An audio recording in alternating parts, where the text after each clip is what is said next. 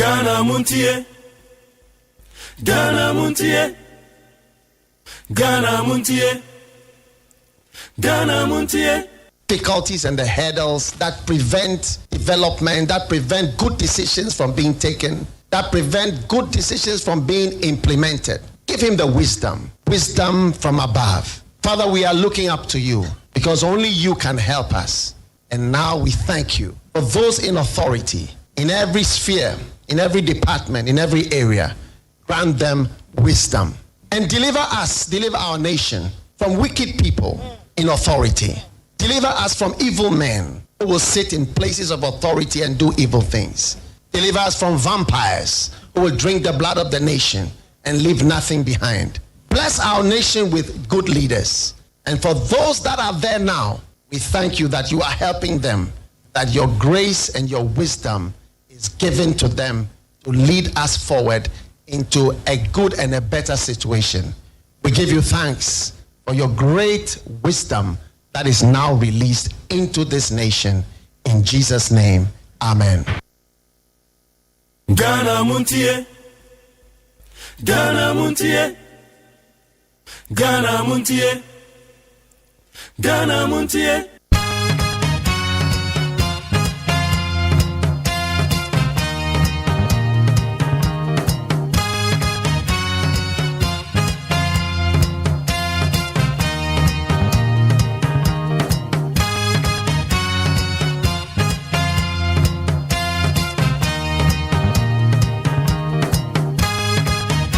Anapa ya magana fonyina kwaba Ghana Montie sunio wa need 100.9 ehana Ghana nyina tie ensamba kodowa minua ane etenase a yedi hu komo ene yede bra wa need 100.9 so ensamba yede chechiro man no esuo ne de agugu pa o ete baby akwan na nya na techa bakurum pa baby akwan na tutu na ne mu atutu yie pa edete baby a wote de se wo kwan nya se wote wona so because one tie na no so a waso be hye driver for no dodo na ama ho motor riders ne kra no agi kakra bi nti wanhwa na wakwa elite wadwuma mu ete se baby a wote ne se wo kwan nya be pa cho mesre pa aya no mate wona so ai na wetima ya ono man tetemri titiro pa ye mofra omuko school yi baby akwada iti akwan ne nye owofo na so asan ye late wunya ne akwada ne ntem ani dware ye die kra totofi we me sorry ano mo so sorry eno dware wie kra na oda kakra I think I better.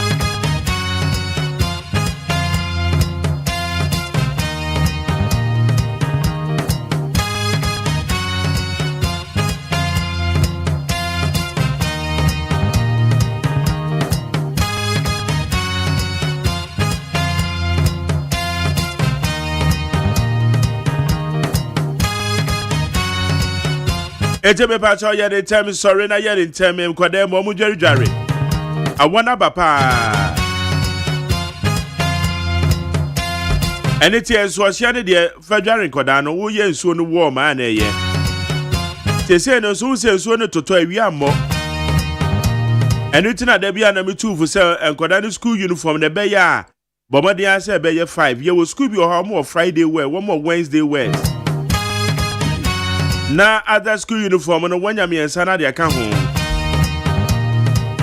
se wanya ne sa obo se enkoda no ni school uniform na e ba kopa eno ana obesie enwo because you so ne totonte mesre oba time socks no aya ton be me ensa be crampo de be ya aka ton Monday to Friday iti akoda no socks enum esu tokra no nsi ba ko obenya biase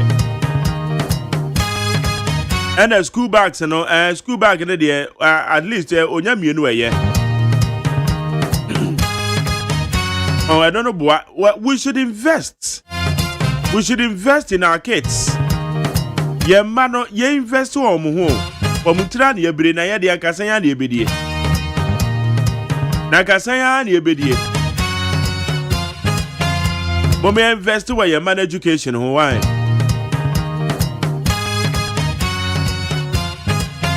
Memo bibia kwa be de bagana montie so woni 100.9. Sorry na ye ne tem, sorry ade ache. Sorry akwa kobo no nsia, sorry. Ebe wadwen se o ade no awaba. Awana ba afi kra na watwe ntoma na ode akuru no ho. Watwe ntoma de akuru no ho ode kata na oze Magjerry fa so ho. Meme fa so ho. Masa be late wadwuma mo ho. Okoso na ye late wadwuma ma praise house ba, watwe ebe yi wadi o. Ye yi wadi a me fa ho o me metem ba bi. Etimi tufo ye ne tem sorry. Wunya nko retirement nko ade. Adwuma ne say ye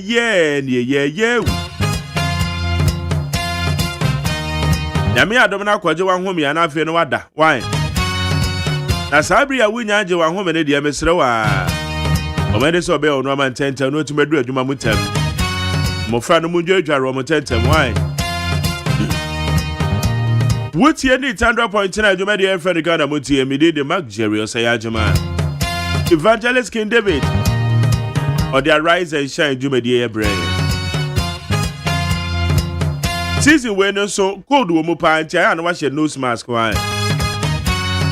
Well when you're cold and wash your nose mask. Driver name my white person here Juma because you so na yan. Driver ni pa na white pan ye. Okay, you wipe in ye it was the sun na wipe as you turn say.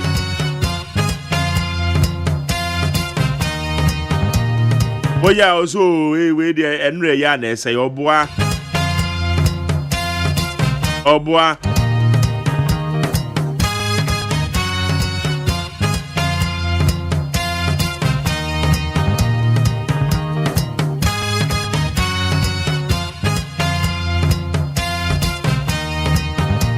And then some of Baba Chede Bini Ablekuma not and court dismissing junction.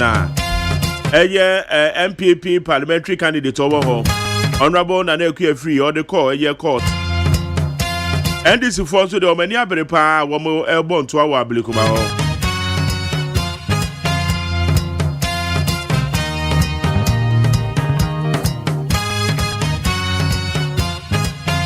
Sarah so and a yake. When you're at TSA, a branch here be now or your immigration officer or TM Patamo. There's a branch and a type for crown or here. And a Quaba send a down for bees and a titi you saw the car. Now down for no.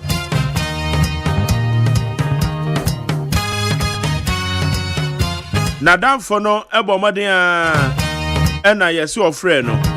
A branch and ya kwako hunemu sana yetiti o. Say ya hunemu ya kuno ya sheno.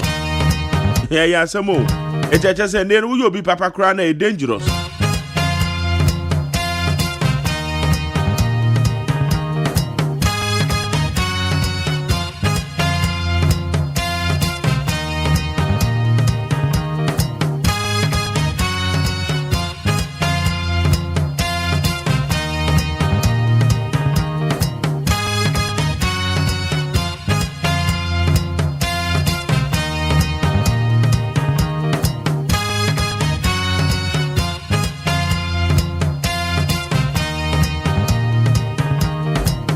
Eti akwakwa SMP eti no so ho.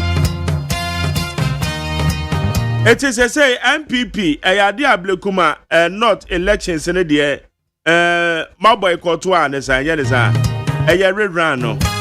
Ene ayade Electoral Commission one be press conference. And now no pay Electoral Commission be press conference one ba be chirim. E ba ne say na mo kan 3 police stations. Outstanding na kokoba said there be ade kra no akwakodru 19. It's an Electoral Commission for one day press conference. Press conference, you know, they're going to have the further details, the reason behind the change. Presentation, doctors are reverse medical your Parliament House. We shall know the reasons behind. The NT and Sakraya and Electoral Commission for Bebo Amani. Yawa be for the town man so hoye de sama do be bro. Mami akosu etonam alongside Amansancha me kwamna mafu. One be boy na ye de samna bro. Na EMP engineers and planners were more contracting. Amafo aka wo sempa. Na adwumakuo bi susu se EMP we brichi bibia mo fa mo kwakote. Ana anya no ano no. Engineers and planners say wo ma brichi bibia mo fa mo kwakote. All right, higher neat 100.9. Yeah, the above on the town man so no bro. Yeah, the asede me peacefmonline.com, cdnewsroom.com, myjoyline.com, check out ghana.com, Star FMGH, classfmonline.com, any other relevant news portal. Yeah, ka dena go on no.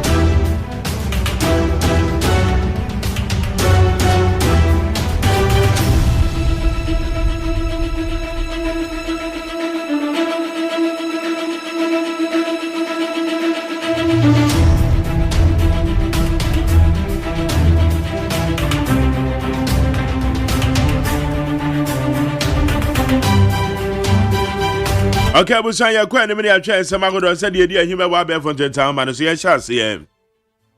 Court dismisses MPP candidates bid to hold Ablikumanos rerun. The High Court has dismissed an application filed by Nana Akufo-Addo, the new Patriotic Party's parliamentary candidate for Ablikumanos, seeking to stop planned rerun of parliamentary elections on 19 polling stations within the constituency. Abusase na medi kanka no. Eyade aye High Court. Ewa yan cry ha wama dismiss yama me Nana Akufo-Addo. In some of the crocodile court and say be ya comfortable no enfanto 19 polling stations Electoral Commission so kwakwa rerun no then so court no ato atwene. New US visa rules, most Ghanaians now limited to single entry 3 months visa. Hey, the United States government has revised its visa reciprocity. When you find reciprocity policy for Ghana, limited the duration and number of entries permitted under most non-immigrant visa classifications. Echabusia way says Obeko US and Canada Kayama 5 years. 5 years no could do US obetima wa be abusumi nsia na waba entesa wotena hobura abusumi nsia. Eso na still 5 years in boom. 5 years na uma na sign the court and so kwa abusumi nsia na waba. Now ko abusumi nsia say wam say 5 years no matwamu. Wamo ye na 3 months. Ene Ghana sa okodi visa bi especially B1 B2. Eye B1 B2 visas no. So wo kwa kwaje ewo US embassy amebacho womo say woma sesem because womo say akro fondo do na womo ko US womo nsan ma ye akro fondo do nti obi akwotena US wa ama na ho ntansa na me amekode visa na de abomi o obi ko US na wa ama nipa ni ne kra we regularize no ho wa ama biem eno ne na US as say wo ye adwuma kakra bia o si kanso bebre ono no bone no di ye no esusu sanso na ye de abre yen ye no ma fie ne ye kwaji US visas wa hwe etini ye se wo ya ade ana wadwe hu mprenu obi bone a wadi a wakotena US a wa ama no eno ne ye de ho asotwe e de bre yen eti de akosi no yo yate. Professor Bokpin urges government to use parliamentary majority for economic reforms. Professor Godfred Bokpin, an economist and professor of finance at the University of Ghana Business School, has called on the ruling National Democratic Congress to take full advantage of its parliamentary majority to implement far-reaching economic and structural reforms. Professor Bokpin said, they say, NDC for they should take full advantage of the parliamentary majority of a year Ghana Meshebejefie. Now economic reforms papa betima boamo mani sika tutu ye no wometimi aye because they say numbers in the omo it is decision be obeso be take be ometimi dey take no mo dey reform the economy no. Government intensifies crackdown on substandard cement producers, deploys 300 inspectors. The Ministry of Trade, Agribusiness and Industry has stepped up efforts to protect consumers and uphold product standards in Ghana's construction sector, announcing a nationwide crackdown on substandard cement production. Sa de we na ye raketi amore ko kan bi no. Ye nuane mo ye cement wo ye man mu. Say trade ministry ho. The trade agribusiness and industry as ye no. Womo se womo inipa be 300 a womo kwhwe se cement na wo ye de brain wo man mu de e betwe so be cement e papa. Unkwa cement a ye de si dan an so to ya na dan na honoko. Debe. Etu womo so mo bua no ma hwe se ye no ma ye to cement de si dan ye beto cement papa. Don't approve buildings without toilet facilities, Mahama direct assemblies. President John Dramani Mahama has instructed all district assemblies to deny building permits for any construction that fails to include proper sanitation facilities. Ayane wa magana yemra no, so far yemra na o. Ewomu se ansa na yebeka se wei eye edan ya nipa timu no. Ete se ewo toilet facility, ete se we janan bia. There's who betray toilet facility no any jana bia na account bom ni aye ne dan. Eti baby abekwa kwa high dan ya nipa te ho na jana bia ni ho. Baby nipa no bedware ni ho. Eti wo mu dware mfikyire. Wo mo kwa jana wo bush.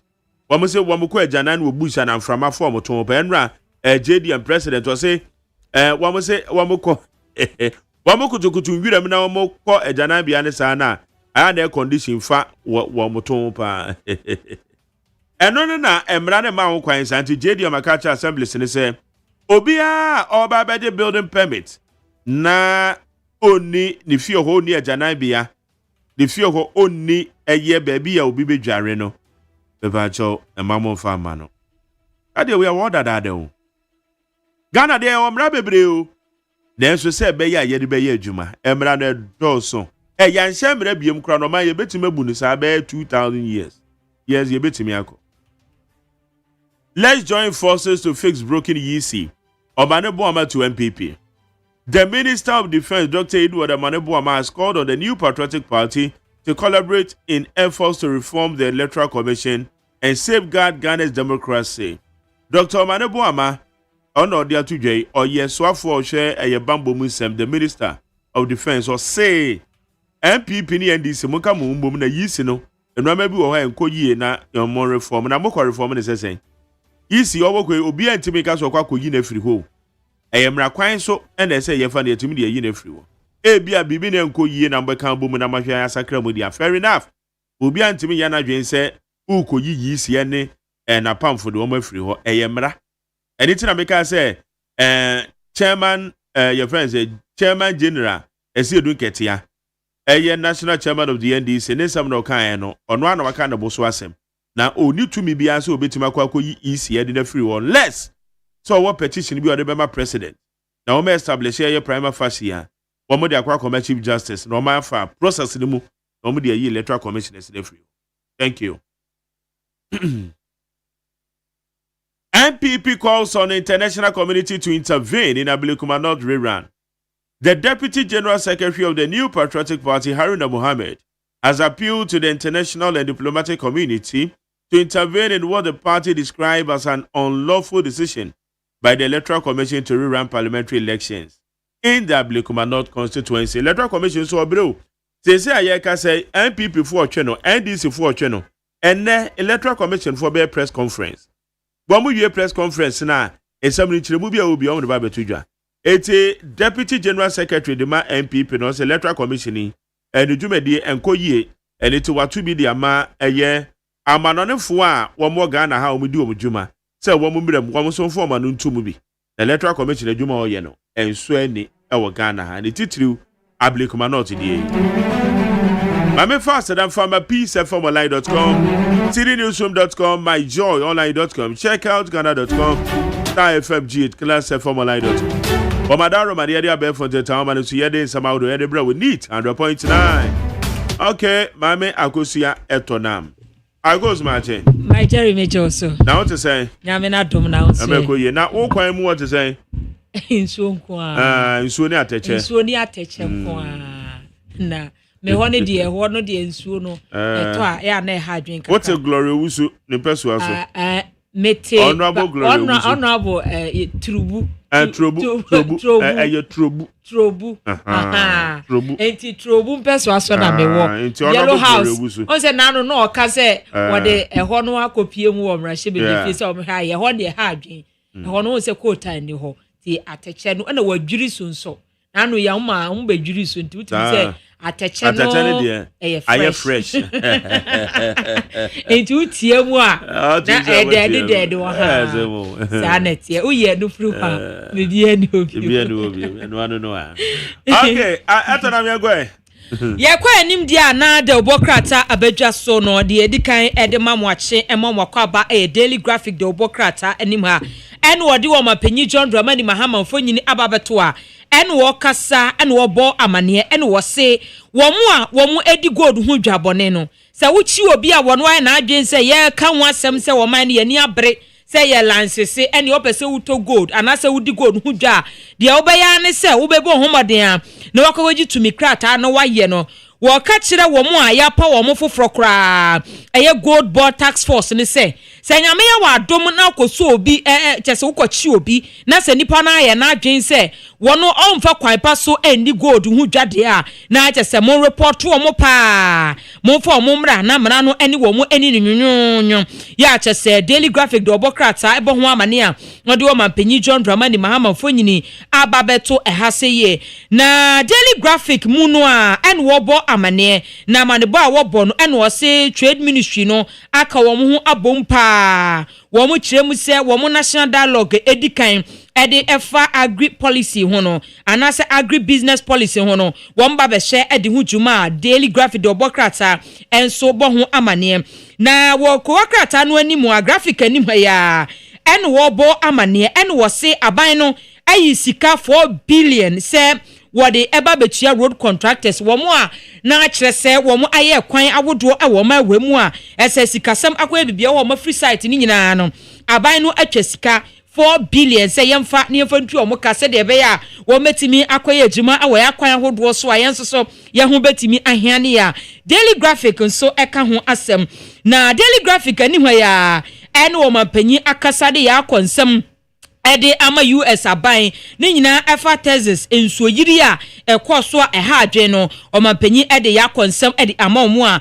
Daily Graphic so eka ho asem na graphic ani hwa ya ena wode yewra John Abdullahi jina pomfonyin ababeto a wono ena oye osoafo ohwe anyinam ahode ensem so ena wakasa ena wose efri kwasia da ekono ochemse natural gas supply na se gas yahodo ye yusuo no wo mo eba be hwe atretre mu na ne supply no se ye benya bia ayusu ede edi djuma no obehye ke nakra ya to se ho nsem so e wase ya Daily Graphic de obokrata nso ede ho amanebo aba na mame mmowremu e wo the Ghanaian Times anim ha ana wode Dr. Peter Boama otukono mfonyini ababeto ase an wahye ne frugu anyasem keto age ne kiki black pa na we ni de wade serious kakra ana wo kasa ana wo se World Share Expo na ze wiase afa na nyina enkuto ngita hodi a ya no mo ya na se kwan ambefa so na wo mu adi enkuto hu adwa ehun semsem no wakasa ade afa ho na wo dwumadie no ase no ehun sem no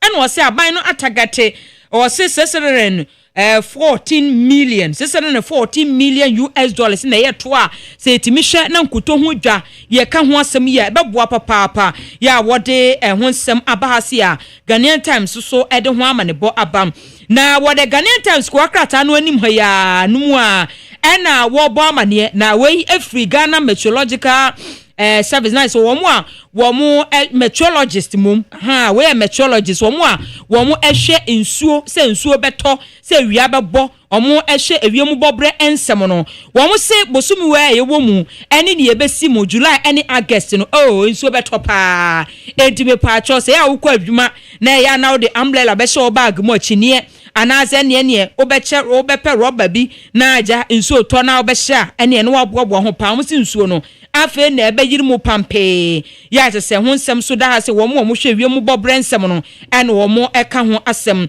na wo the Ghanaian Times the obokrata ni mu a ene wo the health minister Yewra Kwabena Mita kando fo nyini ababeto a ene wo ka se yenchiri womu di enuro eba woma wemu omfa mrakwan so obi ha enuro a wose wode ba oma wemu no wode na nkuntura ase baabi a wo be wurawura se de bia wo betimi ede aba esa ne se enuro ni bi wo ho a yenyi ntu mu ntu no ofa kuntura ase no wode abepie mu awoma wo se ne wo be chi wo omo a ye sa be so mu se wo fa kwa bone so edi nuo aba ha se ye so mu de a emra no ene ubedi nyonyo the Ghanaian Times ena wo ka ho amansem na mame emfa daily guide obokrata enim ha se ena IMF ena ede to aban no anim sem wo sese sika e wo ma wemu se edwadie no wo hwe no nte so kame ya se Ghana sika yesesa foreign currencies awodo sika yesesa wo ma wedwadie no adoso dodo ene opiemu abi ha opiemu abi nti wo nte so ya to se daily guide obokrata nso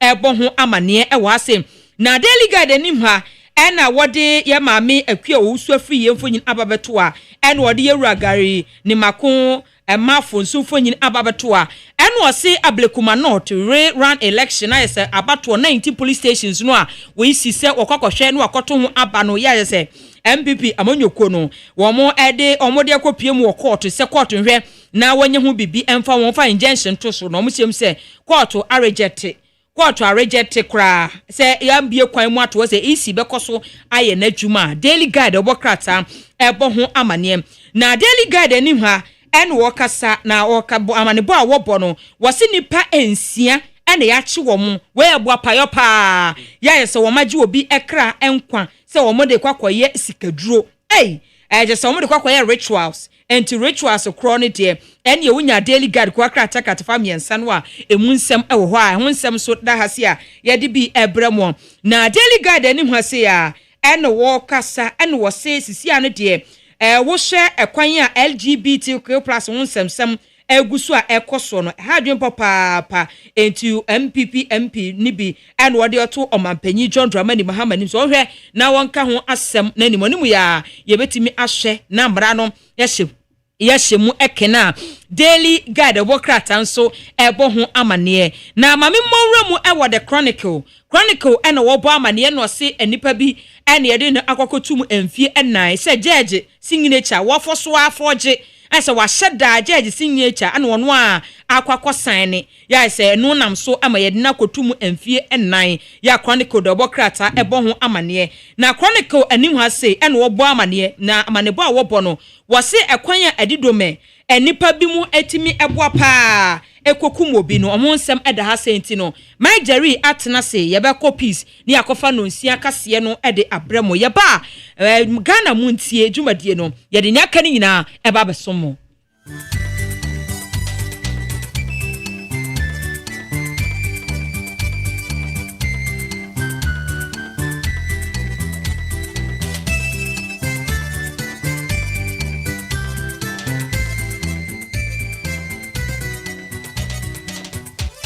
Abono nsia peace 104.3 FM Sunni omanma ya mamachi anopai kasia yensa kan ye de brabe sumui kasia if peace FM so won kran sign am okay 101.7 nit FM 100.9 ye nyina ye ship house abeka junction wo enkran ena fe hello 101.5 FM enu okumase enu achi radio stations awudo bebre wo Ghana enu abrochira man so ahodo ya omaje kasia de peti adomo etie bi ensama mo betie yi ni nsama awudo bebre o peacefmonline.com ni ghanatoday.com na kasia yi emu nsamo a edi akotini bi ene se ono nyanfo Mohammed Mutaka Mubarak enso dia tudwa se ukọ Kotoka International Airport enfidi edi adwuma bi a ajeguno mbehwe no matuto bi edi ahyem sense abansofo hwa pomodin so abekire baabi asa wo kra enuro afra manone aba Ghana wo de befa na yakọ ensem dum so a National Cathedral mpanufo eda no de krata bi apia bontense nipa bi susu ye mfanya bibifufo no onzo mu nkire mu omode bani amane bi ebeto dwabo so me match mu se obedi container mua ya gold bars akese ene America $40 ema tenchembe pie Ghana no emu nsem na kosisen ye de ba abakade yakọ eye agudie mu nsem so a sesia de Real Madrid adane akukwa de hwe beku ako enu PSG force mu ayamse de kotoko has ni bi ejam meka makuma kunan o mantimi anti o yanum wei ane nsɛm bi ne aka bɔ mu anɔpa yi a yɛde ba bɛso mo sɛ kaseɛ na enyumakuo bi ada Roma ana wɔn asɔ yasene saa enyumakuo yi ane First Atlantic Bank ɛyɛ bank yasɛm ne yɛka no inyo sika deɛ ɛgya mpanimfoɔ sɛ sika yɛ mogya ɛne nti wopɛ bank a wode sika kɔto wa ɛbira wopɛ bi a wo nsa bɛka ɛyɛ First Atlantic Bank ɛba se yɛmfa bɛfo kwan sonso ne dwuma deɛ a ɛne ɛgyae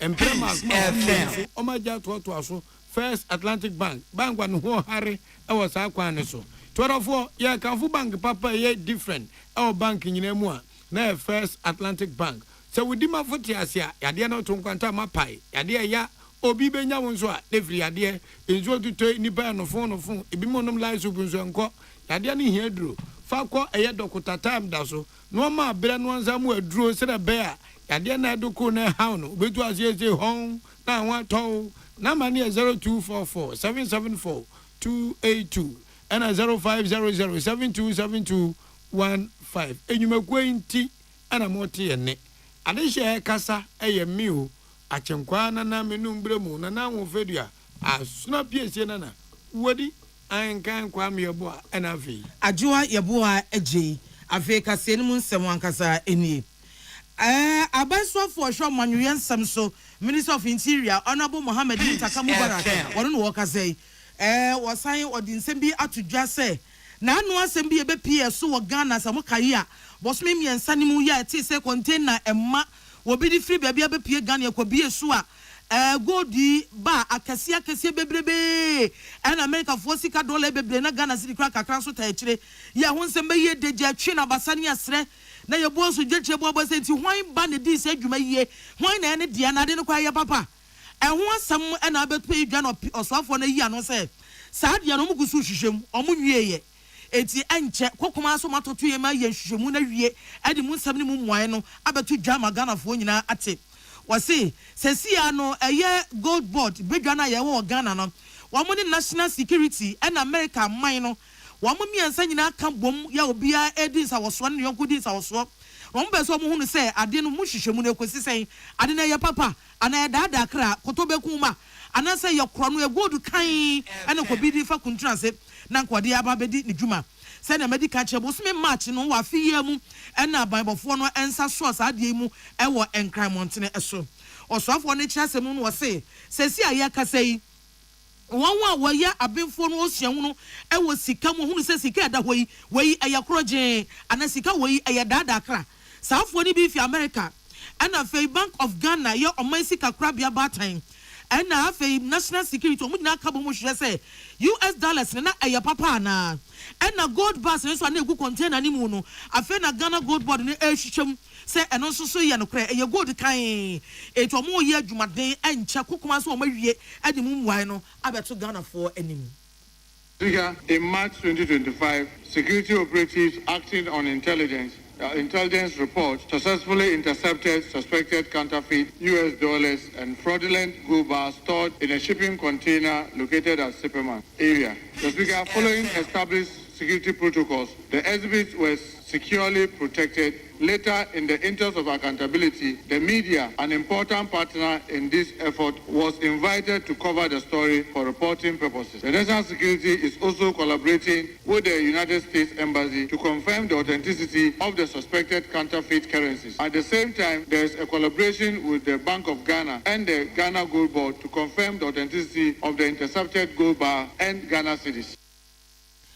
Yeah, and Minister of Interior Honorable Taka Mubarak esan echie mu se obi ba bi sa se nti ade no ma huni pakra no on ene dia sa container no ye kwakire ye no na ye hwan dia na eno na sofo no ya no se no kwasem nie eyentam dodo so ode sa di ni betu dwa sa brei enam hwehwemu a wo ye nti okobo wo musuo bebo di sa semasi ana obenti ana kwoto a wo be hwemhwem na afei ekosai ana se kwotwintwan hwehwemu no a wo mo ye no anem.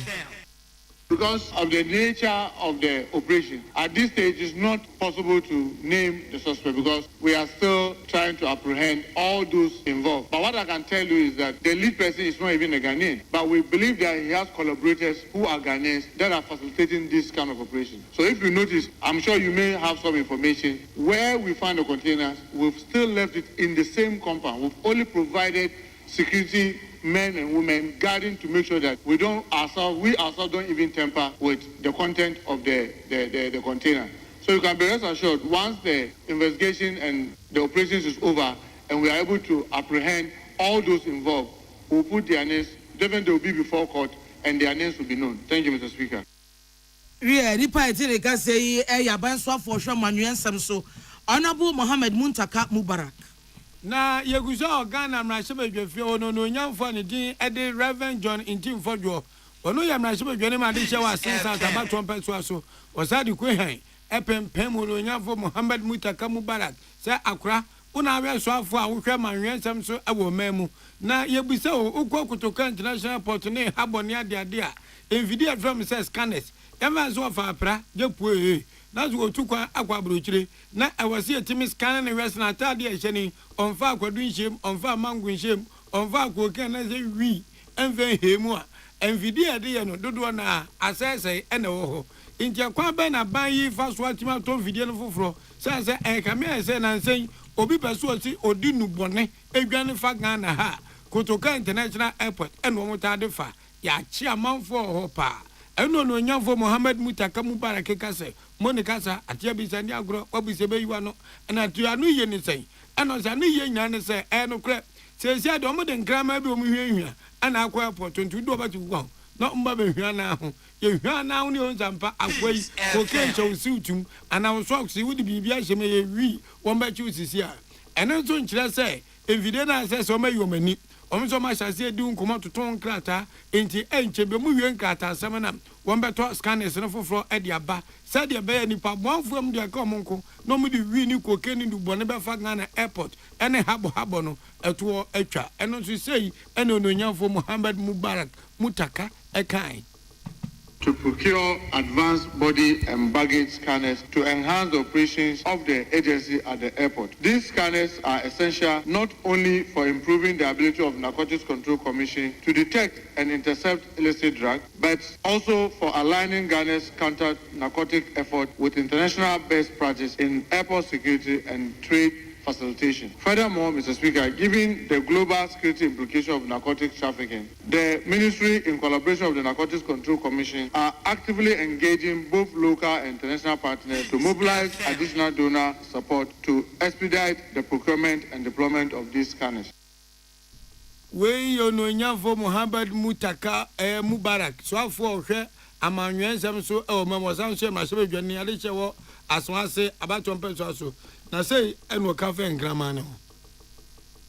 Speaker, yes, I acknowledge the challenges and the concern of the honorable colleague, but you know the procurement process has to be followed. But what we are doing in the interim is that we are using this sniffer dog, and each time we see substance that looks like drug, we try to get it to laboratories to test for its for confirmation or otherwise. So yes, I know that having the scanner at the airport would have been an excellent one, but because of this challenge and having to go through the procurement process, which is delayed, we are currently using sniffer dogs to enhance the tracking and search for possible drugs at the airport. I can assure my colleagues that as soon as funds are available, we'll make sure that we procure it because it is so important, not just for only narcotics cases, but for all other cases like people who are smuggling gold and smuggling other things that are not supposed to be smuggled at the airport. Thank you very much, Mr. Speaker. Unonyamfo Muntaka Mohammed Mubarak en wakasa nche ko ba se bia evans enfato azikodru no adu airport wo na se eden krama gusu di wachi a enyo adwen se bia we kraman tina omgusu e bia na bibi show eno krama ni di wachi a we se boni bi wo ma William Gentu eni Emmanuel Akoli na lense mu ebre yet wakasia no eso abanso for shop omudin sem so anabo kwabena minta akando wono so no wakasai asem odi atu dwane ne se efiti sa breko enura ye krafia ma no ne bewura o man gane mu no o mayi miamia mieru pe ya ho na obetumi dia fa na sa miamia mieru no eye tema stima aginaye me tema port ena fe kotoka wiem hye gina bia e won kran na obi ya dia duro be free baby abewura Ghana na wamfa sa pontasie mienu amabodi nso anya wo yare duro no wonsa so mo obesisi obeji efri nsem osafo na sem odi ato dia nya se we ka abaya na mo a wo tuo sane be ya enuro bi asabi mebunu bi no nom na ese ha dwene anase timi ese onipa dwen kwan brofo se opioids no we ye kwan aban fa so no de asi ano kwan na enkoka mebunu nsa bebrebe na wonfa nyema asabi mfa so eni so what is answer when you to get chemu say won so aye enufrafrafo aye pharmacists for no wo mo wasade kase da won so wasudie kase ada won so so obetimi aboa if you say they can say national emergency na say mo ya baba kan bi e yo man Ghana hia sam kase pa eba oman na pomodin ensemu a honorable Akando de sanse mo ye etu dwabra wo ye amane bodwa na pharmacists fo ma kon suku awie ntete makomako ahensia ne dunan wo mo de pon ho na wo pa ho ntoma e wo abontin mu na nasmode tu dwabie no ene say sa opioid edro ya ye kan wasem tramadol mu nyina kan bi e ya dura nka wahada ya ekum eyaw obi akoye operation na say bibia eyaw na no odene no eno ne kwan ya dokotafo fa so de kom na so eneyi emebru na to asim ye omo atu asisa opioid yisu dididma wo bebrebe na say bi ha dwene say mebru apomuden eno nti ehiama sa abatu ho na mon ewo anibre so when wagina so de tu ja say pharmacists for ahensia ne dunan no a wo ma wie suku o mo ba bonte no mo so mebua bi na sa ekon aban yikun wontimi enku ne yie ebio osan hye o mo bo say wo mo nuan madi ka wie pharmacy suku no ana ho tete no ebi no tena fie kyareye na yenya kwan emfa o mo adwuma mu na so mo de enye sa fra se abana wie ho niema watoto nkratase ma wie a wo mo akatua aka mu housemanship o eho dwumade nyina o ma wie ni nyina enche o metimi ahye wo mo adwuma ye ase of this country that are apart from Kotoka International Airport and Tema Harbor, you cannot bring any medicine whatsoever into the country at any of our borders. And our security agencies have clear instructions to seize any product, whether it is registered or not. Once it is entering at the wrong place, it must be confiscated. Opioid abuse, particularly involving tramadol, is destroying young lives, tearing families apart, and placing immense strain on our health and social systems. This is not just a public health issue, it is a national emergency. Pharmacists, you stand at the front line of this war. It is your vigilance, your ethical judgment, and your courage that will determine our success. Yeah, nipa wakaza ye orura kwabena minta Akando abanso for shapo mudin samso na no achi ena Pharmaceutical Society of Ghana penny oda womo ano eye pharmacy doctor Samuel Call Donko na ono kasa na smode tu dwana ne se wo sre abanse hwie be pharmacist fo be sema komako apem ene hia saban fo omadwuma de won be shan evi se omasho mo krofo bebrebe omo hia pharmacist fo e wa pomodi adwuma mu wo my Ghana etiaban entu wan amon owie no oda ne nani kwa wo mo afi no ma wie suku foforo no so etu wo mo fo se wo mo bai won fa sabe no kuradie an pepepe ye ne ani da ho ene atu ho che enya adwuma no ensum o my Ghana adwuma no so wo mo nya ne yie enye hwoti hwoche enye se wo sika anasa asemasi ne adwuma no ye kan no wo mo nya sa adwuma no yie na wonyina so mo aboso emo obane titru so betimi abo Ghana pomodi eho eban na afen so gidie ne resemu mapa no wasa hye mu kena mamafo nya gidie mapa e wo pharmacies adwuma nim wo my Ghana mu. Pharmacists have not been hiding in this country since the year 2020. The seriousness of the matter is that we still have hospitals in this country that do not have adequate pharmaceutical services. They do not have the pharmacists and are not providing optimum pharmaceutical services. What do we do when we have not optimized what we have? And that is why the young pharmacists of this country are embarking on a campaign today. And the campaign is simple: hire pharmacists now. The WHO ratio for pharmacists to the citizen ratio falls far below expectation. We can't talk about universal health coverage without universal pharmaceutical care. From now on, you carry the responsibility and the privilege of serving patients and society with integrity, professionalism, and compassion. Regardless of your area of practice, always remember one thing, that the patient is at the heart of what we do. Yeah, nipa okasa ye kwanchirafo pani a wada Pharmaceutical Society of Ghana no Dr. Samuel Call Donko. Ya kwa ensamfu from a National Cathedral honsem na kratai Paul Opoku Mensa PhD Executive Director National Cathedral of Ghana one entire year omasem ye tetetia wamsi nanu obusumi ni de tosonson anombo modu kwa emergency meeting emperifo na ye board of directors no eni asembe na esentem de make kwa board meeting so wo mi na de wo mu ni na ti kirem enjam ni wan ya wamsi an Woman will say online portal be Edia Babetudra, San National Cathedral, Yesidia Magana Baya, and Guyana Nino, Nyavania Bia, a mamma, a mania Bacoso Culture, a year center. That's a king, and I go away Jimco King, Jimmy Guma, the bed Diasa or Pa, and then Apaya rear. Not ye, need not be afraid from 20. Yes, your baby, this age my way saying in Abbey. And a National Cathedral, and Penfuela to just say, I come any chimu. Woman say, Samuba Kaya. Bosume Bosume I furnish July ni de di camp pepe and a Yankupon ya dom and Magana Mampeni His Excellency John Dramani Mahama Ajitu Mo National Day of Prayer and Thanksgiving Abakwasam Kasewa Ganam Yamo Modin no Yamon Pai Nanya Miase on Pempenso do my Gana Bedo Ebaya addition mine. Was since age medi and Kwaso a year the forecourt of the State House Abubuanuha. Any ni pay free chichiri bench as of when a church group a gadamina could be one of farm Ghana and Penica and my family, some uncle and Gramepa, and in our trade and work once a woman. Now, and un trade Muka Crano, and a baba de just say, Sir, a year culture Saint Thomas and Fenny, National a year cathedral and pen for say, Sir, National Cathedral and this one, your baby a segment be do hodada, and National Thanksgiving Service, your baby be do ho, Bible Museum, a bio. Baby and Camofo Betmeshia, baby, a soon qua would do in a Betmeshia Bible Garden Economic Engine, Chesse, and number woman a chain queen.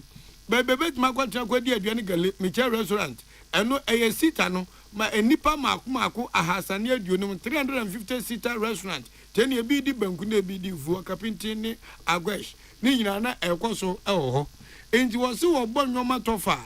Sabia, almost see a Vanya Quacha Center, and then Kume be. Now the woman here, Yatabe, your Kobisha, Amun Shusha, Sikasamini said Omudisi Juma, or a National Cathedral Museum, and also Gusu Koso, Inti Dama, Taku, some poor beer Comuno, Wombebu Wakwanta. Now, Ojidiama Pastor National Cathedral, and yet maybe and Penfort to the Paris, oh, now the Danko Kufadina Banquintania Sabi, Yatuan baby, who that be, or Slampin for say. One fan quadrant dream. Now, but tiny young sanitary mupa, Thai National Cathedral, Nissi and Chino, Sierra Nebema, and Fasuchuchi, dear the Babro, Mania, Sumjay Benya, and Cabum or Do or Sumunim, Dianing Yan Sano, a babu and Kazajani and Tiasu. To us, Papa, what was your official report to Bianca say, dear Elsu, our porters and so, Sabba Penetier, and so one can say to you, ye bonnet. Paul Opoku Mensa PhD, Executive Director, National Cathedral of Ghana, 109 Sama Church Muche Madaroma, Nensa Eshase. On my Mamuti Eka Seboy Free Peace FM so on grind. Yatun Grato na ya sayamba. Peace FM. Peace FM. What be some plumber? A damn pipe no de boy jumano. Kaino say DPS pipe nkwa no fa mo adwuma bribia o. Esan gidia menya wo DPS pipe munti. Me mfanya grokra o. Enti frɛ 0543 662 727. Pomachira kwan was Spintex Road, Coca-Cola chiriwa. DPS pipe. Gidia ashenso die. DPS pipe. Pipe nyina hene. Amanfo, the Amoka Chef Freddy's Corner Home Appliances or the Abba Freddy's Corner Home Appliances Center. Home appliances are a ye papabia, a biwo brands Bain, Media, Samsung, Kaiweb, TCL, TV, air conditioner, freezers, fridges, water dispensers, and Nidia Kekeka home. Nia ubenya good warranty dear. For Freddy's Corner Home Appliances Memle. CCTV a Boama monitor of properties, any business at anywhere in the world. CCTV and need a wood detector, clear pictures. Wi-Fi connector. What's me connect my phone? I want monitor baby. I want CBA. Freddy's Corner Home Appliances. I beka Freddy's Corner a Joshua Hodwa or Tom phones and a home accessories. No. Fresh 0544 959195 and now 02079373323 and now so Brako Komemle City Light in Chehwa. Now you can't discount any achadia. Freddy's Corner. Home of authentic home appliances, phones, and its accessories. So I come out show and now about peri the Bronican hardware one. At the end of the say, that's how we am so Timuswe. Woba packing a farmer, Martin's liver salt, a chakwa and tem, and she and Shagu glass more at a Martin's liver salt, no back one, no, dear goom. Uber who say a who a glass in the moon. Now one no. Martin's liver salt, you want orange flavor and a bacosia plain. One more, Hobato. Nemum edina nu na hunto wa who doctor. Herbal and Alternative Medical Hospital Bena Black History and War America, China, Africa, ne Ghana and Penifua Bonabaso say, or fire remo man for Tiapopa. Amen Scientific Hospital. I had a sabia, or one video was so, Yawudasua, and Vidiana Chino Yadi, Nanuasan so saw Yadi. Amen, expert or one croyario, one run when nam. Now, what Dr. Fonia nurse for so, or what ma? Amen Scientific at the herbal, homeopathy, naturopathy, and reflexology, na, as Sayadi. So, one I will pay, and I are to same pa, Yamia Dumunti, Yaria expert. Amen Scientific ebe boama inshallah o what to. Na wonso e dia dance said the Ghana for near brochure for be dia dance no. Accra, Amen Scientific e wo dome, Obenslate Flats, and Alashi Binso, our Klagon, Ebe Shaman Road, under bridge ope. O krabate P, Fre, non sure dia ben wo 0245 275254 ama 020-722-9505. Amen Scientific Herbal and Alternative Medical Hospital. Allow Shafi, Nyamene Yaresafo. Peace FM. Tune it in, turn it up, Peace FM, and rip off the knob. We abusia mama kwa ba yeto akase no so. Somalia, wo do mo hunamane yo. Somalia fo hunamane aduane ho ayedene. They say nipa best of pepem enan ene atrepo ensia 4.6 million omunya aduane ni. Aduane ho ayedenden ma United Nations fo na this asemo ye abetu edwa. Na pani kasamafo ba ko dia to ja se enkwada omunya ni mfie num. Wamo best 1.8 million ye nyaduane ma omuni eto ma trophy nkwada na ebasa omunyini no atope kwahyo kwon mo ehadwene ne nyina ye nuane sam ye ho ayeden awofo bebre nyaduane ma nkwada no eni etia bi odia be kan ma kire kura ne se nanse amampani Donald Trump baaye na America fo mo kakra bia na omode ma aman ehiafo no woma ono oba betwa mu nti no ama clinic bia na nka hiafo no kwagye nuro kwagye nuane kwagye ayasa no bebrebe ya tutum ama sese de ohia ene ho kye ne ekom ena ehadwene ewo Somalia maimu wo agudi agu nsamaso World Club Championship kwaso our America brochimem tensi ade ma wusi wa ka mu team no qualify for finals me Chelsea team no blue vui wo ma qualify no mo Brazil fo be fofodafo ena mbo mo twade mienu kwe ena mo de call finals ntino mo twense eno a PSG and Real Madrid team papa e wo wiase ba kono no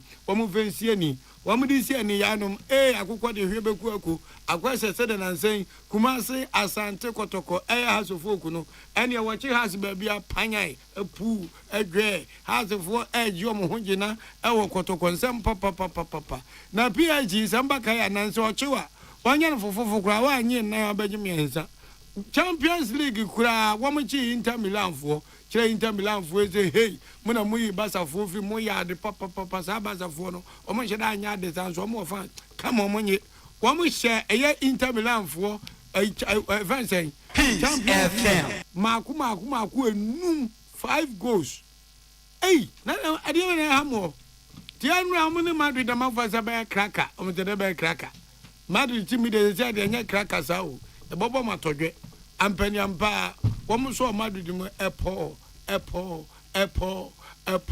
enai na de man yara wo kran se Dembele no osi aka ma Barcelona ntono no osi aka na tia ayi Real Madrid akaza da so Barcelona to no kwate ano te ana o share first go na miensa no e ba be to 21st half na Madrid agima akoma miensa ya second half no mo se monyi ba kunka ho we ampanifo hye menuma enye ena te o mo share ba kunka wa koyi nti sia no Chelsea ane aya PSG ene be sha final na nkra mo de aba nkran abeka janse se fama ma wotini se Chelsea se onya akwa nkaka apo no ya fama PSG yeli ka fama mo edan se dia de kika kwole de so mo lo ma ho adom we PSG ho se ya bo aben hwehwe se ya fama achene nche so a se dia PSG fu be se brim Chelsea fu match fu no o mu nyina betutu ti Chelsea fu den kra ba se ga match re be ya se UEFA fu se so ayi FIFA fu on fa cap no grama PSG na ga sem France mko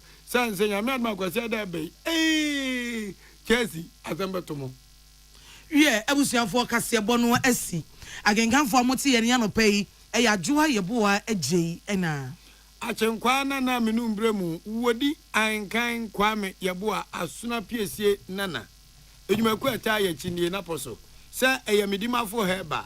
Oh, midima for dear my. Where dear my papa. Yadia say a how, nine of Yakwa Benya Resa, now a summa joke. Move Dr. Time that so our 0244 774 282 0500 727215. A first FM Bank Mu Bank. 2-time Digital Bank of the Year. I thought to so refreshingly different. Therefore, ye wamba, ye bar, ye baba modern say, and some media in Kratemono, over Timunsim. Ghana Muntie, Naman Sanyason, at the rock of Yaman Woman so edgy ton Sansan, I would need 100.9 FM.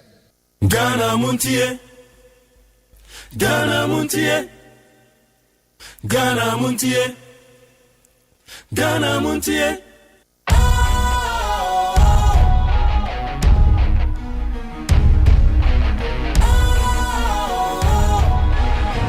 What's cool, fresh and trendy with a new look?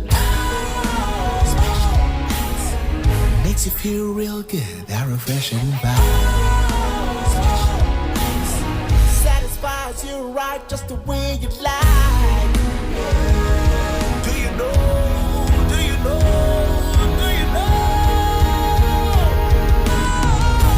Ain't gotta do it alone. Specialized makes you flow. Anytime, anywhere. Specialized feel different. Always think specialized. Special Ice Natural Mineral Water. Feel different. Think special. This advertisement has been vetted and approved by the FDA. Hey, catch it. Listen in here. And you ma beto to dia me baba no hwade no. Hwem so betumi a. Hey, aso. Hey, now beka. Ya John to mami ensa duku potomanto. This way chocolate drink. Na kan wo hwe afibian so beri ni waware ni a. This way chocolate drink. Na kan sia. Oh, aso. Udan kwanu tumu ho. Me be mo anu so hye kura de aka ho. Uhade a wapi ho. Ukasa batete. Eda fom ho. This way chocolate drink. Crash up a baba worry. Aso. Ye fear said this way chocolate drink, ya sorry, no pan on yenum.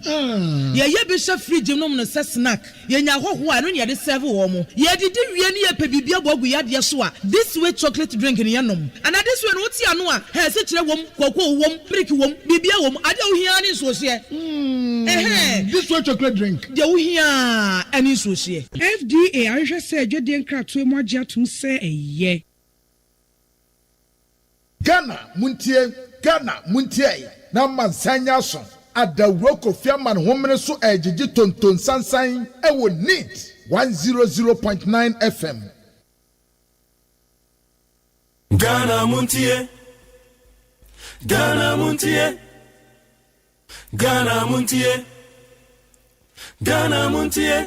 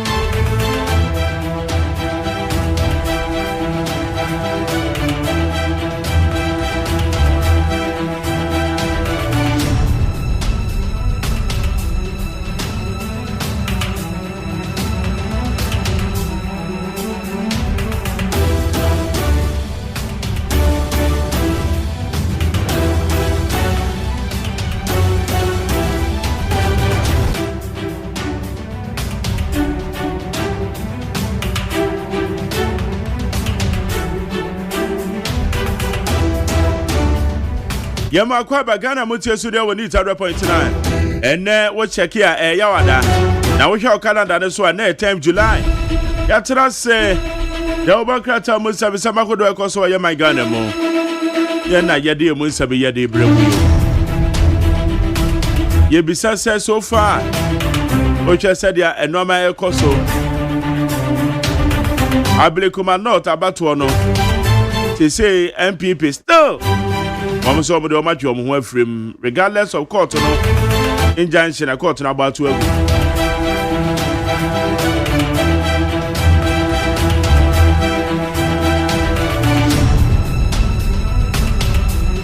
it's no so musa mo and ransom a honorable could to a black one the foreign affairs minister Babe Chirebo Ghana the entire ya call a year UN Human Rights Council woman na woman you could jira mama Ghana for Geneva woman to aba say ye betime protect obia right obia o yenye sexually discrimination say ye ka say way or to say nti ye be yenyiyimu I just said ni nyina mo no say ye be protect the rights of LGBTQ+ we Ghana for you say yeah I am to know yeah I am to yes and foreign affairs minister betray I say that day we abstained I didn't abstain here and then yes or no and no or yes because question be say bo betima bo bia ho bang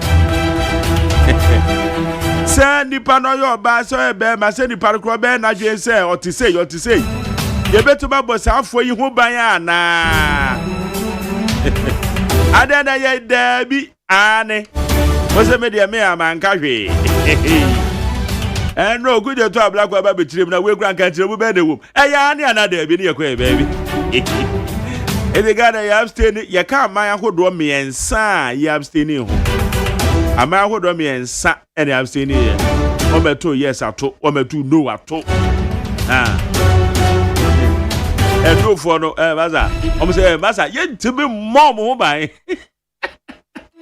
ma me check countries na too no e bo ba kire o be to yes re so ho o so ye be bo bia ho ba eti anu a kire bu ban kire bu no mesero what bi na to waso eti anu so wo ho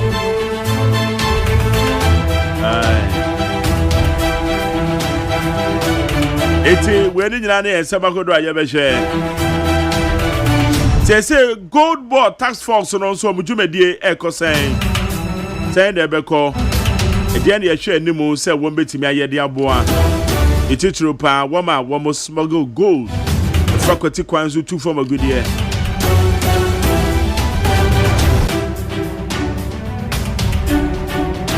ni nyina na esemakodo a ewo ho ene krofo bi di wa mawudo iti ene so de she bi di wa woda ya ma happy birthday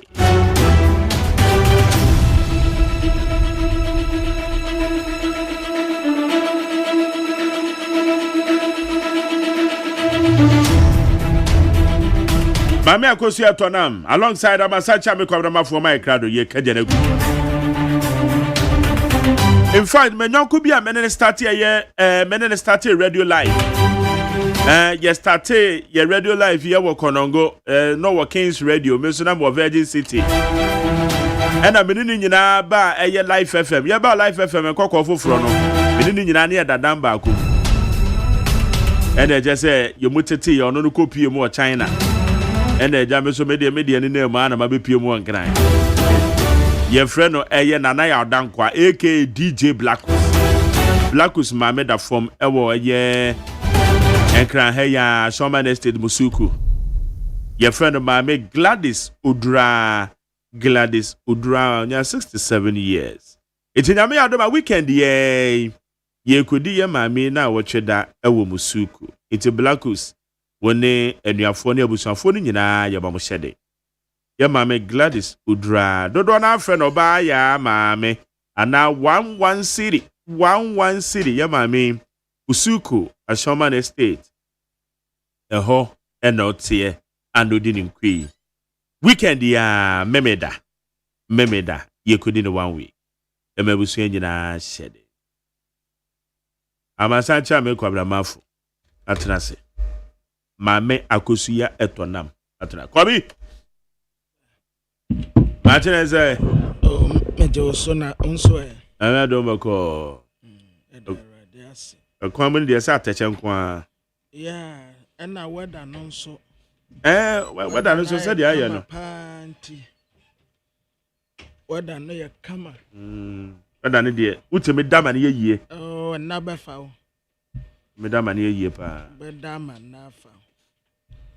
What I know your camera. And never, what dear dame. I felt him say my so air condition. Then I walk as an edeme. It's a more good creamy or I will do creamy. Wow.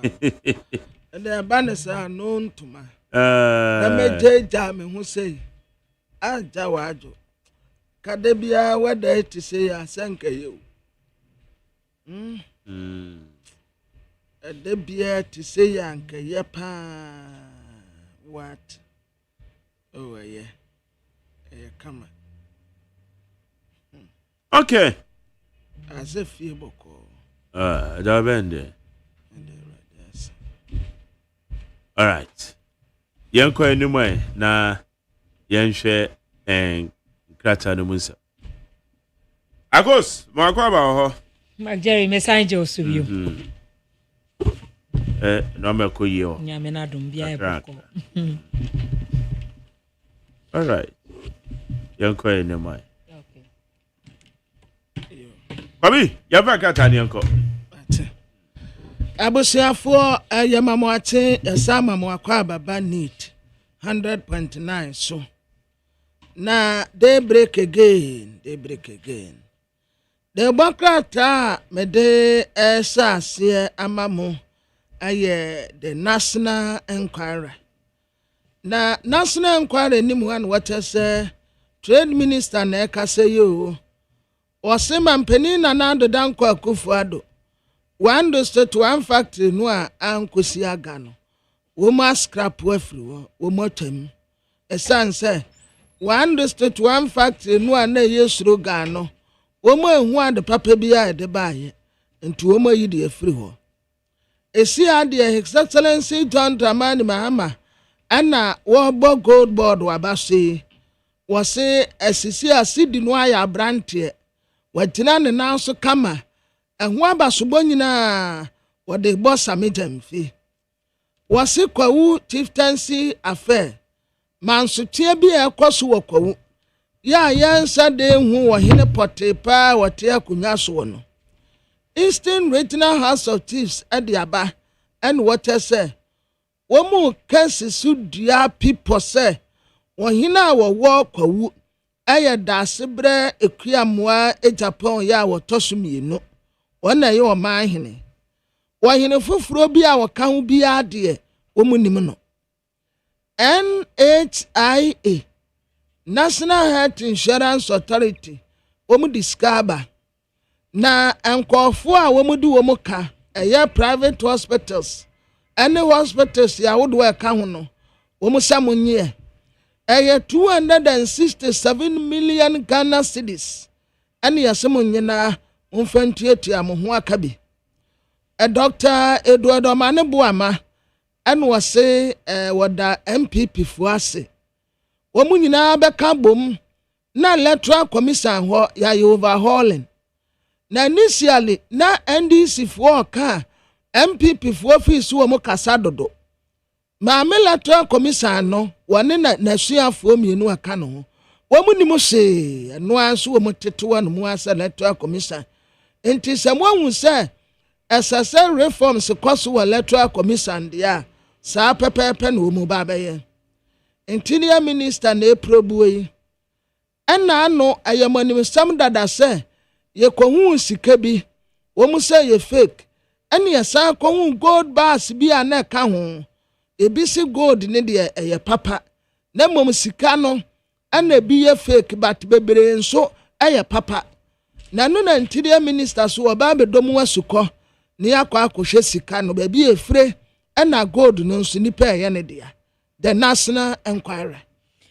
Mamemfa Daily Graphic de Obokrata no entwa so ewo ha se ena wode omampanyi John Dramani Mahama mfonyini ababeto a ena wo bo amane ena wose sisia no ode ato Gear Gold Board Tax Force enim sem won hwe no ni odwuma yie pa na wo mo a ye beti wo mo se wo mo edi gold hu dwabone nyina wo mo homodian se wo betimi report wo mo na watimi akire wo mo na ebasa no a abasobode ewo ho ede ma wo mo ne nyina eye ebra na ye pa wo mo a wo mba be hwe na gold dwabone hu gold hu dwa ya ekoso ewo ma we mo no omo ahye atutu ne ye se de be ya obi eni gold hu dwabone a Daily Graphic de Obokrata enso de ho amanebo abam na wo graphic anim ha ya ena wobo amane ena wose wo hwe oswafo hwe edwedie ensem eso a wakasa wo se national dialogue no die dikan kra efa agri business policy no ho no wo mbe hwe adi eho adwuma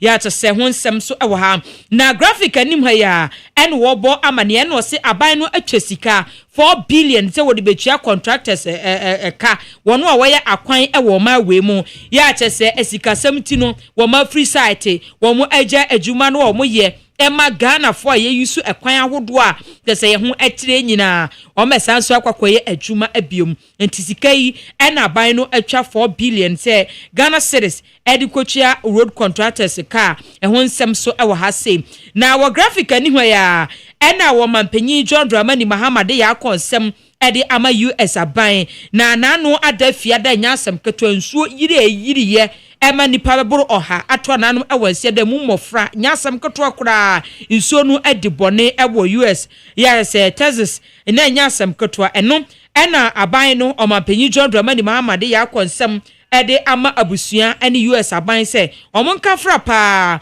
ewo atoye nchem ato wo mu a Graphic de Obokrata nso bo ho amane ewo ha se na Graphic de Obokrata nenim ha ya eno de yewura John Abdullah na pomfonyin ababeto a oswafo ohwe anyina mahode ensem so eno wose wo mu edi niema egu akwam natural gas supply gas ya supply no mehwe na wo mu apage mo de hihye egu akwan mu se de be betimi aboa ma power sector no yese said ye nyina mahode nsem sitie no ebetimi agyan na so a Daily Graphic de Obokrata nso ede ho ansem aba ene anope na de Obokrata me de to aso aye overseer na overseer ni mu han water say His Excellency John Dramani Mahama wadini boss eso na nipa bi a wabo wonu din sa so afo abedi etire wase saparu ena nipa miensa bi a eka ho James Detikwesin oye Deputy Foreign Affairs Minister James de wa bre papa His Excellency why ade pa say James Detikwesin wa kai no why ade papa na watrasa de Obokrata enim ha NDC amanyoku executives ya wa aban mu nyina nsa umbeto abano sankofo nyina wo mu nkobio ye beyi wo mu nyina frim sisi wo mu aba aban mu enti wo mu nsa nkobio George Pariado youth organizer no sunne no anu no ansa wo mabio ena samija mfi ho no kura communication no kura o mabio ɛna wɔde sɛ Baba Jamal Kone Eastern Regional Secretary ɔno so say Baba Jamal ɔno ne post no point dey Baba Jamal nya post say the Baba Jamal Kone ne yɛ kan wanya post onya yɛ kan wa hakra o ekura na me draw down my attention say any pay Anna Prince Mahmood Deputy Regional ɔno so the same thing Owura Johnson Esiedun Katia ɔno kura de wonko bio wɔkɔ baabi foforo ne oh ma jeni na sabra boy bɔkɔ anim ana obia obedi post bia na ni so ade hunu so obedi IGP yes enti de Esiedun Katia bɛyɛ ɛwɔ executive mu no ayɛ awie sɛ wawie do bɛya na nipa bɛya na wayɛ yeah enti mɛka ne sɛ ɔkopa no wako emirika no nso watu esi ade aka no ayɛ nkunimdi abotira party for no de bɛbɔ no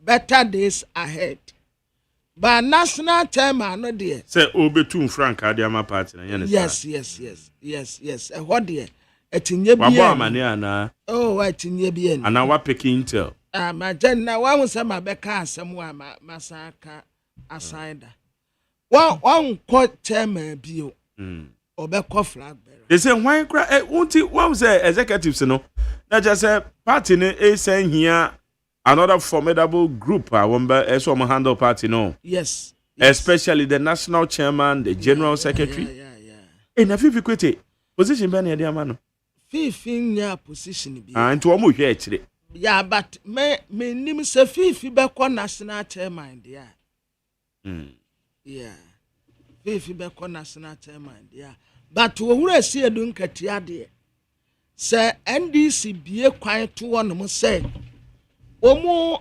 obi a wo pese wo gina na yeto no so aba na oyɛ flag bearer no omra Esiedun Katia obekɔ okay yes Esiedun Katia pabna mafu constable etima confirm Esiedun say general mosquito se wo mu because on one grant me an confirm no when to me an confirm kwan to ho say ebraso NDC fo e wo opepa say o metum frank adema party no wo so aba na wo munya flag bearer ema NDC no Owura Johnson Esiedun Katia obekɔ Enna mamemfa ba akonka ho. Do ka ho.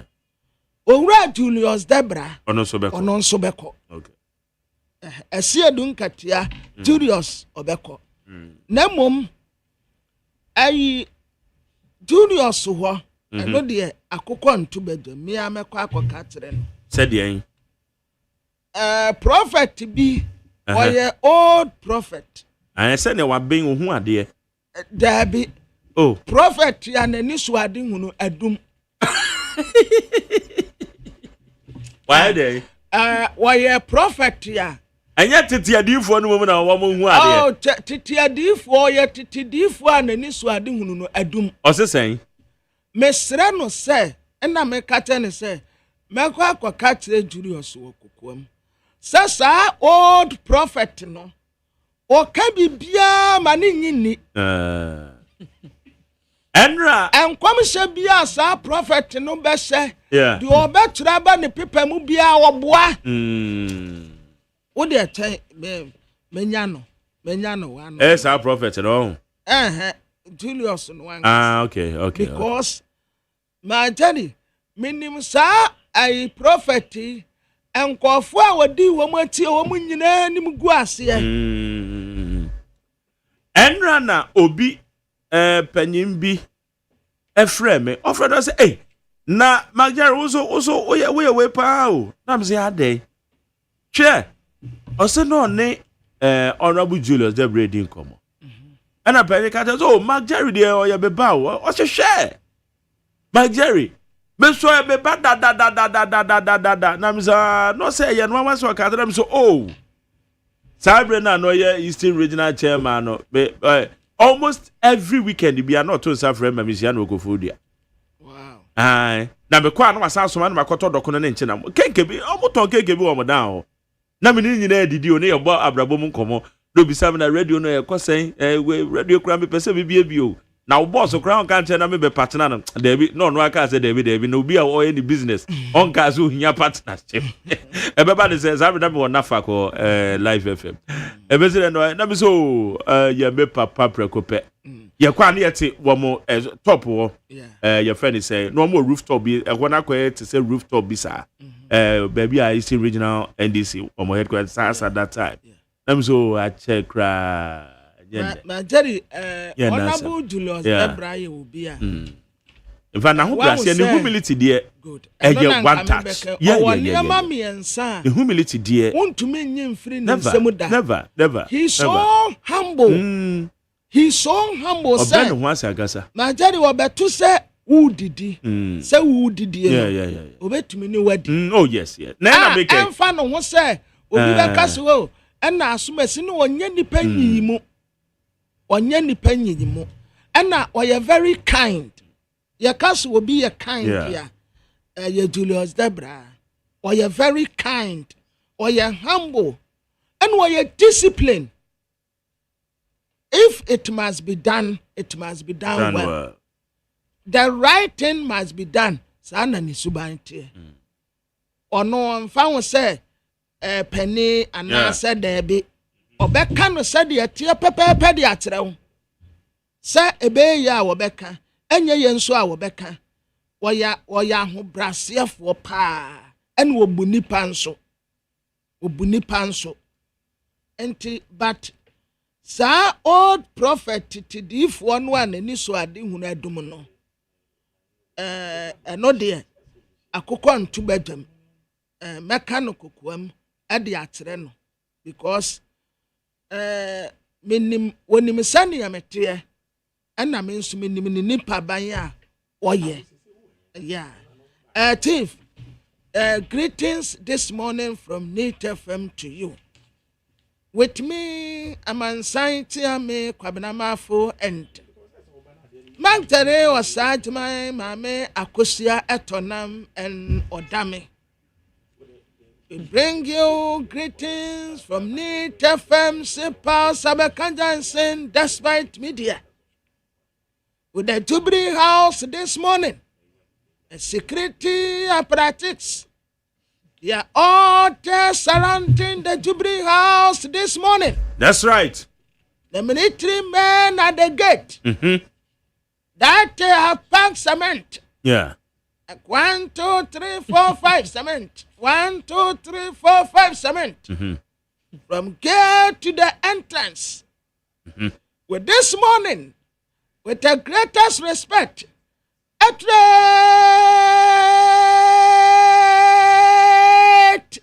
Ash. Na aya na ash ne den. Saint ya. Chief wontia ne dia matwimpa. Do we dia yes ntia we ye ntia ne keke. Chief.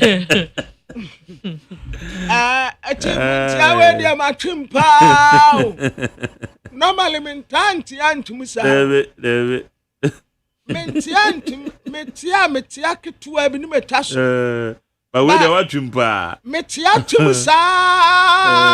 Ten sa no anata say ayantia beni. Antia beni sa. Na just bibi di akire. Yeah. No, it say bibi di akire. Antia no mo antia na te say bibi di akire. Say bibi di akire. Yeah. Chief dia oye. And one no pan or quiet finance minister and KO. Oh, na kana busuafo de beje. Aka do say finance minister bia. Oba Ghana ha na busuafo. Edu o musagu o mutinu. Atu force ni me ameka kache dem so on reshuffle. Dey go bo. But I'm say finance ministry wana no. Historical way. Akwaji aduro. Obi obekwa akwatira obi atrimu. Because you but idea no MPP ni no I mean Adam was one. Yeah. No what they saying. No about it. Yeah, I mean Adam ni dey na oye. No oye good pa.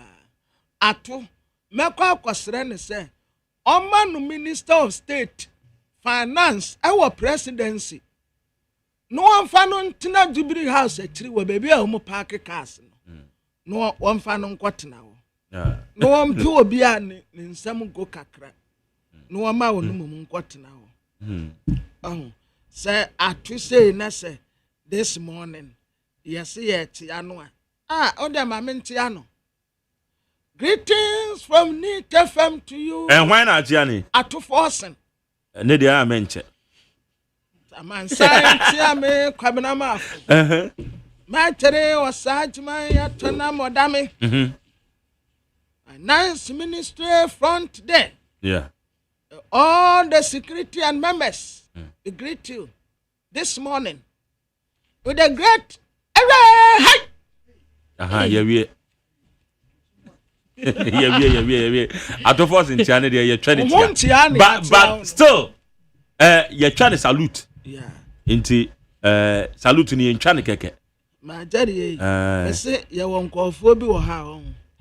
So, you are mutisua mobile perfrag better will cream. Young Cambum. Na yan kan no mfenche o mfenche o say mo pebe bi ntia ba wonim say wo mo kran so say ka kire o mo say wo mo nyaaya na wo mo nwieni a ete say wo mo sai kra ba beboy aba so ai sika na come dey campaign wo mo ko campaign so beti bi ma yedi famra ye bedi edi e so wo mo ti bibre yedi say ye tu o mo fo mi ko kwa so sika na tu fo no wa ye savings ko kan kira to force ne say Ghana for pena so wo mo beto amane nti o mra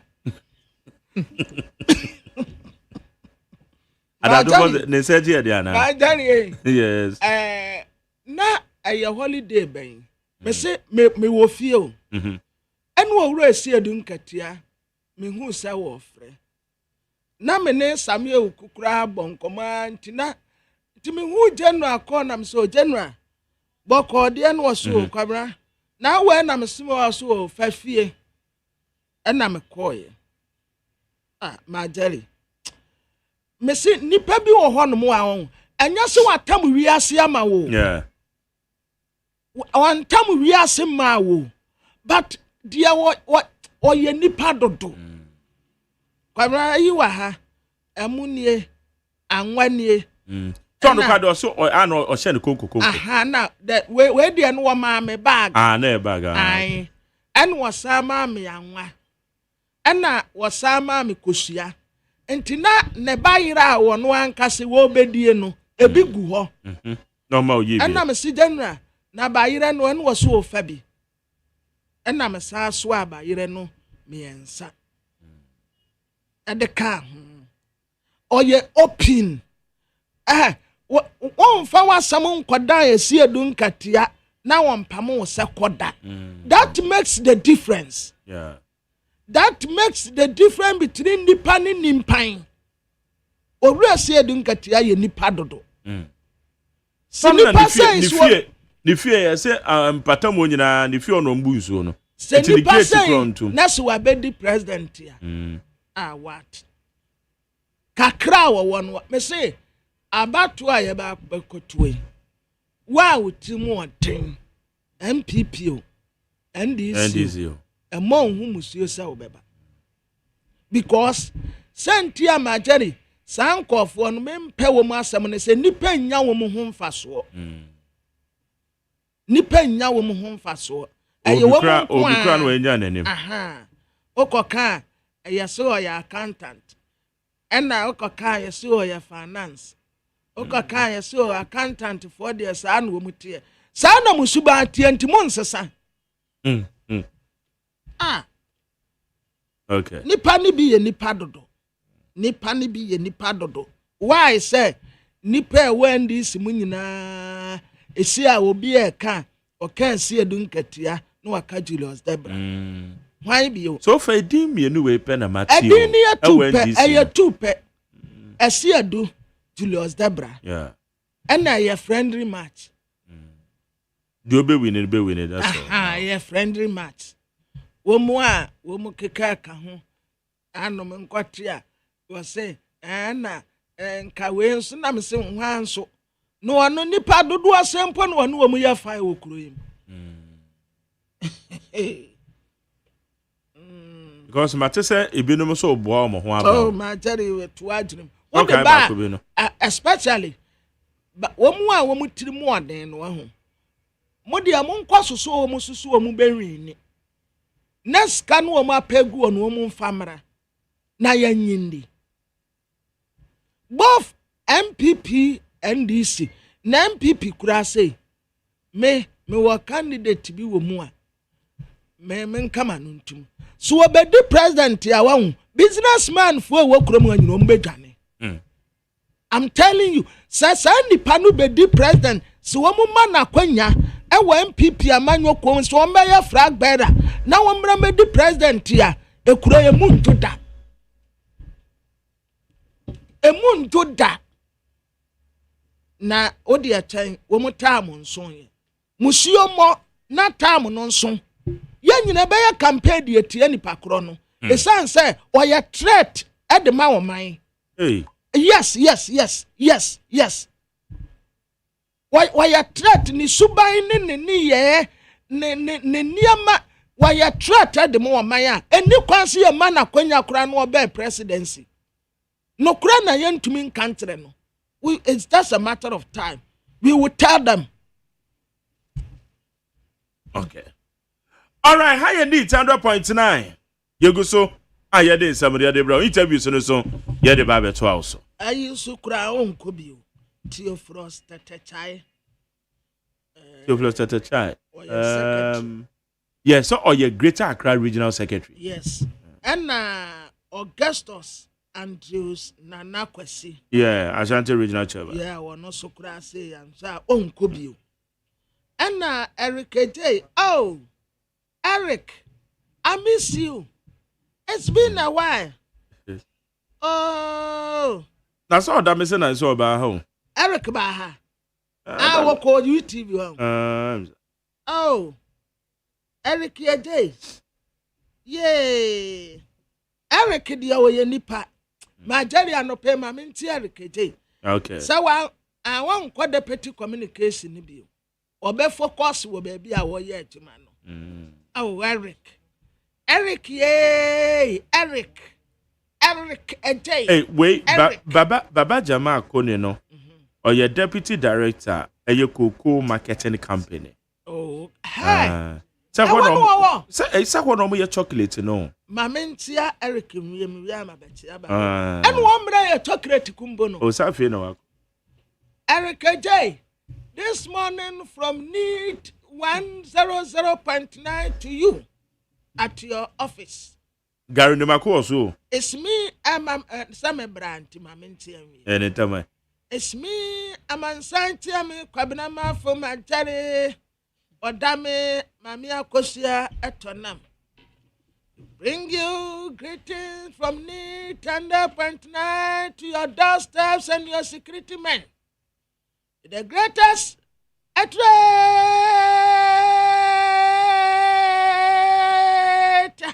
Hey, ne dear what you Erica J. Erica J. Well, it's a catcher Erica J. and Chawe the Atiano. And Tiabeni. Aha. To force and Calian. Babaya Gavadisona,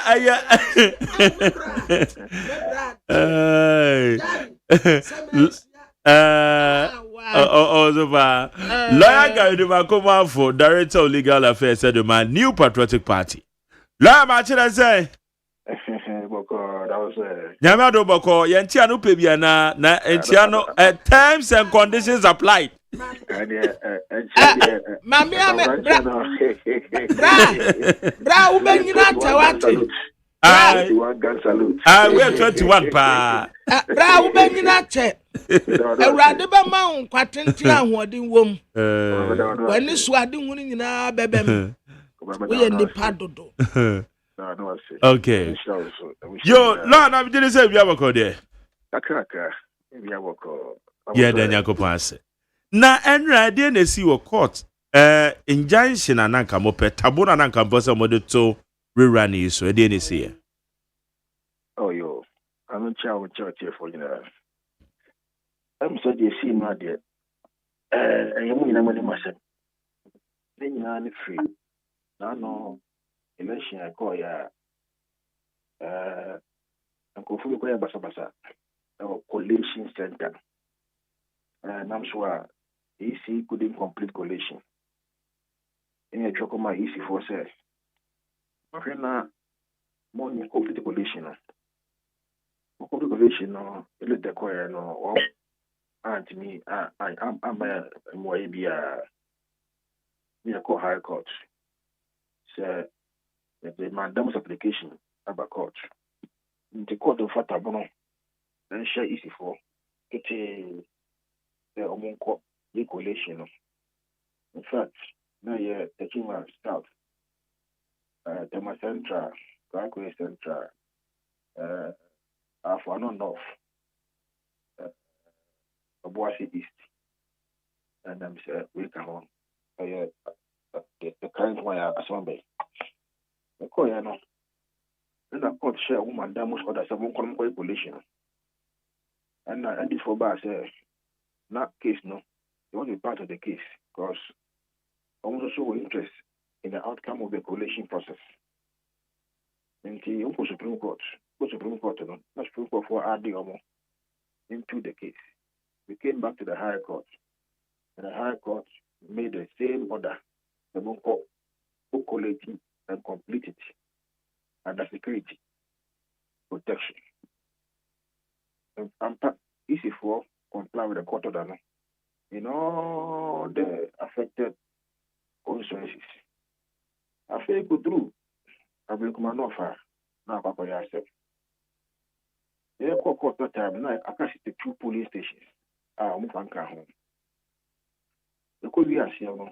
Now, if easy for so my year, accolade me now. I come here and start. Easy for your press release, January, Omaka said, I come here and start. Baku June, almost I come here and start. Omaka Parliament, almost I come here and start. I feel all of a sudden, they say, easy for say, I feel yeah, I can 19 polling stations. So what we have rerun. In fact, court on that, says there, Omaka coalition and declare who was won. We didn't say, say, Omaka rerun. Okay, easy for money more. But we for the 2 of CI 127. It's a Kwakura, I was a little fashion. It declares, say, there's a tie. Se me ko toba no na parliamentary mo 2 way na mo nyina mo equal numbers then there's a tie. When there's a tie, then you must state that in a rate there is a tie and then proceed to rerun for omo tie no sana embrano eka in this instance there is no tie. How do you go and rerun election about there is no tie? And you can say me for me no I agree. And so therefore when I rerun really na me no nya adwene. The court say court no fata bron to omo so by of interim injunction. Na omo hold on. Na omo mra chichi mu. We show court. The entire I was some rerun. Na omo nye collation. Now share the posture of the court now. No, I'm not doing that. Say, they can get a bit. She will say, EC a part of executive. They can compensate a man in damages. If eventually no case will never die court no so when here. I don't know how the woman can be compensated. I don't know how. And that is the reason the court gave. They apply with for the record of proceedings, no. And then the reasoning the court gave, no. Yes, I can. Not a phone number can be. I'm not going to say reason, no. I am bra, and I am bra. The public opinion and the lawyers who are in the country, they will read it and make an assessment of their own. That's what I can say for now. Na compensation, no, set the same, huh? And I mean, no. And I mean, no. Because how do you compensate the person? There's a subsisting high court judgment.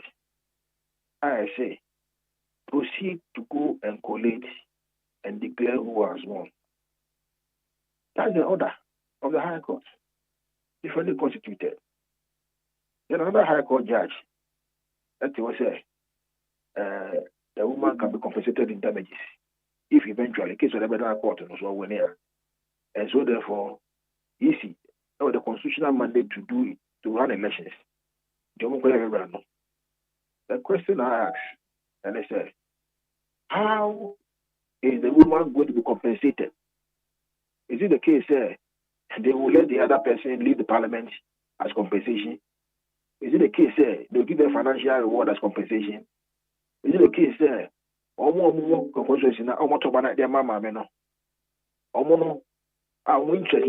want somebody to be their representative in parliament? No, they can get a compensation. What is the nature of the compensation? Really now, Papa Naya no. Between the home remo and Tiasia. Ali Baba Bature, we are the man, between the home remo, Mentiasia. But that is part of the game. And you know, you just take it as it is, and you decide the direction you want to go with the certain ruling, some of these rulings. What I say? Because if you say, the woman can be compensated in damages, if eventually or within the case now. The question I am asking is, what compensation are we talking about? Are you going to remove Mame Oba every parliament? Now the way of man, and now say you are going to give monetary compensation because we see easy part of the executive and what compensation are we talking about here? Election I no. Can be my advance materially. Regulation 127. Regulation 127, no. With the media damn office here, yeah, my producer for my wife. The public education is here. Now Ghana for you know. Say, Embrane, we will be Juma, and you will be born in the country for the two of 127. For the kind, but Ghana for you public education. Okay, answer na all Fadia Bremi. Mami bisa we yo. Bia as at the time a somebody call the evidence available. And we court in the nimtin and mom yen so as a court in the sebe. Judge your tinejum. Evidence a good animal obession or the take a decision. And I see later. Evidence I work out in the name to say. There are exhibits. January. This is now I can say I come here son. Bakuye June. This is now say I come here son. Bakuye video in Parliament. Dr. Bosman Asari was swear under oath in Parliament. And I say I come here son. And he say quality. And cast 19, Shakamian son, he say quality. And he said these statements under oath in Parliament. No other place than Parliament. I think you leave Parliament and then you go to your office, invite the MPP representatives and NDC representatives into a meeting in your office. Then you come and say, I feel here, I dare no.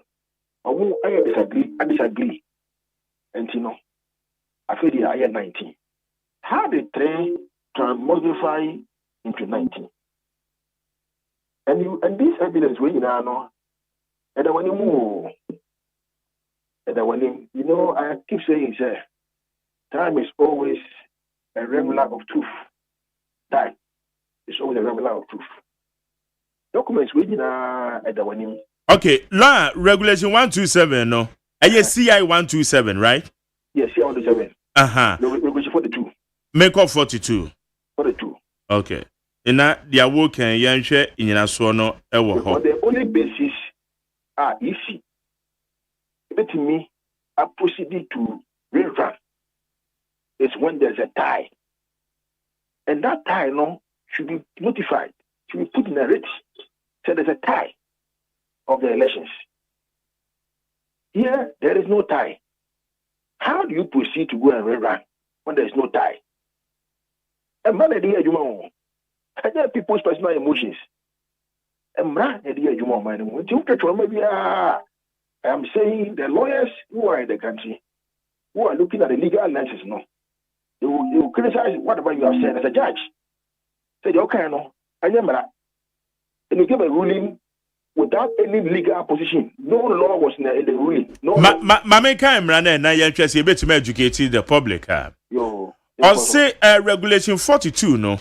Or say where in parliamentary election after the completion of the counting of votes, including a recount, there is an equality of vote between the candidates, and the addition of a vote would entitle one of the candidates to be declared elected. The returning officer shall A. certify that fact by endorsing the writ, and B. forward the endorsed writ to the commission. Me come any man. Chichimuasa. Say education. Chichimu property. No so there. Ose say emrashebedwa aya bato no. Say yeto wie na ekoba se yebesan akan biemu a. Ose there is an equality of vote between the candidates. Nature say no say abana pai enya ne za. Abana pai. Aha.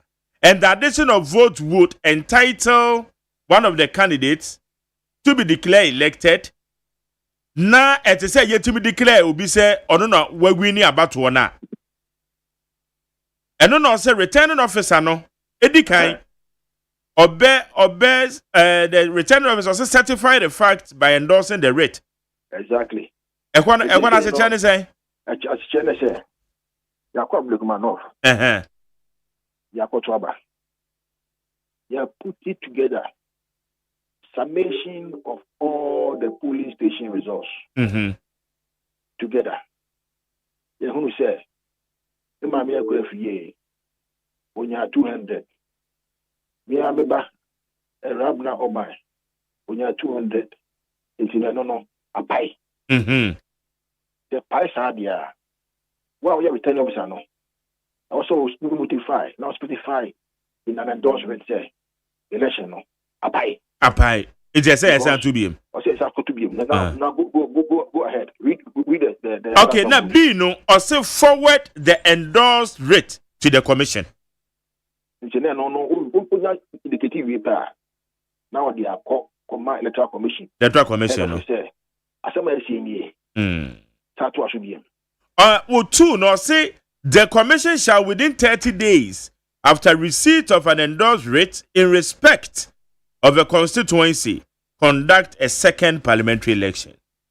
Good. And not Makuma Diasa. And not Makuma Diasa, no. Almost a car, Sakratana. No, my another what elections. And I'm Buana. Yes, I pepe. I saw my case, I see. I saw my was. Now, is it the same merit? The ICA. And it's yes, will be a election of pie. In the way run. Empire. Now, because how far now?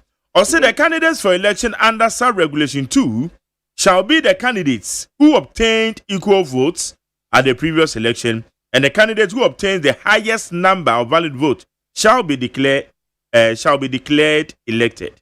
Exactly.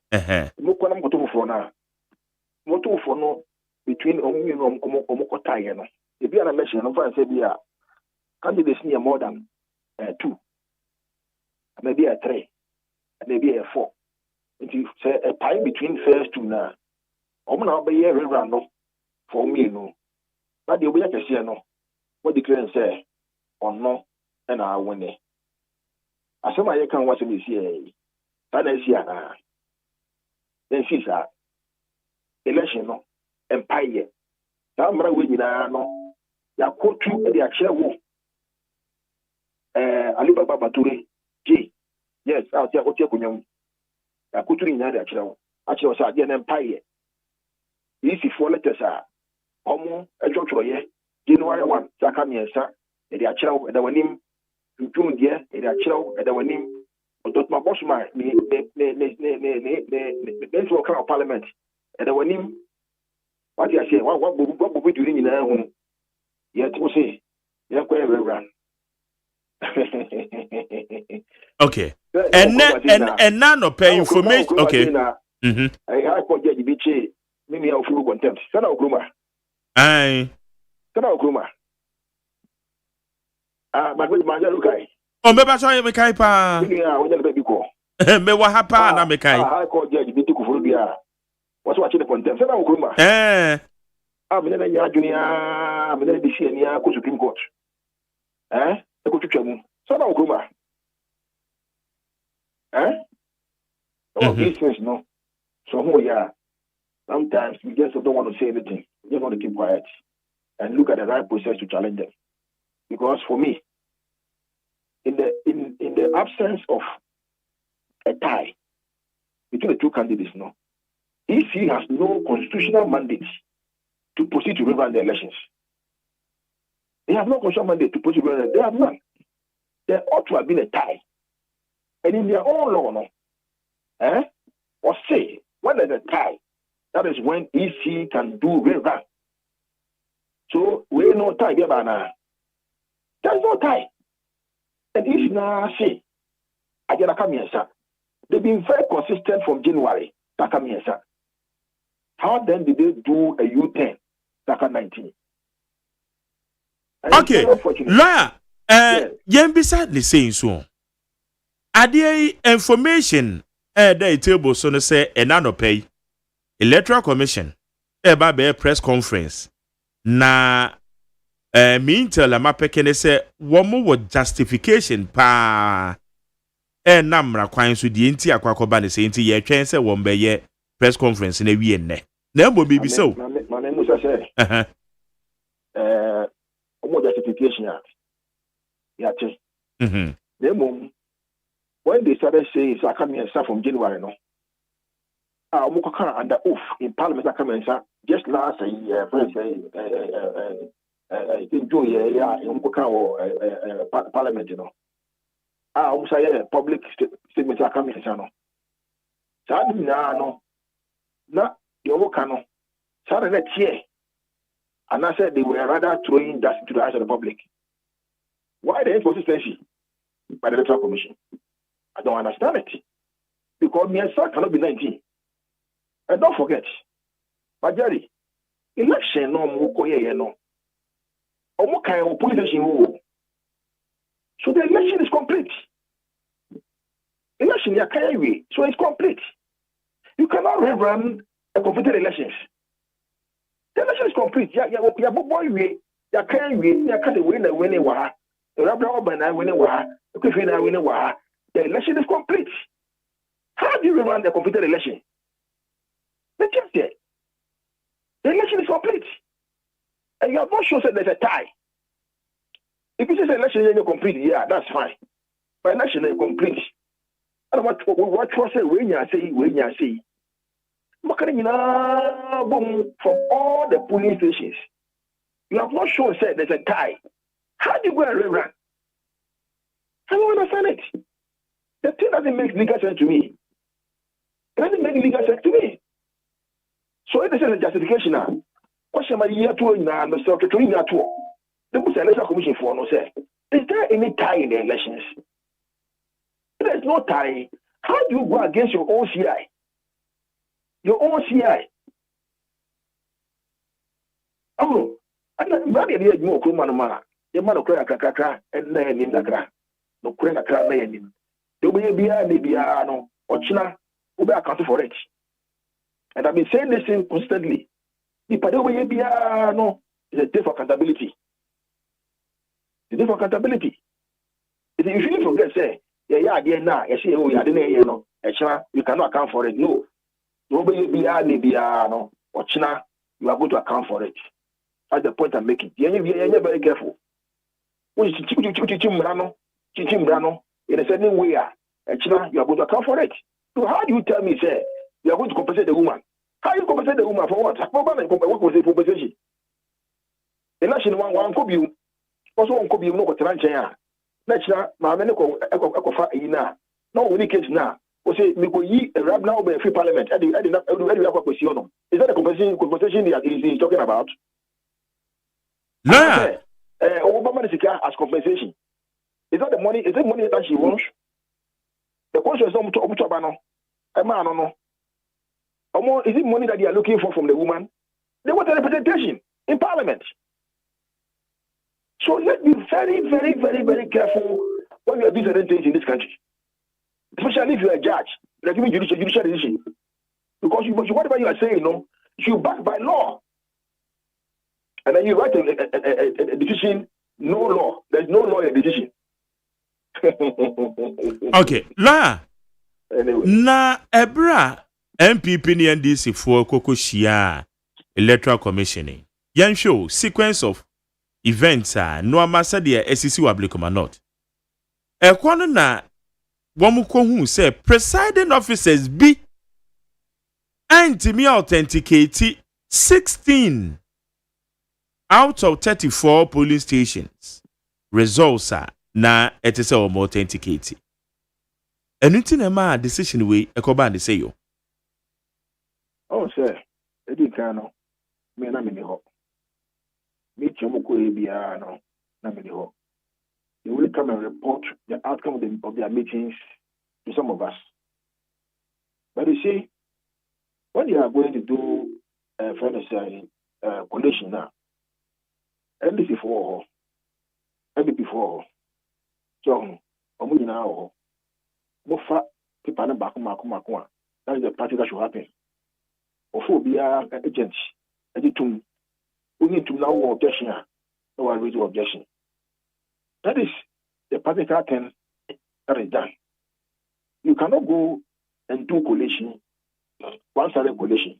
Wabra sabi, NDP for nivo. We are sir, they are unfair. And now they are NDP for nivo. We are sir, they are unfair because two will acquire elections. And now we do a so the both parties ought to be there. But the presiding officer, he must be there. So what I say. So it will be bizarre for anybody to convince me. Say at the time when EC said Sakami and Sano, na Sabreno, na NDC MPP for no agent no any hope. No can say they've collected and they left with 3. It's bizarre. It is bizarre. I will find it difficult to appreciate that point. Say when they came and said Sakami and Sano, MPP and NDC agents, they were not there at the time when the collection took place. It's bizarre. It's bizarre. So EC must come again. EC must come again. Na me pacho ebe mo makakra o. Woni eye Evans ne Makon. Ene eye Honorable Ebenezer Tete. Bako edi ne bako ka ho. Oye former member of parliament. Wo me co representing people. Uno me di nkuta ho. Because they should have provided you with further details. Ediana ekwa triggers adiana ma easy for no crano. They were a bit surprised. Say na 16 police stations we no presiding officers sent me authenticated the numbers. The head of elections no. It was in Mako. Yeah. Obe brief here. Or emergency national executive committee meeting. We brief here. And the briefing no. Oh brief here no. He was very clear in his mind. Say, I dare no, I come here and yet to be collated. In 19 there, on and I agree with him because I'm saying, sir, Magari, how can anybody tell you, sir, you're collation, but beside officer no, only who are authenticated, yet even though this agent war. Yet our presiding officers were not there to authenticate or whatever it is. So how then was it done? The whole thing is shrouded in secrecy. Or some funny year, between amendment just here. The media, if it's easy for you to there is some people more may mention them who ye, Papa. because DC had been very consistent from January 2025. Akamiensa, and even in Parliament, Akamiensa. Parliament under oath. Under oath. We are Bossman raised perjury against him. Under oath. Bossman, we have me preoccupied. What do I say? Preoccupied. Oh no, every mama, kaka. Say it can change like that. Every mama, it's election, no more fat. No more fat. Every before you stay away, no more fat. No more fat. Now, did you say, Manusha Sumidamo, a rightful decision now, or party in penny for take? No more argument. Oh, sir. Well, people do dress rehearsal with these elections. Could be a now, the Paco paper. Could be a now, would be ground here. You know, there were criminal election course war. There was so Westworld or there's another place, maybe I'm going and talk about it. Or a by election or something. For me, what you imagine would be if it's a travesty of justice. Mameno, I'm going to need I'm going to cry free. Or Berkeley, no more see here. One more side, it's up to them. But yeah, Obetium, Obia, someone, party decided. So we're going to take a party. If the party decided to take a U-turn decision there, and a party decision. But for now, dear, party say election of Omon Kobium. Omon fat. Omon fat. Okay. Omon fat. To the extent, say, somebody can write a ruling without any law in the ruling. Omon fat. All right. La yen shay said ya because said ya more Canadian. Let's just say as at now ne dear idea party no still much more home edia free. Oh, the party free meeting ne. And ya wadambo. And ya wada dey no so ochena. And idea why here. Say you mamma mo chin nisa. Obakrani. Mo chin nisa. And you move fat.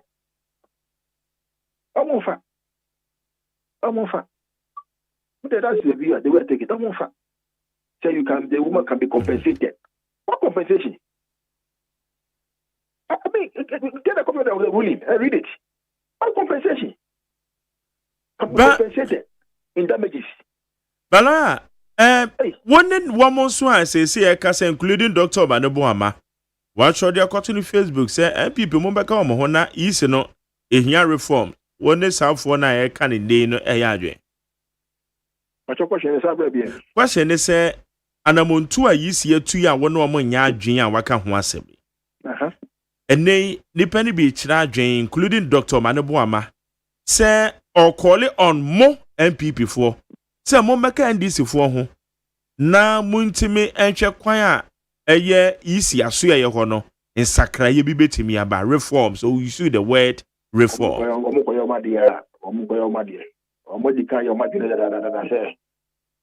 Maame no ene deputy senior na omapamomo omo ade ye na chama sede ketia abeka se obaso ko yi omu firi ho na omo ko yi omu nya firi ho. Okay. But in your own view, no, dia SC among say isi no, dia no more can no krebi woman na say woman yo madwuma bi e bi kra to me describe him say woman incompetent. Oh, me dia edi fo ko yo ma dia me nka ho mo. On ko yo ma dia mo ko yo ma dia. Nka mo ya nka bi yo mba ye bi mo ko ye. Ya nka bi yo kroma. Na me ka he. Oh, mo station so. After speaking to the person in private, say, on your juma, because my father never knew the juma. A big class, you know, and put foot on me. The kind of independence, when she, almost security put Emma, a coalition plan, or Troy say, we were able to provide security to the Electoral Commission. Because we are saying a good year, almost a uniform. What were you for? say the obey bia no. One day you'll be accountable to it. The obey bia. The obey bia in public service. You know, we shouldn't do that ourselves. Say, okay, yeah, dear. Now, okay, the way we are. Watching umu wapunta. It's media. Going over there. Going over there. Yeah, before you can be. Going over there. Because if anybody thinks, you can sit down and cut a deal with anybody and be NBC for you to get the retention of your position. You are deluding yourself. Okay, lawyer. And I no pay. Yeah, that's a senior me adoma next week. You know, National Delegates Conference. They say bebaso. All right. Okay. Lawyer no pay. Yeah, that's a son you didn't come. And I say no. Thank you very much. Bye. Yene lawyer Gary Nemakomafo, Director of Legal Affairs, Edema NPP, New Patriotic Party. Ono ni yene no. It didn't come. Enti so this time idea. Yenim say MPP. Etonam MPP. Wama chomo ho. Edi free elections. Etonam me ade ba ko ana mani nye ho ye boycott. Say bi a bibi koso. Now we say my boycott it. Boycott ya de bia. I don't support it. Regardless of baby be free aba. Yeah. Enti de bia na me also one more boycott. We share 1992 you can say your Republican status you may fall Republic. Yeah. Ebra Dr. Professor Dubois Odi MPP and me boycott parliamentary elections. Sadia no asasa MPP abakwasem. ABC ne. Sadia say. Because say debia you try abakwasem na you trust MPP anko parliament sabre. That is about mine course or mine book also. Yeah. A woman, JJ Roll is a woman. Zone said it, you know. A decision be a course on us, boycott a bar, boycott in a year, a nipano, a maraquine so. But me, my dream more. And I can make MPP for Beko elections. Then come in my dream more. Though woman raise legitimate concern na Bekra Maka and Ramekai. Say it is easy for to be explain it today. The entire omoko at 3 polling stations. Yaka ya to about 7 December. Okay. Every Sabria Koba say every January kono. You go say 3 polling stations in Aka and no crampo na rerun. Okay. And the coalition. Na matos wako kan Parliament House. Na Koba say mabihu additional 16 polling stations. Sa 16 polling stations no. Makwale for rerun na mode sa 3 na kwaka 3 de kra no so ne ayate say. Emu mienu no mode aka 16 ho. Okay. Ba ko fofra sa ba be ka ho na ba ko afrim. That is what we've been told. Say no kresa. It is easy. I can say me source from easy aso ye HSN ne wo mo ba be press conference. Na wo mo di nchiremu ni nyina beba. Okay. Eye na no pay. Em say press conference no be nondu. Inti ye hwe ni mu so be sa press conference no. Na ye de ani ade akire. Nchiremu kura yi si wo no. No de aba. Na ye so yetime ne ho nte ase. Inti na je say. No. De wo ho no. But omunko edu ba bi a wo de wo kọ na hu se emmoa wa na ankoyi a Mepom programming ebebo be no do na MPP for rescind our decision say they will be part of the elections nanka mepe enye ze be de banaka mepe wo bepe okay nanka mepe so you and I boycott the obeka ya time JDM yeto 2012 about to review nanado ene Jacobi Chebelamte abefa de crazy ene Dr. Baumia omede abatu e court obeka ya abemonu ko so JDM ebo ni ministers din ene ti wo mu gina so boycott appointment committee wo parliament it say ye to 2 ministers na no sabre no minority fu ana omo MPP fu wo mo boycott but ya toto o ma no some ministers na never Don't say to boycott today there e bra be ma wo kwan you can boycott but media na me hwe the end results so one boycott na wo call ya ga bi obetimi aboa me yetimi anya the quality of ministers and ezaka yesaka ba amanyofo na kasa omo pesa boycott do kakra na omo firi mrahye bedwofie na we abandi and to be na omo fie sometimes you know omo ni je ho and minim de ye nim nyansa nchen MPP National Executive Committee o wo me take it this decision no ya adwenchire ba ye de ye kire ya adwen keke enti ya chako ade hoyele ya kire ya adwen and as a kwabra the Electoral Commission there's one per masameda oh ade and na me so mene na nya adwen da because yes I mempe wo mu asem wo madwuma nso mani echese wo madwuma nso wedi that is it Electoral Commission yes the year 2024 about to emu nyina ti so many that still kwabra the Electoral Commission wo mu nya de because won timi nso nka se wo fable kumade si pe e dia ba be ka se Electoral Commission ye incompetent anya fair to them fitibra ye be boaboa ye ho abeto aba na Electoral Commission ye tumi to aba na constituency baako ne fa bi tumi to aba na ne fa bi ntumi to aba ewe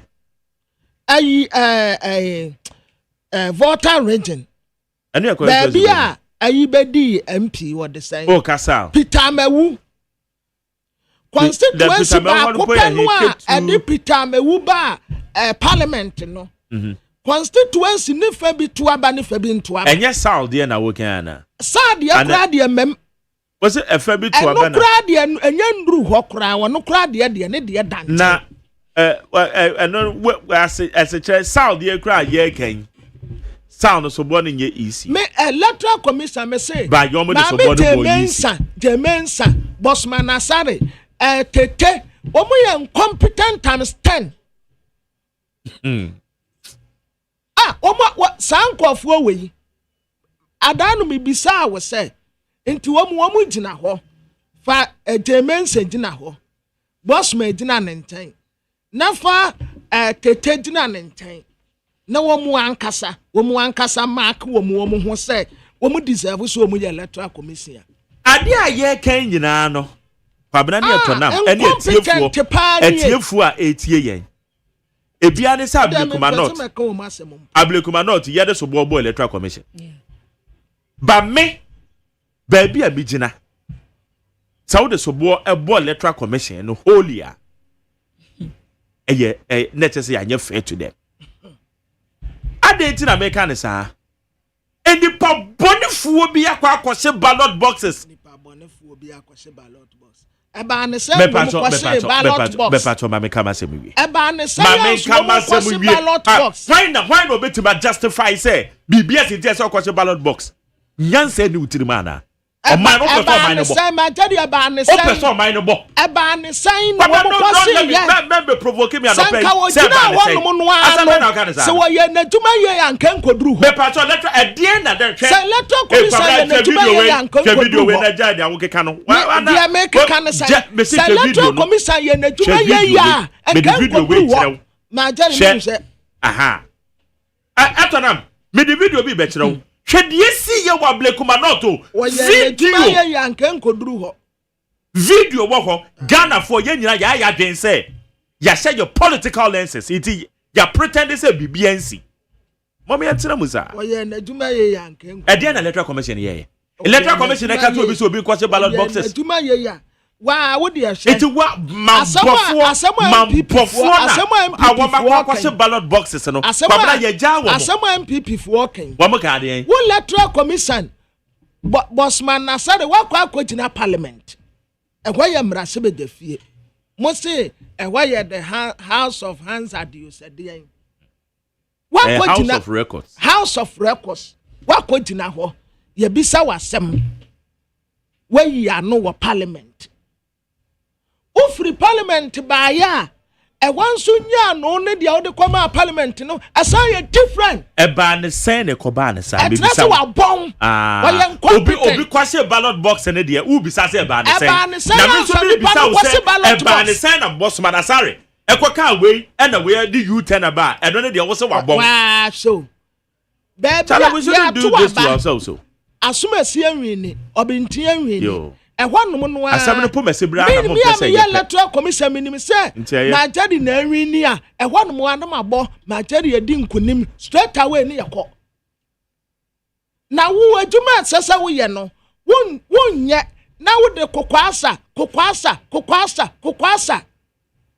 justice delay justice deny ebeda no mo nkwase ballot boxes ma wo because of incompetent into the because ballot box yes if you want me question ballot box and then they all bomb abaso electoral commission ni aneburo ba kan no onu wode aye mambo fo na ekose ballot boxes and ballot papers no kenkoduru ho eye me wan wase posifo ebo ballot boxes ho ban sabre Dr. George Akufu Dampare no ye IGP besi enne yanchi obia no kwabena obo mabaso enne sabe ya ewrade ya adumo yanko enema kwa akotuwe yanko enema na be ya wo mo kwa akotuwe electoral commission no wa kwa akoka parliament different wasamba be gina bontia ba be kan different thing enti sa ukwase se ballot boxes wo ho na mrantie di toboy no mo be scatter no a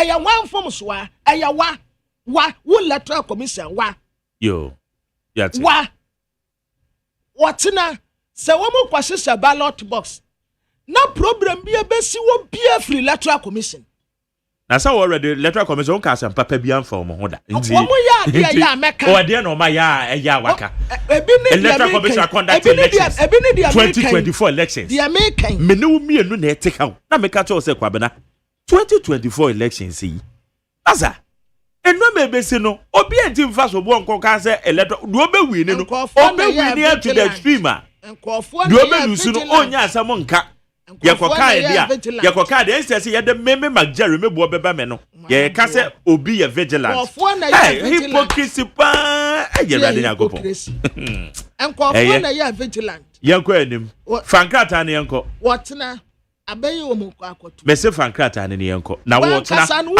abato de ye din kura na wo obeka se etia wo komseni no wakatre wo se fa na yenko abana wo mo akoto no ebeye din wan kasa usa patatakre mu a unhia komseni bia no wakata sa abato ne be yedi wosi ye kwa akokan ye koto ba bi miensa no kra no wosi sei wa kura ya se twa ho aba wosi o da bi ba bi kura no kura ye 19 enti wa na wo daada no electoral commission ko share dem na ofiti prekopa no beka ise ballot papers ne box wo sa wo kwakoto aba no mbe scatter no a wa beka se na mrantie no nyaade na mrantie no nyaade wo dia wo pe peace but wo mpe justice yentos ai baba jama akoni afro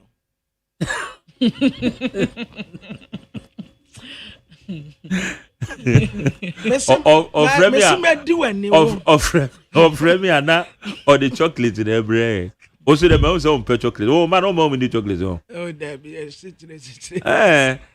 because now no be better chocolate o say memfa man tia say obi the chocolate bread no say memfa na me say na de o man dey fi o mbedi obi me ka say the pizza me need be do o say sam pana me say me need be that na me anya meduane stepi semi jai kokontene nkatenkwan na makodi pizza sadan and adianti na say pizza de odi a obefe da bi minni kura onni mpo e ma ne ben minni na yi no kura ne box no ade na age ho no kura ye minyan box no mudi asem no box no mudi asem no wo say I was some cent bi me buba funu mesisi a me pem na minja kokonte nkatenkwan na me nkodi pizza say dey anyhow Debbie insida na body ampese ni nkontombre wo ha to me nkodi fried rice ne chicken na eye mowie na mewie no wo yem besa tim Debbie minni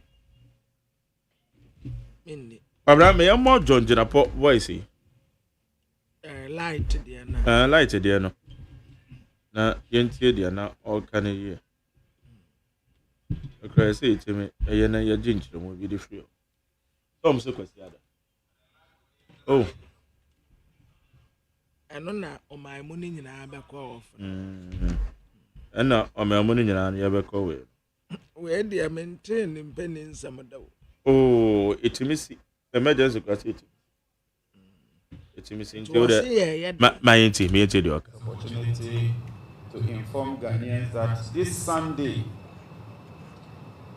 ENI will turn off their valve temporarily to increase gas production to about 270 mmscf. That is good news. It means that we are stabilizing the power sector. But let me also use the opportunity, members of the press, please help us to spread this information. Because the plant will be turned off for that short period within the day for maintenance works, we are likely to experience some interaction or interruption of power. Please bear with us. It is for good purpose. It is to enable us to stabilize the power. We've done all the scenarios, we've done all the analysis. And based on the advice from the engineers, I've directed that we do not attempt to run those plants on liquid fuels for that short period, because it involves changing nozzles, it involves a lot of work. And so if you are going to be off for about 4 to 6 hours, you don't risk it transitioning to liquid fuels only to come back to gas. We are working around the clock to minimize any potential adverse impact during that period. But I want to appeal to Ghanaians to bear with us for that short period. Once the work is done, we shall stabilize supply of gas, increase gas production, and that will improve the delivery of power. Okay. Energy Minister, Energy and Green Transition Minister, your friend Honorable John Jinapo, on an hour technical. It was Sunday. There will be power interruptions. Inti Sunday no ho kwasi adana say o kan ye ni duma no say ye ENI for dwumadi a wo mo bedi. Inti wo say kwabena enra obi say me say na ye bedum no forward na me say me share the details inti and details no dey atudwa no. Inti ENI for gas na mo de man wo mo ba be pagem. Then wo mo be pagem ade wo mo tum wo mo drobe ni mo. Na wo mo timi aye nsiesie betima pagem amayen. Inti gas ya omo eton de maye no aye de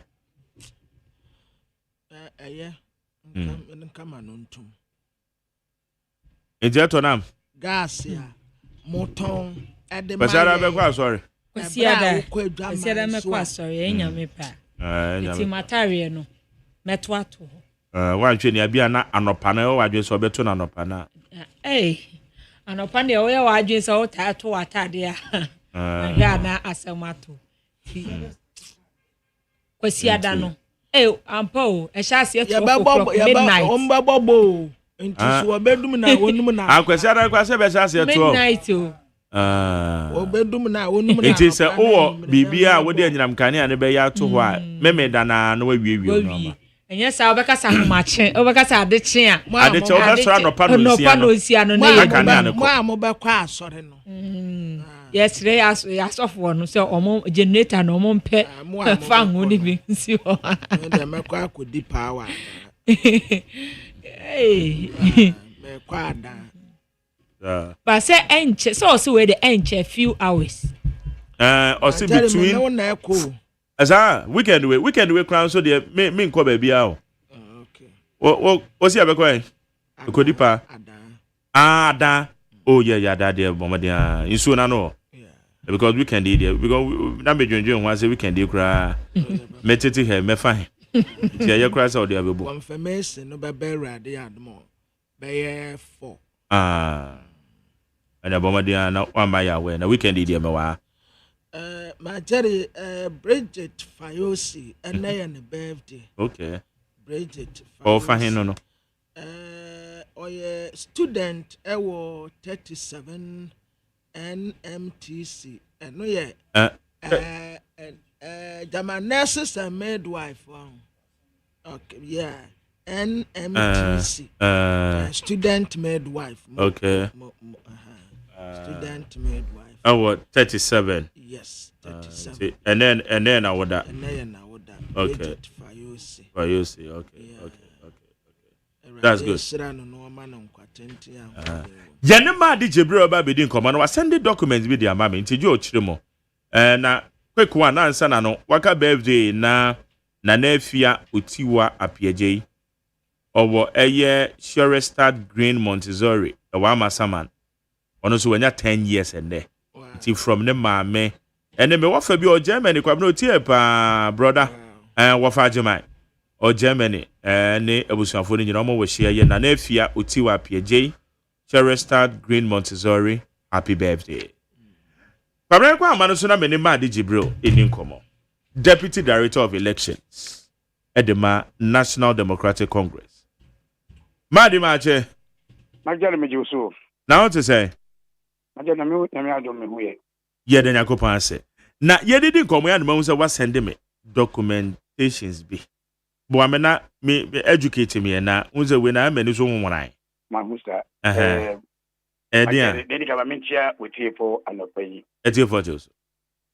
Let say what you know ya bokobo on the Blukmanov issue. Pa. Ama abedu pempesua MPP be press conference. Like I say elections are easy equal rerun no illegal. Into omu ko elections no.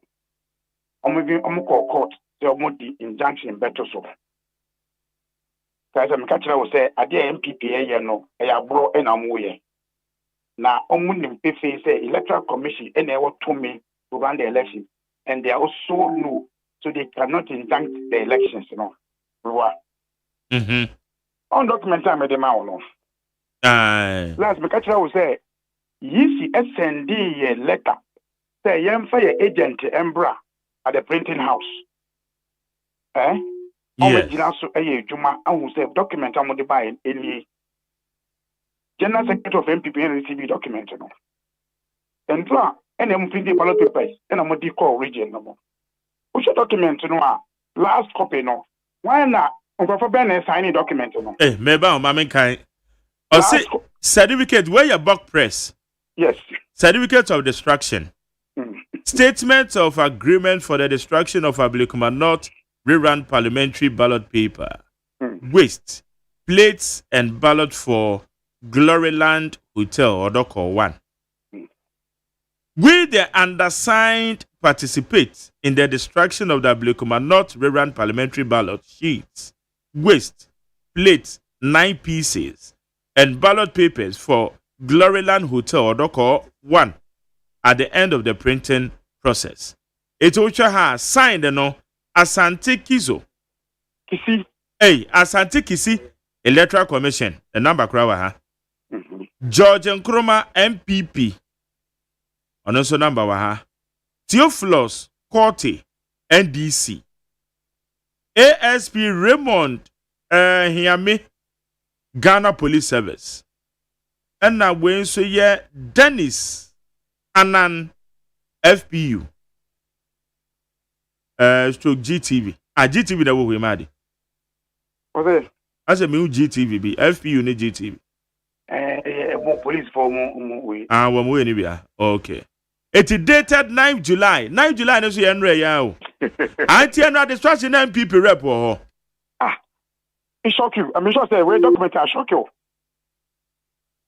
You practice printing of the ballot papers at 9 a.m. Na madi mabi bisa Gloryland no eba ne saying no mo destroy eno no echire mu. Magere. Me new we answer. That's all. New we. MPP akachire Ghana for ne na say they are not participating in the process of this election because it's illegal. Later we saw Uda Kwanko agents one it my 2 days ago on the 7th July. General Secretary of MPP received here. You have to submit your agent name on the 8th, which we did it. In the MPP Echo Court, no, I'm also going to born court, no, but they have already accepted illegality and sent agent to go and print ballot papers. One double standard of MPP. Magere. Eh? And these people are dangerous species. I don't know where you know. I changed it by catcher said.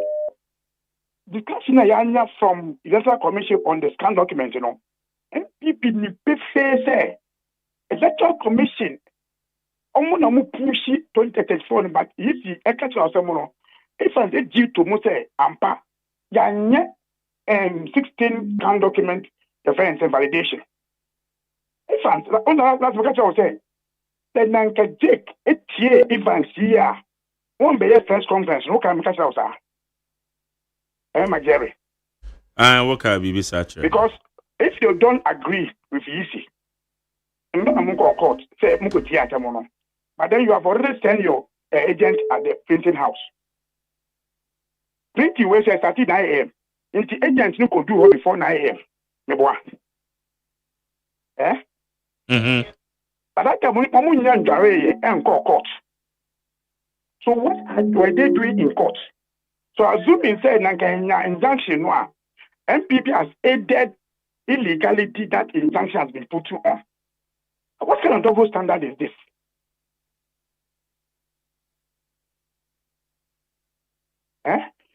Kojo de no about me de kojo nti don't worry. Magere. You see, my catcher say about to us somehow. People should move beyond politics now. They look for the good people of Ghana. Then Timmy can go Ghana for. Are you sure? So Fred Jake say DFT, who event general secretary, who agents, ako dina or can you say no another baby? Can you say, oh, courts are more common? Can you stand on your issue on the court? Are there illegality? Because nobody in the party can move to go to a block press. Say, become an MPP ninti, Mr. Blakmanov. Yan share me kwaba me ko obi nti bi yes sir. Do you get me? And a day no, who submitted a day before the process. Who submitted a day before the process. So what is MPP trying to tell us? Magere. I'm sure say by now, one can say, why a shock? Why I'm so worried? Say, you were thinking MPP were making sense in all these things. And a court issues they should follow court issue. So MPP knew that court issues were for about on the 4th January. But on the 8th that court said 4th January issue no more cancer no. If you believe that you are in court in 4th January, 4th January court I directly say for collecting results without paying sheets. So whatever you see does in the moon follow. Then why do you send agent on the 7th, on the 8th July?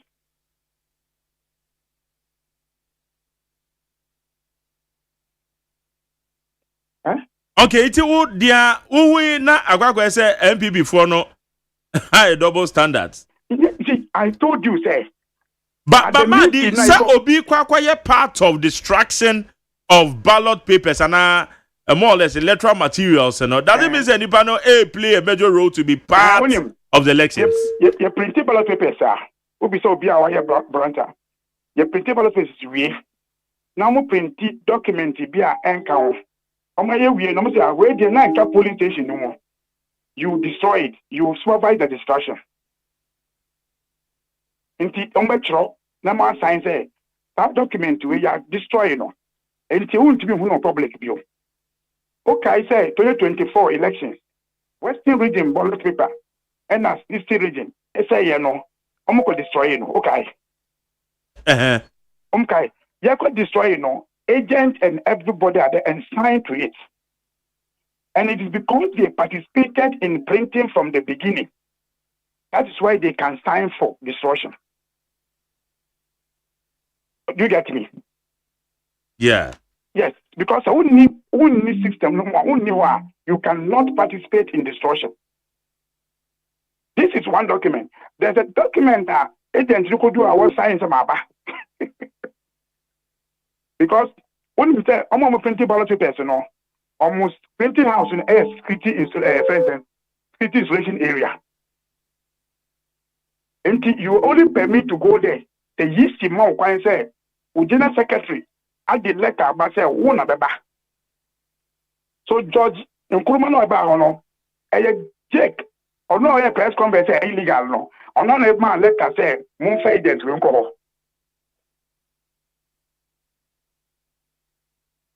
The General Secretary as well, Majeri, party structure, the letter General Secretary Metro, the Madi extra at the choir, which is my on behalf of National General Secretary.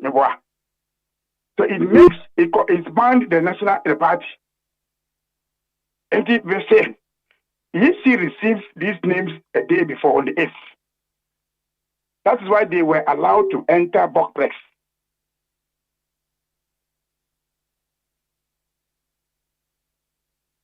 Okay. Madi, Gloryland, about the same because Enra minu di nkwamana no ena information ebe firm ne kire se ebra na mini JFK kura kasa no sa 3 outstanding police stations no na ye say Gloryland ye nka ho but later ba ko afiri na Gloryland aba ka about the sana distraction cause what the issues you know matene no momo yeah na Gloryland was part of the train no EC can oneself okay. You know, so we challenge it Antina Gloryland mom ka ho I double stand of MPP again. Omu said Gloryland can no Secretary George Nkrumah no signing the moon destroy because the MPP for Ekano and yes sir. Now you understand the story now. Ah mentia se chiremimu o de chiremimu Gloryland no omu kan say o kan Ekano na Ekan already 3 outstanding police stations no. They can hit the account the Gloryland account all this while. But when they brought the actual data, no, I'm not validating no. Gloryland and can 19 of you. Okay? This is what they signed to us. You get me? And the MPP can say, 3 no I'm more can one say no. Gloryland can buy yes, MPP and how did you find Gloryland account? Okay? But I quite printing. Printers, no, so I'm saying, Moko, and also, there are people also giving misinformation. I'm with the Gloryland, cow. I'm plenty real now, and I'm say, bad, I don't my green, Gloryland, and can't ever come once a month. Now, no woman to me, I'm found the printing press, no. I'm a name. So, be printing as a later, or my could destroy. Could you, my dear, my catcher will say, after these elections, you pay through packing of Electoral Commission. You pay through packing, real auditing of Electoral Commission. Sir. Because see, more in the short time we are, when you say 19 way anymore. So why do you send a Gloryland when you don't have a Gloryland? Then later, more than say Gloryland. Oh, do you see the challenges that we are getting? But the good thing is that before you sign to destroy, you contact your officers. Do you get me? See, George Nkrumah, a friend, the General Secretary. I can say, the source is Montier. You see, I have told you, then, if you only want to listen to people speaking English on elections, they will cause problems in this country. Madi, are you aware, sir, EC press conference and because I'm the EC, so no maybe I know. Okay, press conference, which we are. part of the press conference, you know, be a share no pay. Mobile be share no pay. You be share no pay. And son on my press conference, no. You see, okay, say, beside me say result into say, okay. And I'm going to say, can one say, aye. Because man can say, my results, you know. At the 262, no, almost careful. You don't want to give a wrong data. But I for say, once you have done 262 Excel, so it is easier to say 262 19 free more when something simple. It is say Gloryland the free and a full fraba one additional police station a bishop. There you 19 no I was I'm not sure letter was so about public no. And I print something coming MPP na come on some. You understand? MPP and I come on some. You remember NPP and confusion they don't run elections.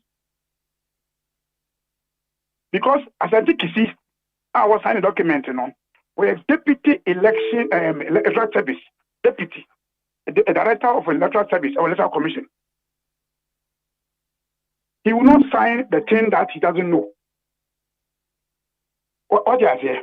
But usually this data normally comes from the districts to the region before they will use it.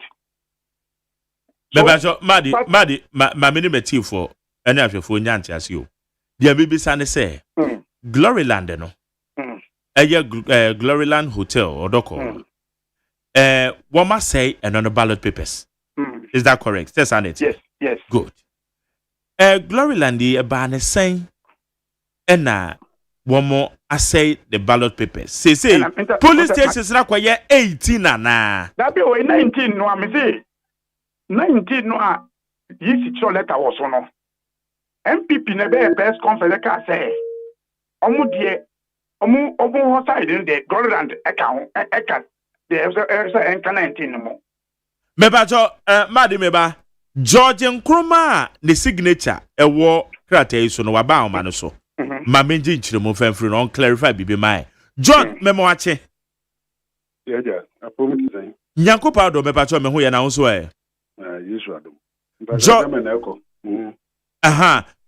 George Nkrumah ye former Ablikuma North constituency chairman MPP. Sa pepepe. Yo.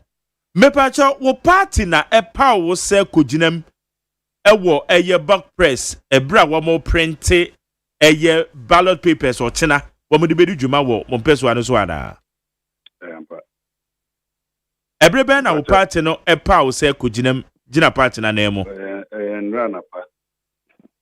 enranopa okay na ede na ekọ so efa yes, our distraction of ballot papers now with signature was EB. Oh, but my name is Sanya. But certificate of distraction, no. Say, call printing press. Now, omo printed ballot papers. And now, whatever anything concerning ballot, and now omo the better abano. Oh yeah. Aya na ye party for no ya co agent co eko ase ekohwe bi wo ha bia na bibia for baby and now whatever so you all are there but na ye yetu and this yetu yen kwa ekoto and this me do ono na me bisa say ya ballot papers no SS wahin Bahamis, we are there SS Baba.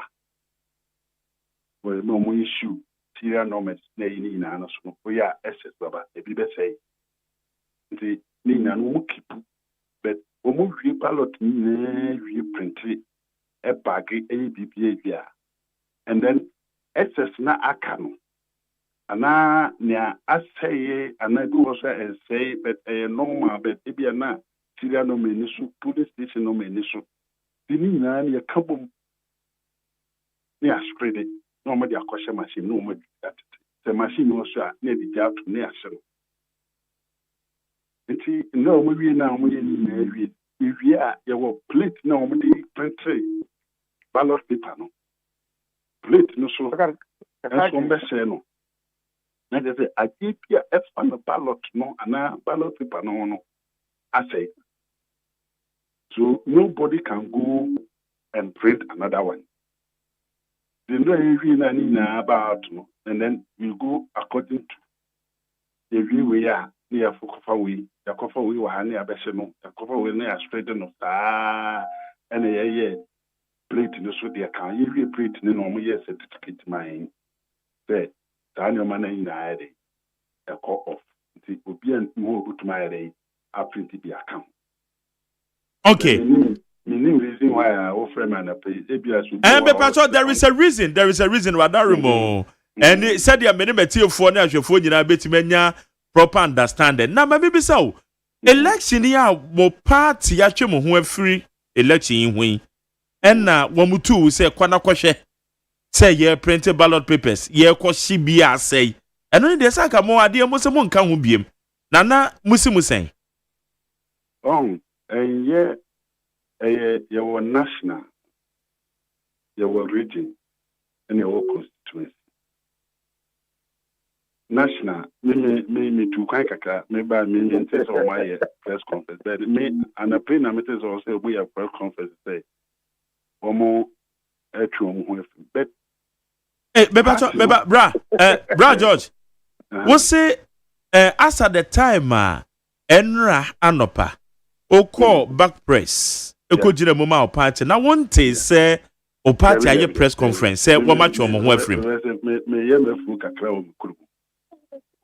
na why na e pa wo say kona ko jire ma party me MP what do you call it me candidate no na na ku afri na pa wo say kona ko jinem constituency no na ma me letter so I should go there and represent the party. It's constituency in part of Wadarimo. I mean, send your my send there. Will be a wedding chairman paying there. It's letter no why na nansa a chance say back press. Could you moment PP? Excellent. Enti woko ye no ne yakoba se na party no wo matwe omo ho afiri mo no. What happened? And tina ne pese yenti ase wo.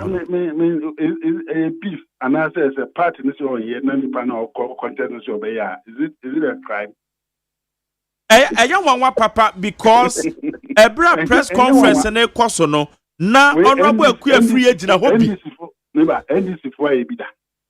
Oh, there be but where the men call Wadaroma. No, but what is the crime of it? Me say me ya didn't me say me ya my committee crime.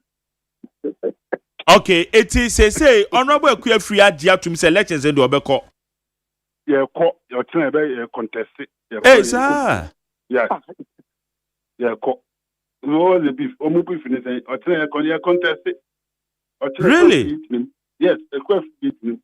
Oh, problems.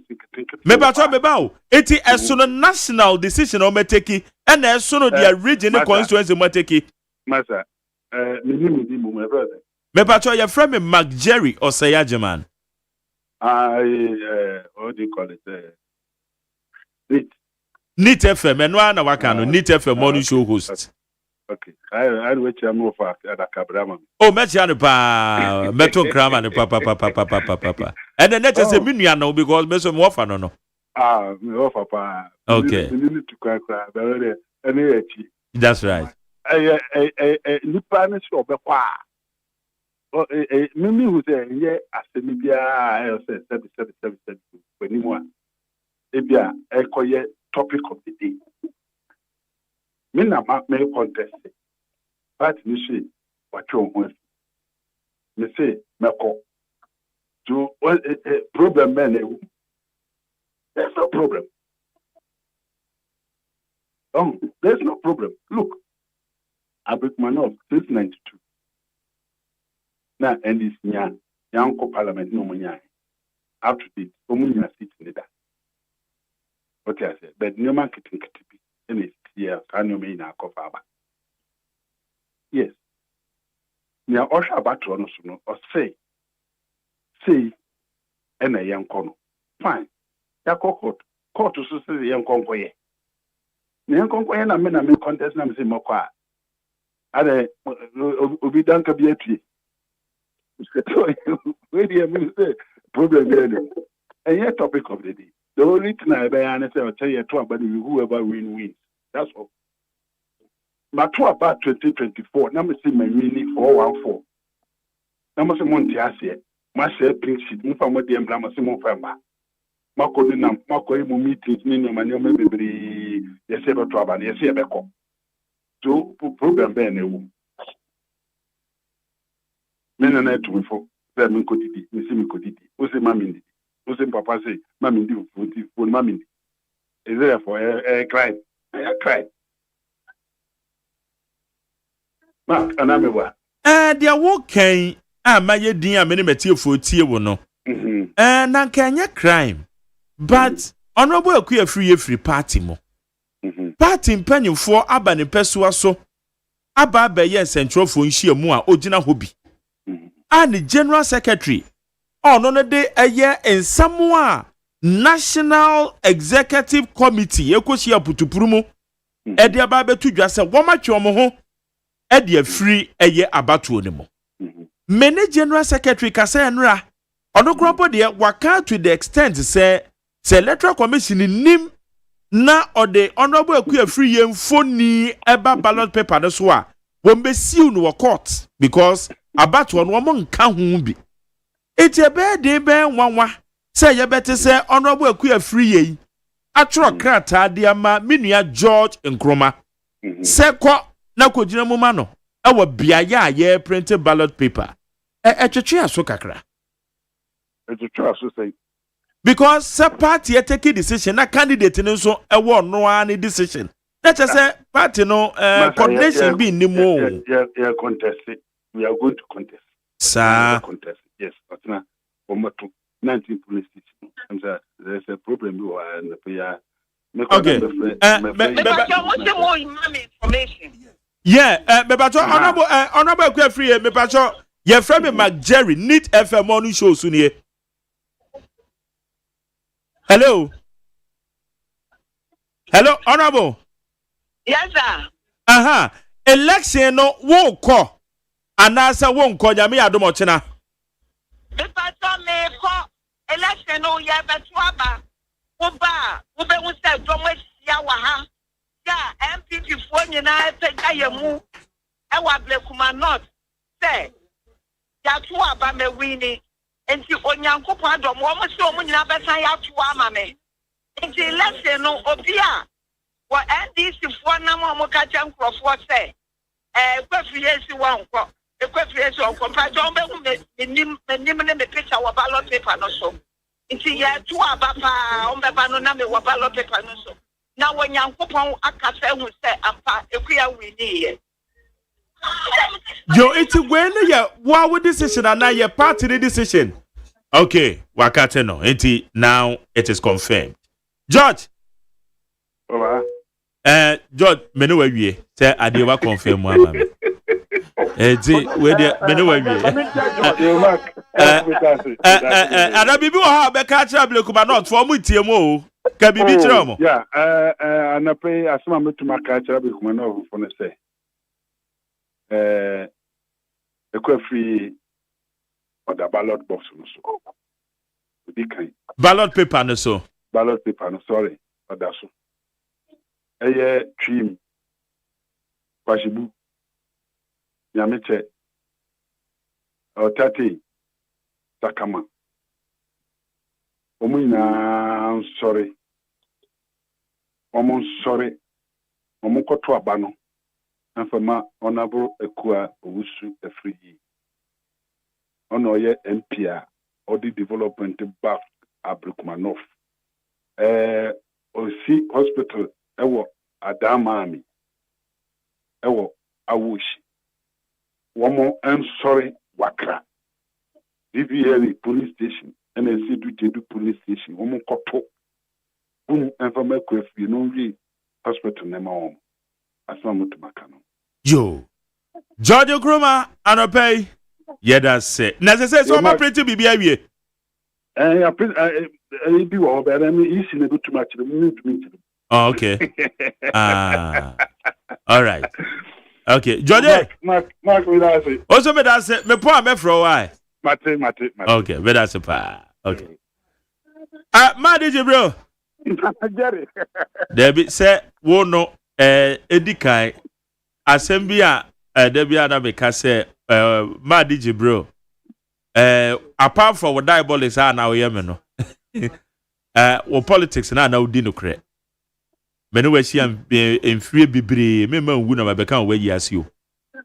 Oba me program so bibia ni hwa waka wo me program so a ebi wo kra me no beje ho achinye na babisa wo a waka enye no kreda ene de me can for a fact e de akire so dey say because anope eyewo e na trigger as a process say ade no mo contest na menhwe wo candidate wo ha makofra na candidate na mu abe confirm say MPP is contesting it me bo abaso o politics how ye wo dey ara me no wasa what diabolics na me say jaba o politics what dey no credie your politics no na me can we ma other politicians esunya mumu bi why am ofa so communicate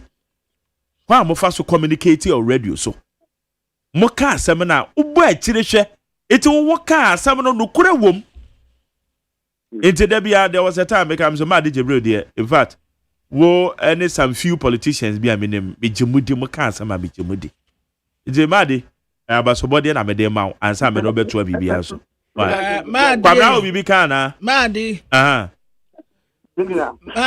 ai position bia wo pese wugina wa NDC mu no obia na won contest me say woman ambassador okay position national positions now okay so wo ko organize wo ko secretary wo ko chairman yo party ne de beda wase obia en contest obia en contest yeah position bia wo ko bia no obia en contest no okay so waso ko national organizer so waso ko general secretary party for ne de beda wase okay enwu hia kura se wo ko campia iminim se woniska bra wo mbeto ama amadi de se be ye be campaign kura de na me ke enya sika ma di me woni hwe bra mbeto ama badi in fact so far then I work because everything has been confirmed and yeah in fact this is even dangerous the party this year general secretary and sign letter as I used to do 2 more also sign documents to go to court no say draft no one signed letter I'm an agent in break say koye even though me court but me how do we treat this country like that? Jerry, how do we take the country kind of for granted? I come to one say, you need Jerry. People attempt integrity, integrity is very expensive.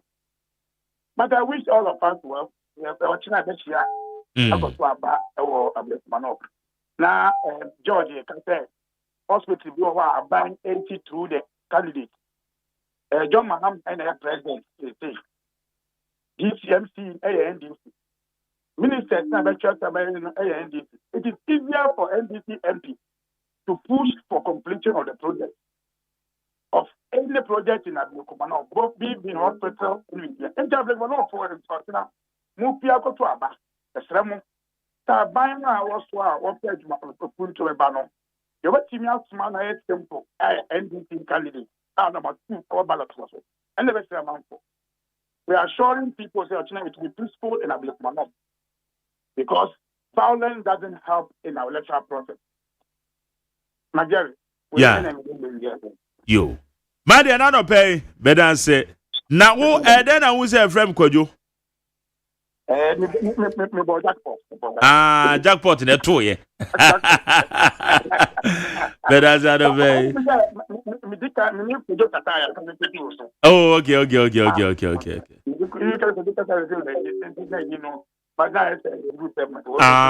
okay. All right. Oh, they been there to me, oh, man, family, or diabolic. Madam, that's out of pay. All right, okay. Yene aye Madi Jibril, Deputy Director of Elections, said the man this in any didn't come on. So it has been confirmed by the candidate himself. By the candidate herself. Aye Honorable Ekuye Free. I say, oh, Jinamu gidi. Ono kwa de tro krata edema George Nkrumah so nko gina mo back press mano. Eno ye de odame. Ya koswe. Ne akoswe. Yes. Ma me no enkomodi oni edi e. Say me friend kwa ne edbi na peke. Peke, okay. You know say o mo nkasa one hour time. Wanam so da bi me ma information ti de gina so tie. Ti me man information na ma me na nkasa G phone. And I'm the rush to buy inside the internet me can file online from. Because the phone and direct. Yes. No, the kase mu no. Onu momu beble mu say NDC fo bi say. Ekuye free enko. Nti yembo sa asem ntungu. Meanwhile one kasa wo national party. One kasa kwa mi wo voice. Wa okati say ono na okasa no pentem ti na wakati. National party no say yenko press conference wo ewo wa wo ho. Wugina hobi. Wa so ye wie nsam no kasa e mi wo video no wo ho no. Wo che say there wouldn't be any rerun. Nya dia wo be take part of it. Nti se nesa wo be kasa se wonya adwensa kra bi na wo ba be kasa e ba ne se na wo de ko she NDC for iti anya NDC for na eka da bi wa national party executive. Yes. Just go do from Indra anopa tu okaya poka say say odami your voices in where you are your voices near mobile voices in the kasa because okaya can say electoral commission in nim no the Ekuye free phone impo eba wo the electoral commission be court enso say no Ekuye free asuma George Nkrumah so onko back press former constituency chairman yes not just a mere person. It's beginning now George kasa me friend George no George is person obekasa me dem committee so so ko easy for akachi wo constituency wo na so masa asam na mad dia betudwa me sre wada chirem say no kre say no kre why are they pass no so de bebo o de bebo mu a me friend ma me ni blame NDC for na ama make say go it's true and they are right why must you blame NDC for bian can say who kwa na one party for press conference ma jare yes no pekwe yani gari ni makwa kasa osi mo mu chinchime Ekuye free insanity no sa de omonfa me wa tell the candidate to cry yet campaign born to the day asuma George Nkrumah we o jina mo kra de man assembly wo ho assembly wo wo de mebra kodua nti masa bra kodua sen bra kodua nra no was our first call and no tu ninse mo kai no e da so da ho metime twase si ama yabo ye be pass I didn't say my number. Obi na fedo obi aba join here. Obi ani parikwa nim said dey kan kra yebo. Obi kwa bra kasa Obi nobody is fighting. Munya abotre. One say anope say ma don say weda na nim wo fom. Nra na na wo fom. Nra nyina. Say temu sa August 31st August into whether the animu nyante into ide na mama men kama say whether now the be na yechire ma chew we say whether na ide o de me nu ya frɛ me fi praso me wia praso for mun twen I don't know praso fine no kwa de name for ade boye ba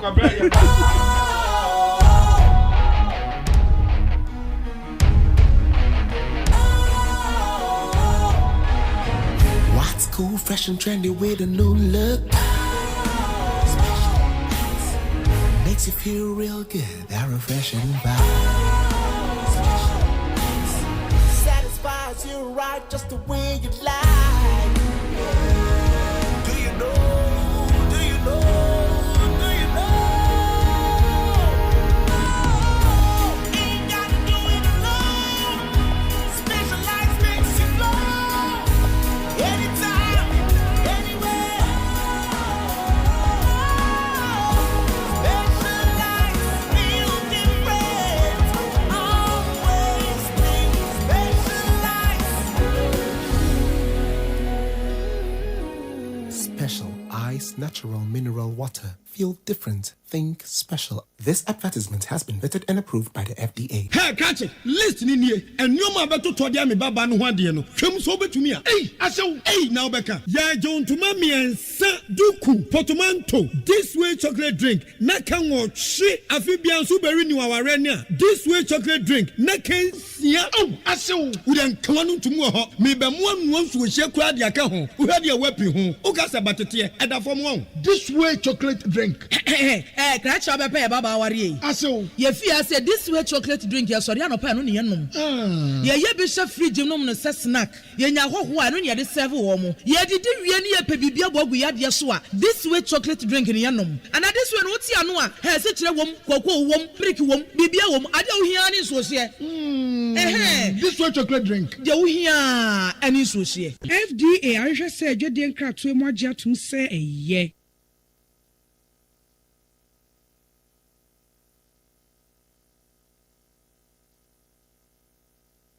Ghana Montie, Ghana Montie, Ghana Montie, Ghana Montie.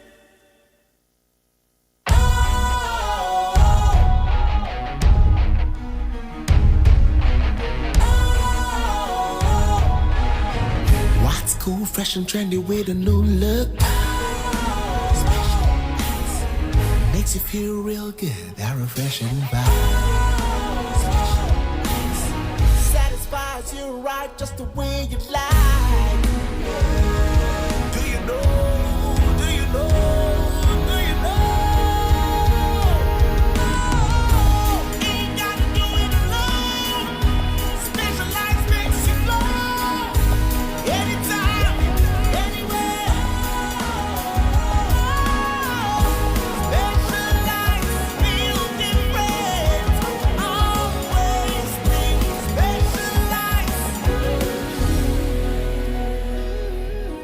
Special Ice Natural Mineral Water. Feel different. Think special. This advertisement has been vetted and approved by the FDA. Hey, catch it. Listen in here. And you ma beto to dia me baba no hwade no. Hwem so betumi a. Hey, asew. Hey, now beka. Ya John to mami ensa duku portmanteau. This way chocolate drink. Na kan wo hwe afibia so beri ni waware ni a. This way chocolate drink. Na kan sia. Oh, asew. Wo den kan no ntumu ho. Me be mo anu nsu wo hye kura dia ka ho. Wo hwade e wapi ho. Wo ka sa batete e da fom wo. This way chocolate drink. Crash up a pair, Baba Warrior. Aso, ye fear said this way chocolate drink, your Soriano pan on yenum.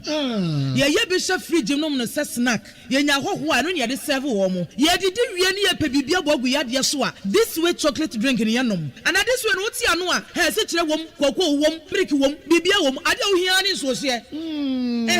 This way chocolate drink. You hear any social. FDA, I just said you didn't crack to more to say a ye. Ghana Montie, Ghana Montie, Ghana Montie, Ghana Montie, Ghana Montie, Ghana Montie. Na mansanya so adawro Kofi man homene so ejiji tonton sansan e wo NEAT 100.9 FM. Ghana Montie, Ghana Montie. Na mansanya so adawro Kofi man homene so ejiji tonton sansan e wo NEAT 100.9 FM. Ghana Montie, Ghana Montie. Na mansanya so adawro Kofi man homene so ejiji tonton sansan e wo NEAT 100.9 FM. Decision National Executive Committee party no etikiye na omo chairman no say memeka on behalf of NEC no say be a sound na sebi abawo.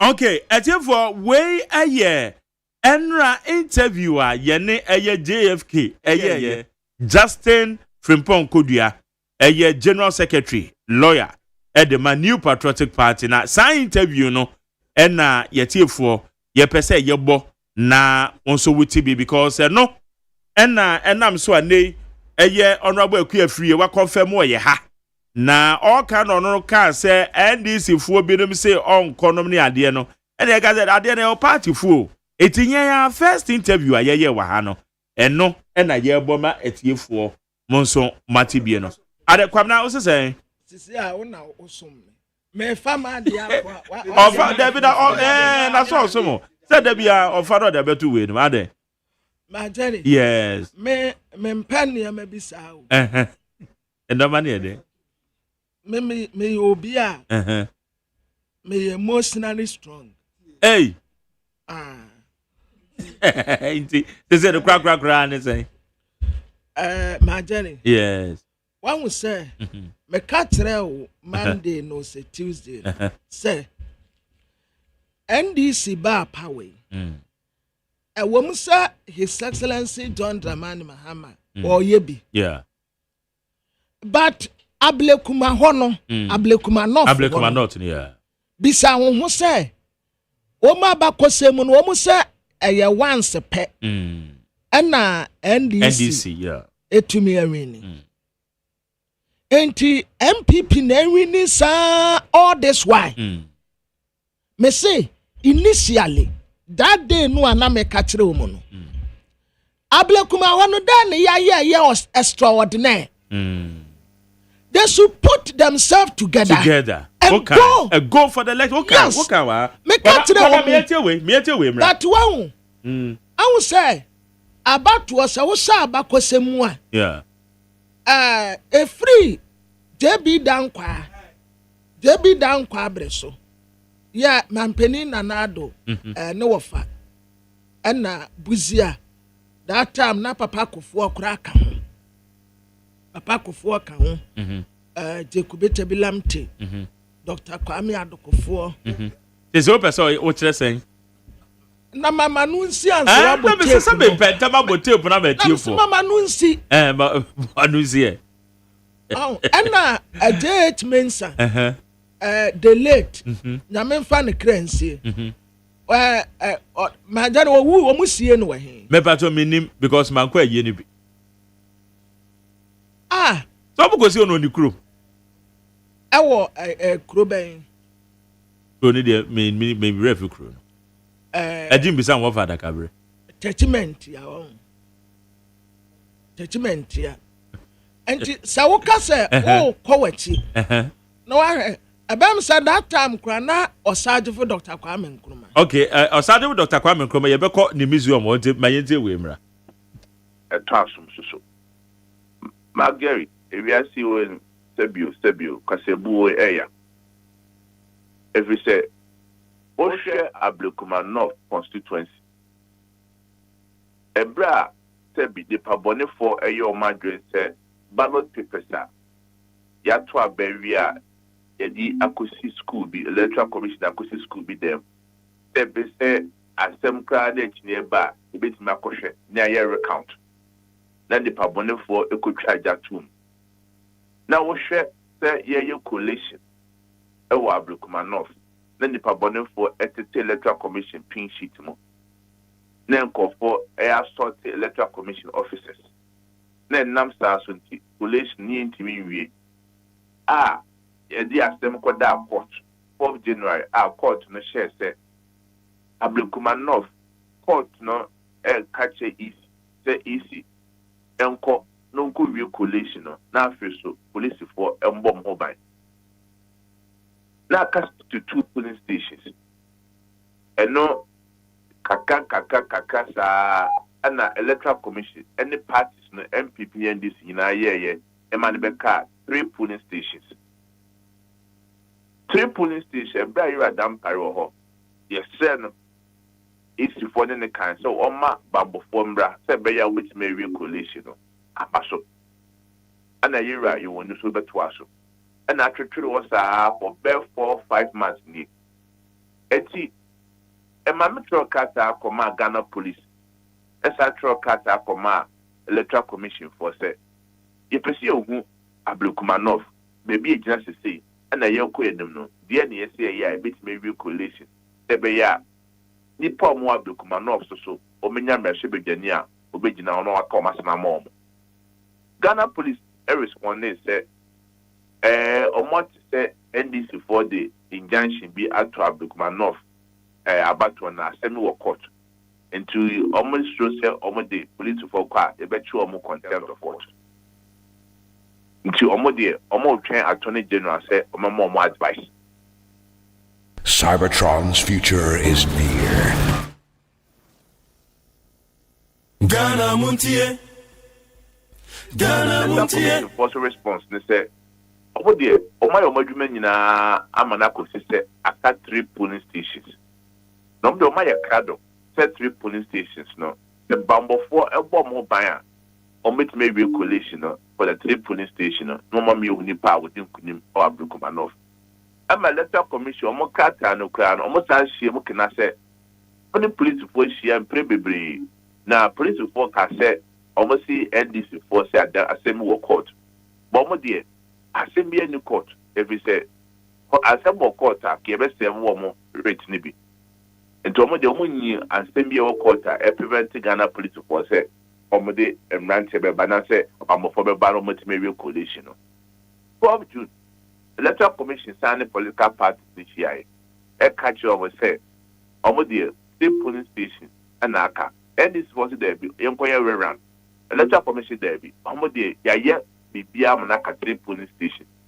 Emma 16 June, Parliament to almost have for Electoral Commission, opening Dr. Bosman, and the co-representing Electoral Commission. SIC to be said, Aka 3 polling stations, no more we. Now Bibia no assistant, maybe a Modruno. The Empo. The bus a better about for a better at the police station. There no crowd there, Mageri, a last resort. 1st July, and our Electoral Commission fair political party. The MPP reps Elquay. The Elquay say be on the cat and papa chair say, oh, say be a police of just say, on the bamboo baba, no matter maybe a police station. Only for our reps to get there and to be told, say, oh, they say the Electoral Commission so my extensive there been consultation, need there been research be now. Or more who said, it says a quarter abandon or for 19 polling stations. Let's see. The Electoral Commission said because Quanas are growing up so near the. Said, well, me what Casami we are singing out to all Parliament. Your truck car time was Studia, your committee was Studia. And the idea of Costa Aka 19 polling stations. Now, Usha Moyoka Electoral Commission day by our Tom to Mujina so say, or still almost presiding officers. You almost are 19 polling station. Almost man verify Prince Sita artists in the buy. Now said be Magari, as my Electoral Commission kind they say my Electoral Commission as an institution. And sometimes Magari take down what they say political party initiate the coalition. What to be that? Coalition be about Cosubiano, Electoral Commission, and the DNMO. And the Electoral Commission, first na Yebusan or Mona said, dear bear and among of 2 years, it's me year man back at 3 polling stations. Everything him say a 2 barrier, a coalition center, Electoral Commission, and the call it resource a work polling station. Now, your political parties as witness, you judge to some power, we are working at the credit, that's your no credit. It's a bad Electoral Commission about catcher said the Juma for presiding officers for Entman verify. No man verify. Magari, a one verify. It's make Electoral Commission make catcher say I can't 3 polling stations. And no such about Electoral Commission can and that the could be any. If it's a coalition of course, Electoral Commission presiding officers, almost to work, returning officers, or regional officers of the issue, or and Electoral Commission. Or more officer directors of Mufi National account. If it's a coalition of bear do some more than no. We if we are Ablukumanov and I'm the bar old Electoral Commission headquarters. Besides my Electoral Commission can no Caribbean. And that too. Cast a verification be now. Every say political parties be a 2 barrier. There must be a copy of the print sheet, the further statements of poll. Electoral Commission will copy. MPP will copy, NDC will copy. MPP before she be coalition biano. Yes, can you pin sheet na nyake cabo. The new coalition will grano. In the dim kunuma, that's the dim kunum. Yake kaya coalition be biabomno. The candidate no not 34,613. I'm NDC candidate and not 34,199. Difference of 414 votes. Now say be majority. Me I akotwa ba men se me do bedum kunim be 414 votes. Now be catch them say okoye rerun na majority me jai me kunim di na me di no me se kwa koye rerun. Na say be say me ye catch obi. We you any free wa. Basa ya course so ballot papers aye share no. Electoral Commission office Omanfo no mudi boni amwa multimedia station despite media group mo kotwitwa videos agofo say no ma hon. I'm glad I woke up to Ghana Montie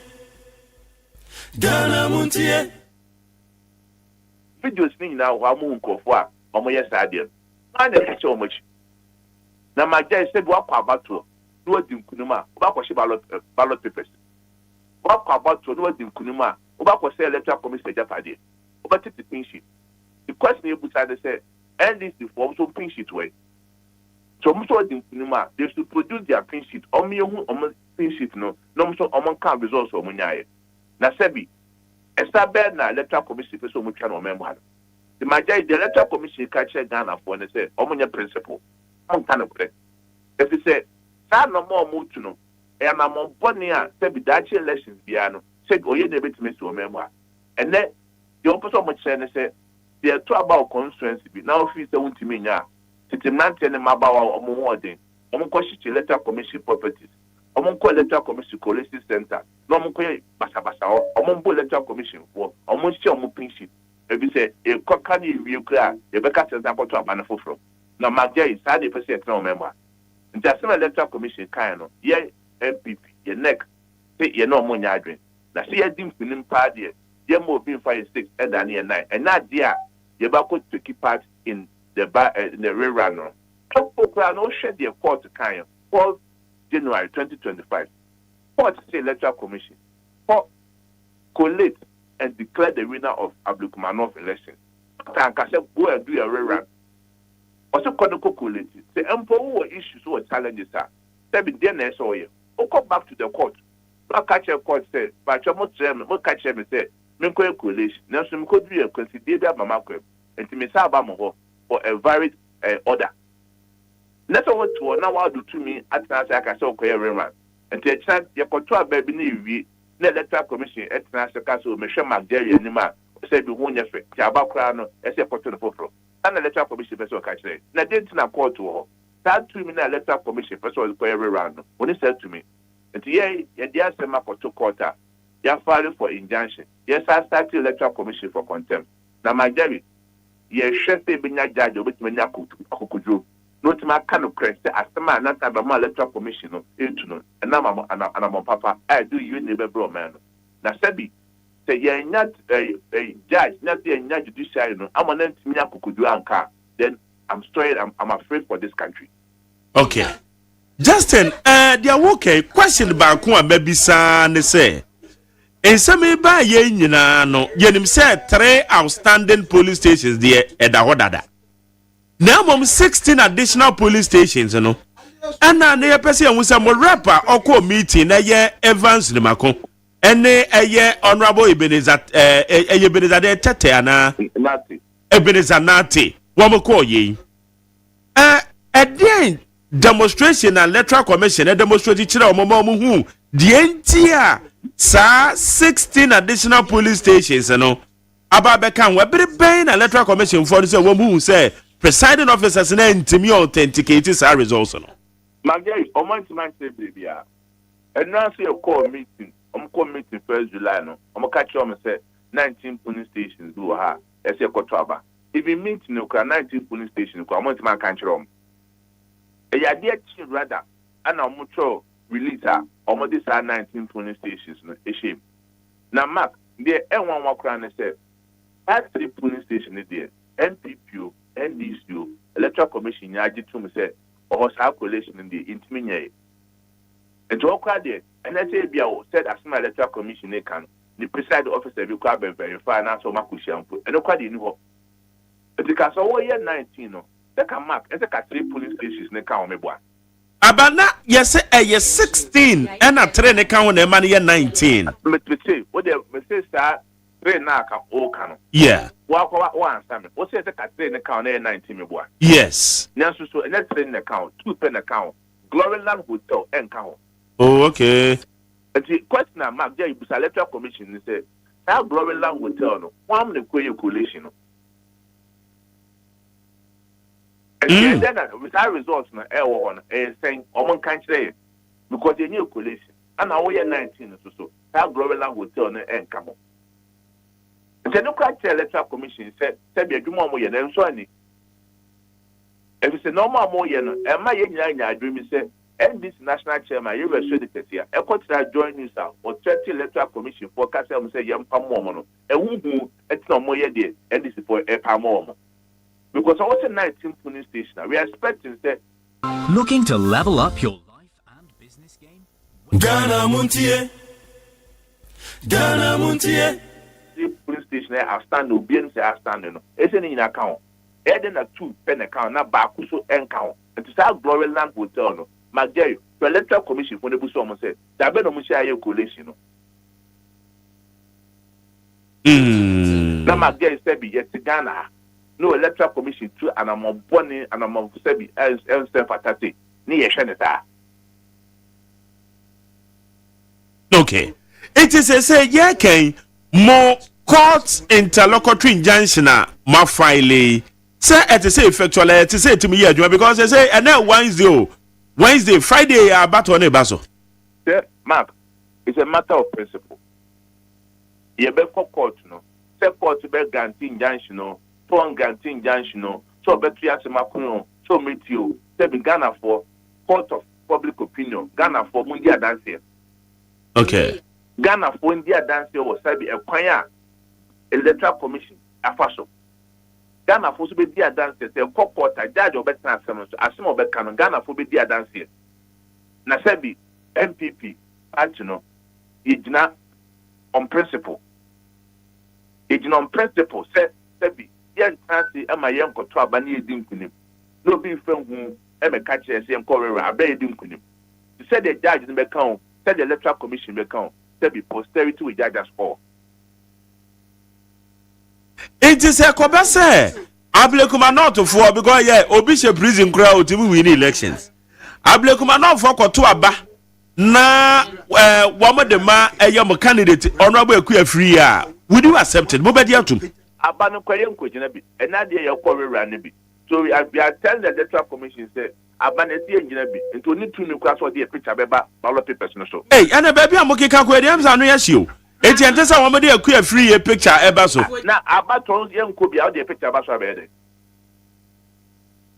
tap na magya obetuma force to kunyina abato bebusa wata magya obetuma force to kunyina abato debi aha yes, I'm calling around no. And to mo pam kwa acclamation man this. Omo dey picture baswa, e be say you omo. Eh, asemi edu achiro. Be am stronghold so say kwano historically mo ana mukuta city o. Anything na Electoral Commission kan okre no. Anything na Electoral Commission o ma pepe ye adwuma. But any be kasa sa mo kwa monim say mo be lusu nti na mo yesa because na ka mo stronghold there. Say Electoral Commission akakura na mo gidie say the amafo no beto aba the amamo candidate yo. Magdari, ena amafo na koto aba kete wasem ne kan. Sabi ye kan principle. Magdari principle atam ne kan.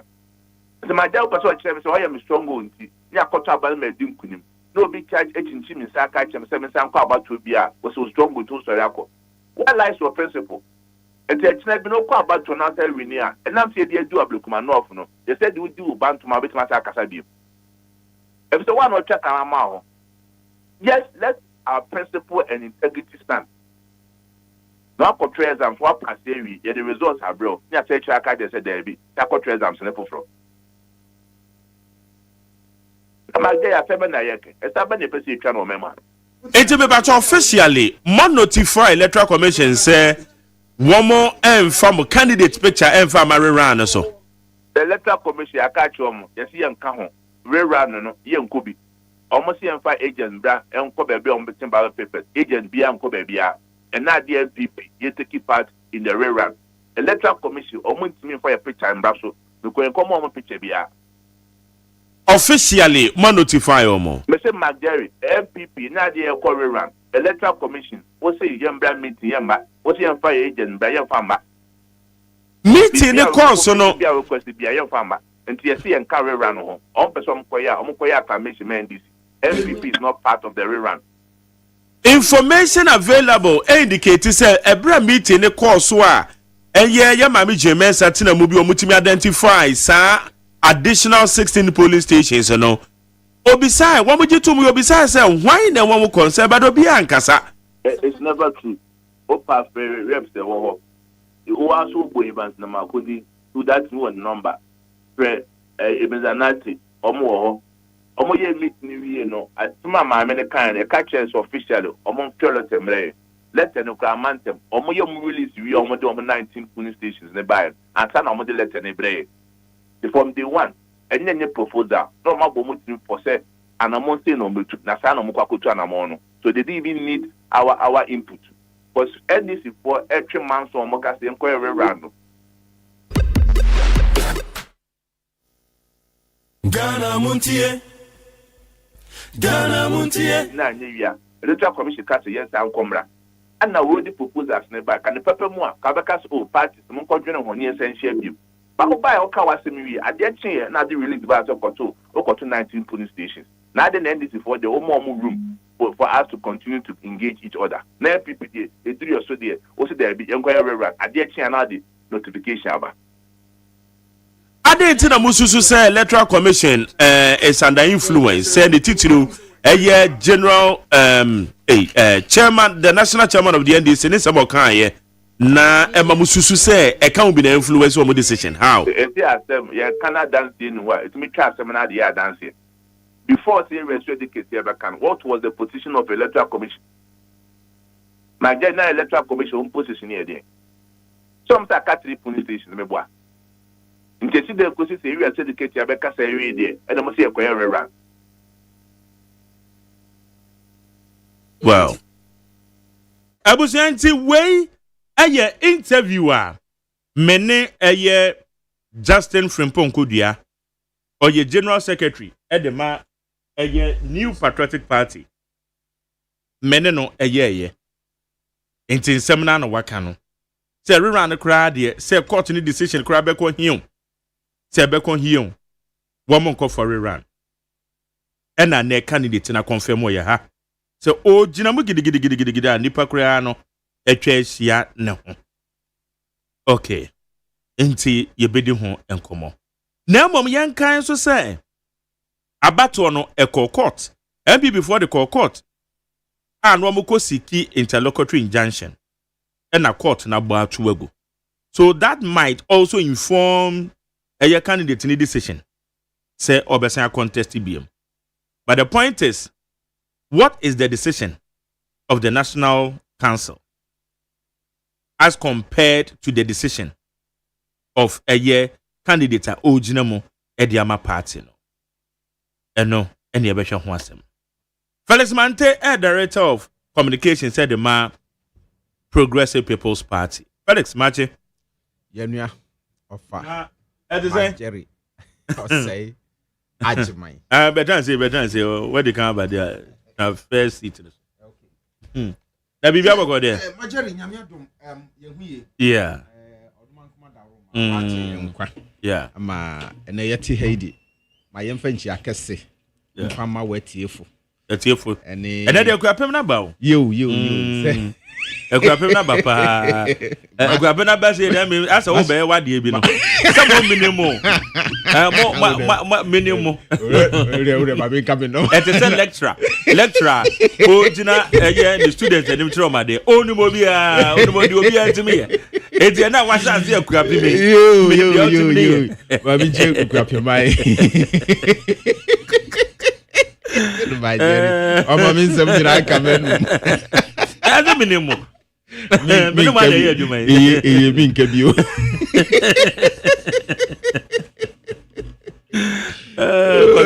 I said, oh, Mamma, me and Cassa, me do for back or pet. A radio for the crazy. Or a madam for pa. Yemia, Aquatia, MP, NS, Yao Kumi. Me yaw papa me raho kese ne so me ne den nyame no nim ne oye enti na awurade fa ne kransie na me mabusua nyina yakọ MPP abusuafo nyina me mamo yakọ obi bibiara nka na komanto ne yam ya nanso ye be den enti me nya hwehwe ni aba na badada enti no majeri yakọ ene ma na nsam no egu apono so Diedi ma ekotene pa ye Ablekuma North. Ne dia akoso. We can confirm MPP is contesting because candidates na to the num to so them. And said ya tens of events eko easy. Amafo bonus obo nya de nomne ade. What's your view, opinion and easy ebe press conference. Further details we have. Won't be to me provided their mind. It's your chance from Ablekuma North. Well, Marjorie, so one day easy will be at the bottom. The son say one na omo conduct election on in charge institution a democracy na show man say omo nswe say we will go through a free and fair and credible election our my way. Nti say we adwuma na wadwuma na we ye no anko wieye na ho tochema na nkrofo kasa ho na nsem basabasa yeni obi a yede sobo ebebo no apart from say wo yisi na nkasa na yede sobo ebebo if they have done their work very well to perfection at least how could you say what conduct an election in a polling station and you have presiding officers now presiding officers don't have access to the pink sheet mind boggling na hadwen kese and no na ma sa niema nyina akwakoba. This is the genesis of the challenges I go through because the presiding officers were paid. We spent money to pay them to conduct an election and then bring the results to you, the managers of the election. Na mu make sure say everything is done right. No bia hunni ada. Say nkomo ye omadwuma yi a, I think we wouldn't be where we are now. And unti ye ni obi ade so bon bebo no apart from wo electoral commission say wo no waye amane yakoba nyina akwakoba mentem ho ase nyina akwakoba. Two, the delay in taking a decision, a concrete decision regarding say rerun and no na this how dey we nyina so asen aba be ka ho a complicate the whole problem. Senka na initial stages no hu say no they don't have access to pin sheet. Controversies about mentem ho ase aba. Na hona wo kai say I'm going for a rerunner. Anka me sure say obiara ebe gina ne a wo gina and train positions by both parties. Never my decision taking no I so difficult for you. Anka say initially na so say na hu say no discrepancies biaba. You need the actual pin sheet, the original pin sheet. No ntini ntumi nyina so nye declaration bia. So let us do this. Now ne parties ni share na wo kan ya. Anka me sure say two but failure to do that in Inti and then look at where we are. They must be blamed. As I see you hold them accountable for this mishap. Not young say whether say a choma soon, at least they will do their things right. And now let's come back to the parties involved. May I've held the position say yes, no controversy nyina ne solution ne say yebeko back to the drawing board to do a rerun, to do an election in the polling stations controversies about to solve every problem. Decision naba. MPP as a political party have decided on all fronts say they are not interested in the election because they acclaim they said the initial declaration done by the EC returning officer of constituency Ablekuma North declared a candidate winner, and they believe they are winning the constituency or they've won the constituency, so there is no need for a rerun. Now, Marjorie, so would you who say well we need election now? Pam. Until you call rerunner, what are your fears? What are your fears? You know the people who voted for you. And as you have said over and over again, a whole MPP stronghold.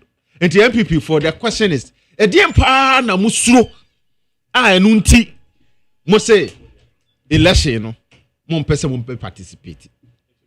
A dear pa na musro. You are scared say mo be lose and I said dang.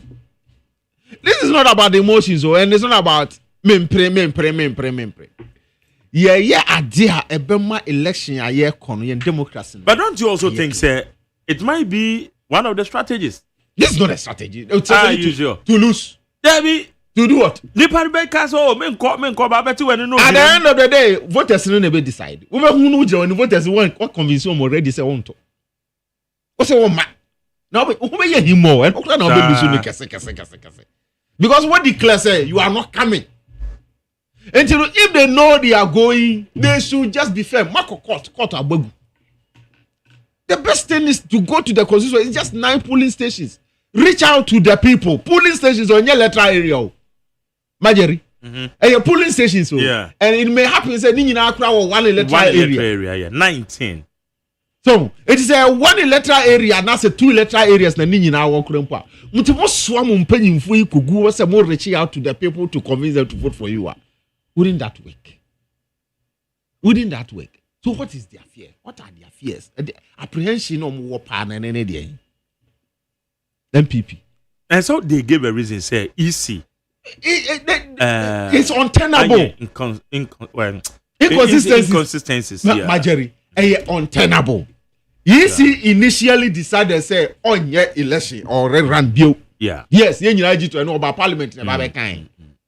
But looking at the turn of events, not someone can say, oh no, we have to go for the runner. What is the problem? Obiansi who can say Kokoye campaign. Obiansi when you didn't free ballot paper say ballot boss I say you don't have your face on the ballot paper. Or members say all constituency one and our police station wants to resist them say they shouldn't go and vote. It is me, I just don't get it all.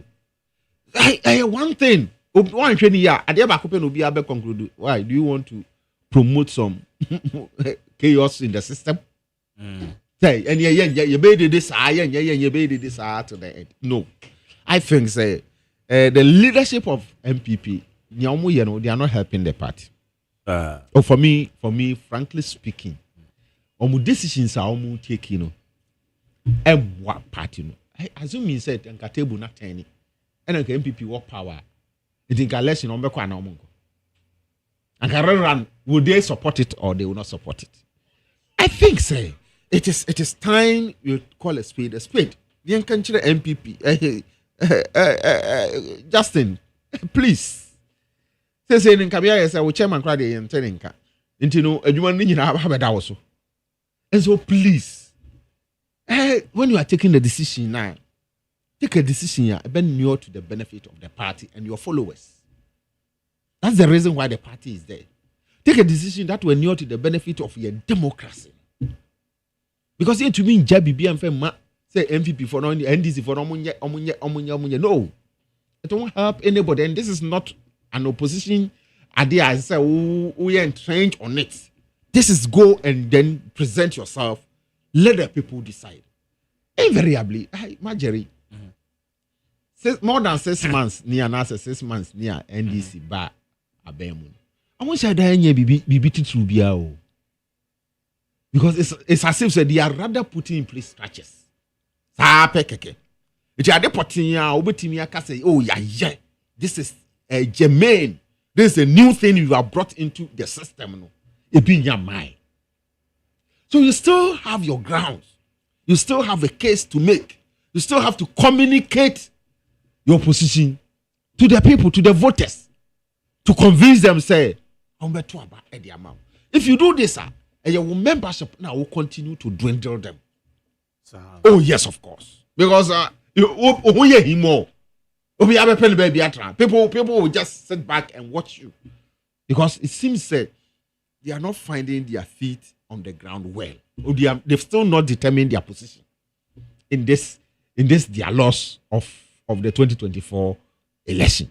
And they need, as a matter of agency, to set up, go to the boardroom, and think deep as to how to revive the party again. Otherwise, they will give a field day to the NDC. A field day, a very field day all the time, all the way to 2028. So for me, EC can be blamed, all right. Okay. But the decision has been made. And I would advise the MPP say they should hold the bull by the horn, na and cooperate to secure the seat. If they indeed won the seat in 2024 December election, they should just go and affirm it. That is all. Go and affirm your position. Say some catch them say at the end you're winning, and I'm saying just prove to Ghanaians, and that is all. And I best support back it so that we go forward in this our dispensation. Other than that, is just to derail our processes, our elections, and koso. I don't tell we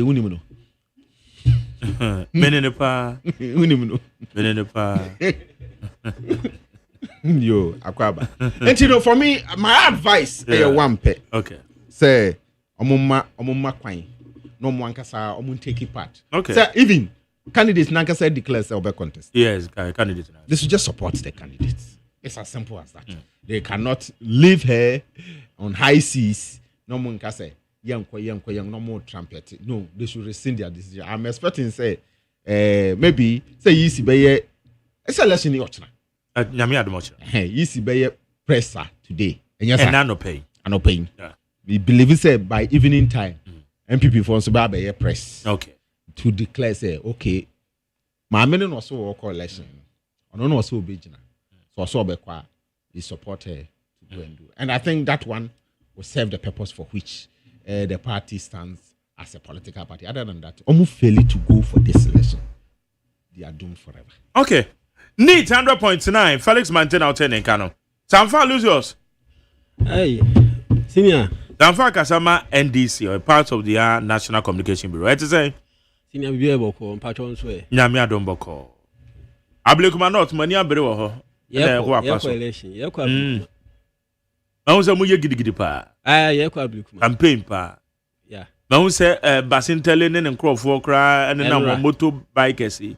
Sa. Ablekuma not any said the some matters arising. No man some would ever for it. So far NDC for the book so amoye campaign. Yeah. And okay. Magere min fa konyes na menchia. What if for? Yeah. Na menchia ben so abewo social media no so aben so be hwe ye nyina. Na menchia NDC for nyina ben so baje bre a BT. Na me senior man. Director wa akopɛ. Memfa konyes. Wo director, wo former director. Former director. So na ye adwuma. Oshabasi, hello, they will see what Ana say what no ho. Ai. We gane eko. Road so en trafa akunje ni guase. De usuru map ayi our regens onya our papa. Yo. Enti Mageri Ablekuma ye wo hodada. NDC obia ni ho ne wakase yenko Ablekuma yebekọ. Sebi ukafra champion for kan asem bi se obi nka se pudu nhye na mom se ehye nso de a aja obia befa ne sikan ye di ni nyina no na yesu au se pudu de nso na ne wa hyehye na de a ahye no ona na ne ho ayeden aka adwam na ohwe de akosu ya Mageri Ghana ha eye kuo baako pe anase aso ye ba akopɛ ne de ye abato ho nsensem nyina ayeden de ahye bensa ene ne ye Electoral Commission enti Electoral Commission fo dwumadi a bi di no eye dwumadi bi a ehu ehia yie pa se dwumadi no bedi na bedi no yi a ɛma amanyɔsɛm no ɛkɔ n'anim ɛma Ghana ni biara so ho tɔ no enya n'asomdwe sɛ banyɛ adwuma no nso yi a ɛde basabasaye etimi ba ɔman no mu enti mpempi no sector bi saa yɛyɛ no neutral sɛnea ɛbɛyɛ a ɛnkɔba ne sɛ saa sector no yɛkɔ abato anaasɛ yɛbɛdi dwuma bi wɔ Ghana ha sɛ no akɔ hinta ebia nipa kuo bi mu akyi saa ne Electoral Commission no ɛteɛ na sɛ wohwɛ sɛnea the neutrality of the Electoral Commission na ɛteɛ na bribia atwam aban a aba kɔ nyinaa no na yɛboa ɛma Electoral Commission etimi di ne dwuma sɛ kɔba ne sɛ Electoral Commission embark on any exercise biara na sɛ wohwɛ sɛ ade na ɔyɛ no kyimatoɔ bi ɛwɔ baabi a obi atim di na no tumbi ɛnam saa yɛ so kra mponti a bekrechi saa IPAC no sɛnea ɛbɛyɛ a political parties ɛwɔ Ghana ha nyinaa no wɔ brano a Electoral Commission bɛyɛ n'adwene sɛ ɔdi dwuma bi no ɔbɛfrɛ IPAC meeting na political parties no nso aba abɛtoato adwene na batimi ayɛden batimi a take decision anaasɛ basusu nneɛma bi ho de akyerɛ Electoral Commission na MPP for ba aban mu offense 2016 no ne bɛ no deɛ bɛyɛ badwene sɛ daabi sɛneɛ bɛbɛsi pɛbɛ nneɛma no bɛmpɛ adwene toatoa biara bɛpɛ Electoral Commissioner MPP no sɛ ɛba ne sɛ bɛ MPP for bɛdi bɛdwuma bi anaasɛ bɛyɛ adeɛ bi anaasɛ adeɛ a Electoral Commission nankasa ɛyɛ ne mandate sɛ ɔyɛ no so start sɛ ɔyɛ a bɛ MPP for no ɛbɛyɛ den ɛbɛkyinkyim nneɛma bi wɔ Electoral Commission hɔ ɛnam saa yɔ so ɛma bɛyi panimpa a ɔda Electoral Commission na di woyɛ no firi hɔ nom a nkurɔfokuo a bɛwɔ Electoral Commission hɔ a bɛdi dwuma dodoɔ naa no bɛ MPP for ɛsesa MPP for mma ɛde bɛkɔhyehyɛ Electoral Commission hɔ of which a obi a ɔno kora kasa de ma MPP te sɛ nea mete ha a mekasa ma NDC yi saa nipa no nya akwanya kɔ ɛde kɔhyɛ hɔ nom Ghana for ɛkasa tia sɛ MPP adwuma a ho yɛ no Electoral Commission hɔ nom no entwa yie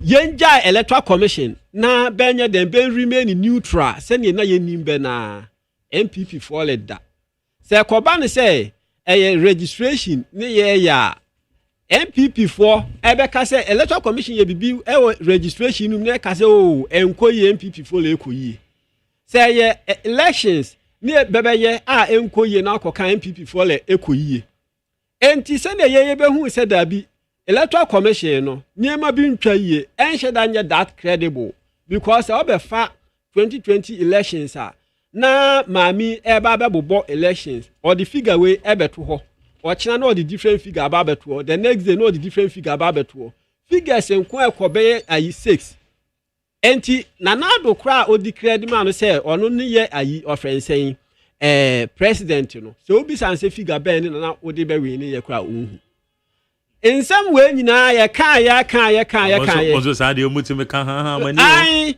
adena once pɛ Electoral Commission no ɛba yɛ ɔbɛ corrective figures no correcting so enya any significant impact on the election say be change obi a we win and no win Mageri obe corrected dia na kese na mfumso ho and I'm so 6 aye no mfumso ni ho asanka obe corrected Commission mutime dia ahoma so no ko mfumso ni ho a Mageri sanka obe corrected what you say enti saa niama no yakeka ya hwe na nsan registration a anase ayisa limited registration na ayeye transfers a beyeye obi yetimi transfer nipa no from Tamale Central na koto ayi Pusiga ne nyina o ka ho asem a MPP for le da Electoral Commission no yenja no na onye den onye na dwuma enti enei saa duduo na MPP for ehye besora na ba akote ayi ofrensen potrodom na be dia begum na ba akote soaka na be dia begum na ba akofa abonyu na be dia abegum den chema abonyu nya na be dia gum enne saa duduo na abɛhyɛye no wode ma bɛsɛ bɛnnom bɛka kyɛ ɔsɛ da adi enwono Electoral Commission kro na bɛyɛ adwuma a yɛka sɛ da bi niema bi ntwa yie no enne de MPP 4% bɛkyɛ sɛ da Electoral Commission na adwuma yɛ ensani wakyɛ ase na empanimfo kan asem bi se wotete aduane bɔne ma ya funu dia otondo ma osa enti eneda dua yi saa aduane bɔne na MPP fo ba nkasa betete de kowura electoral commission na num no wati ase eno ho sounds any EPA no enti ba ben sabade Mageri ya no ane sene amen ya kwa elections na ya koye no on the 10th na I offering saying electoral commission ababe declare say maame Erabna your friend say Erabna MPP Obin no okay MPP and NDC MPP ni no MPP your friend honorable Akuafri na baba be declare on the 10th on the 20th na electoral commission kroya na wasana baba den wasana bebu U10 what you say hwe nansan tam encheye there be declaration there one declare ma Erabna Obin good a NDC candidate yeah but no one say it was under duress videos are available ahantia me kasa nyema bi anko yiye what you say because won ne yade mandate na hye won sa won be da ba be kasa obi moma ba be gina konso entin ma wo yeden wo declare what you say na no yayi se sa akra na etia boss man asare kotena parliament ema betoto na no mo ka say eye 3 polling stations ni aka sebe ye recounting ewo honum enti no ye nyina ye nim se 3 polling station ye wiase nyina boss man asare aka ama ya yeden ya te no ewi akiri a enei no baba be ka say sa 3 polling station no kra de ese de eye mu 19 o eye ye be ye rerun ewo 19 polling stations sa 19 polling stations no so kra no wo san hwe a sa 3 polling stations na Bosman Asare ko kan ho asem e parliament no emu baako eni 19 nu na se u bi sa ho se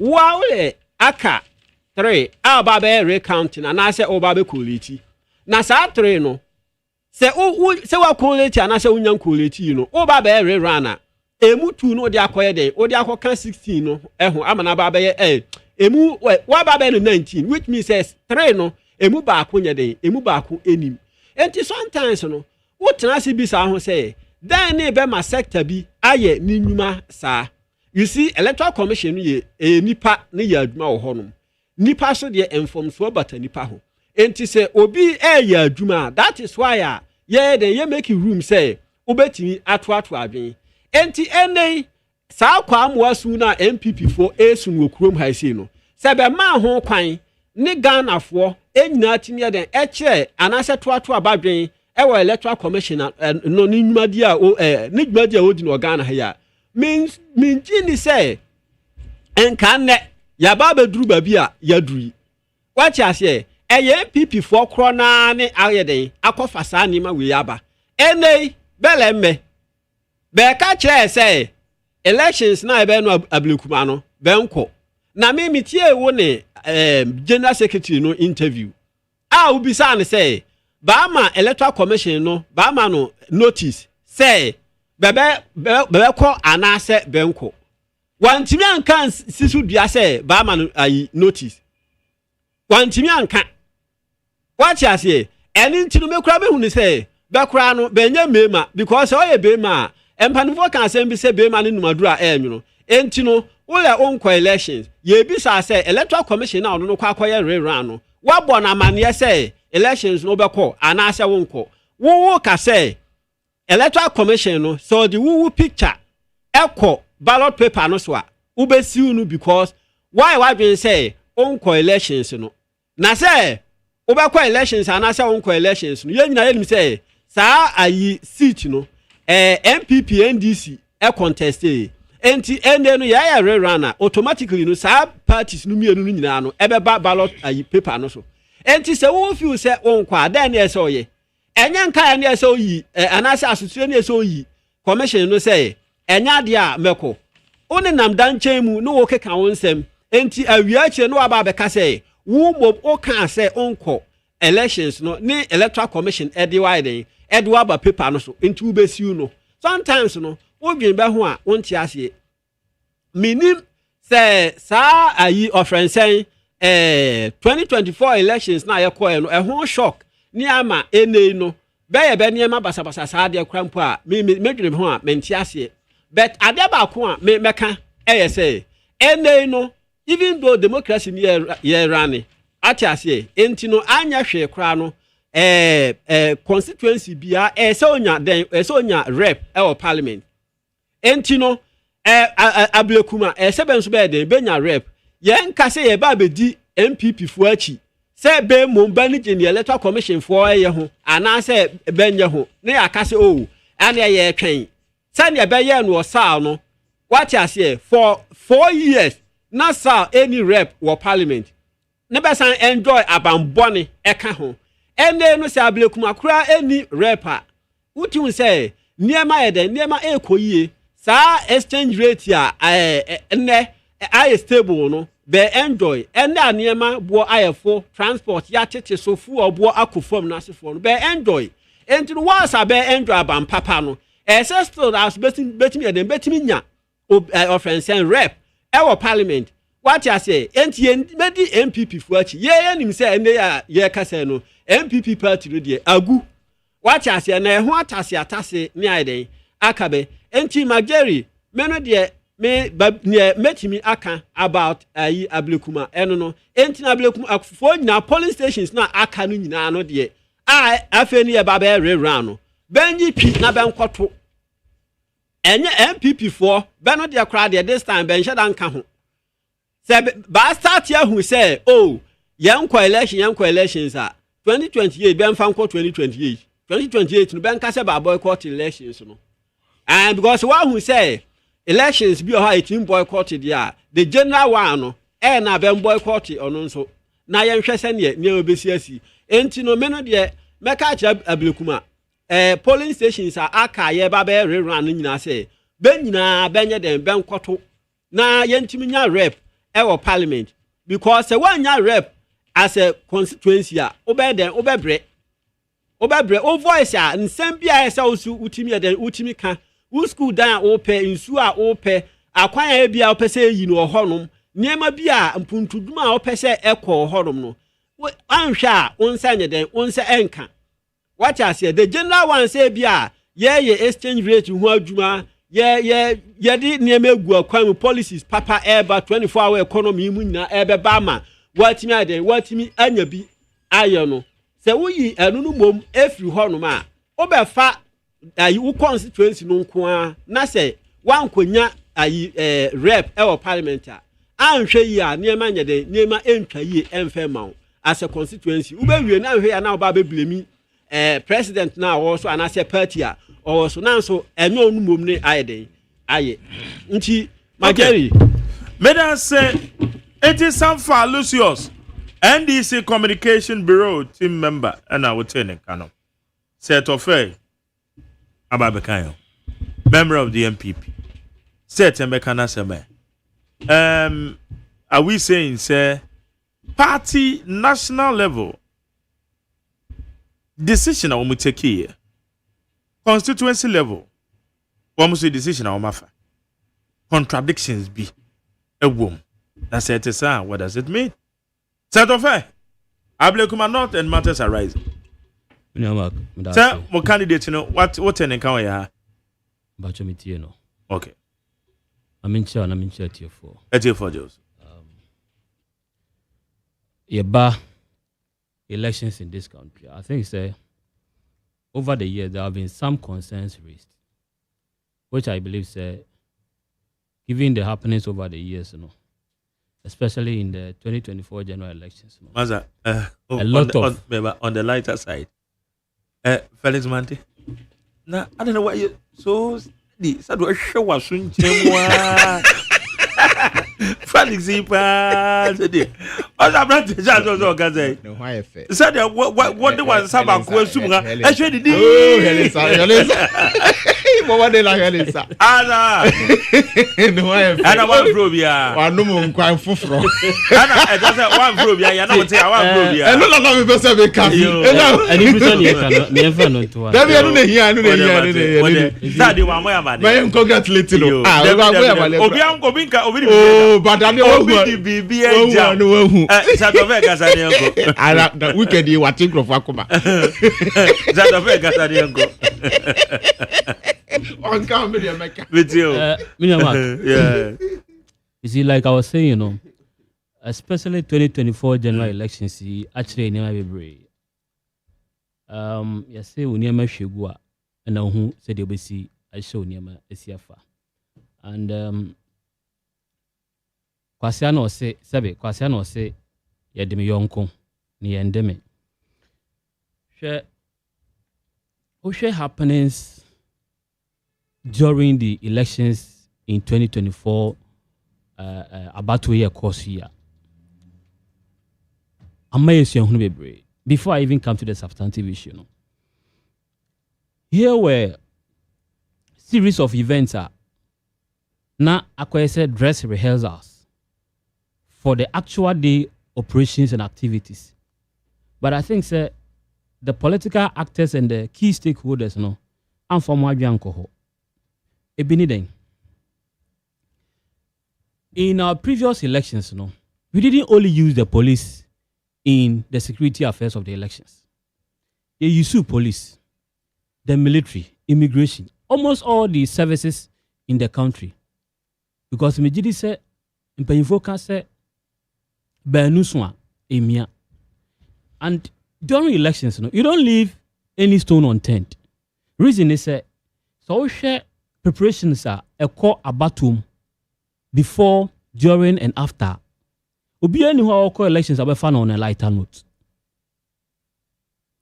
You share the CEO ayawaso. Ni you share the CEO as in north by elections now. Now was anke can be chere. But you penny for na was anke more money cost any man hono. If I say oh a normal. Now Jerry then I me pesa me chere. Say oba consensus elections are a course here. Obi bia or then who shim bia be catch say there were a lot of security challenges during the counting process and even the voting process. You could see armed men at various polling stations, trained and weaponized to go and man the affairs of the elections. Meanwhile, the election security of this state is not in the purview of private security men. At a point, you could see visibly say, policemen were overwhelmed by the presence of these macho men at the polling stations and then culminating it into the coalition center in the various constituencies. Videos.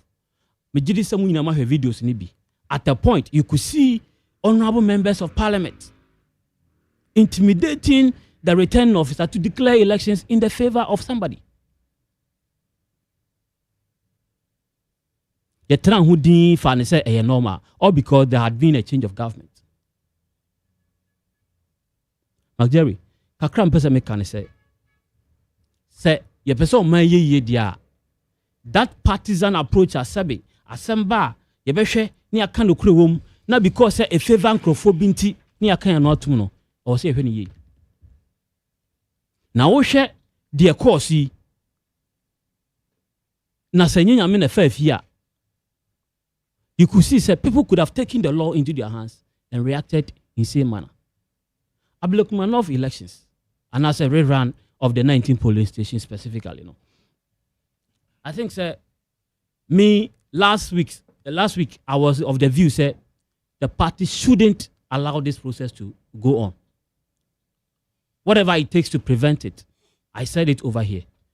And I knew, sir, they were going to take the due process to follow to arrive at that conclusion. Thankfully enough, they went to court, and we went to court, and the court didn't uphold the decision of the party. Whichever reason the judge sought to use in arriving at any decision there, I don't know.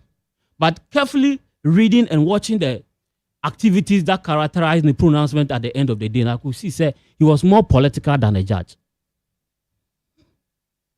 And I repeat, the judge on the day was more political than a judge. These are my reasons.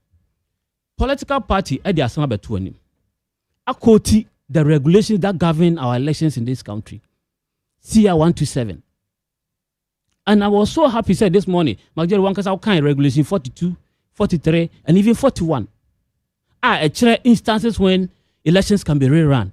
One, when there's a tie between the top two candidates. And who clear winner at the end of the day. And I say, the court who said there are infractions in the process. Now say, and no are affected the outcome of the elections. It is the High Court that has the authority to declare a rerun of an election. But for whatever reason, the judge sidestepped all these processes, the laws and the processes that govern our elections, and said they should go.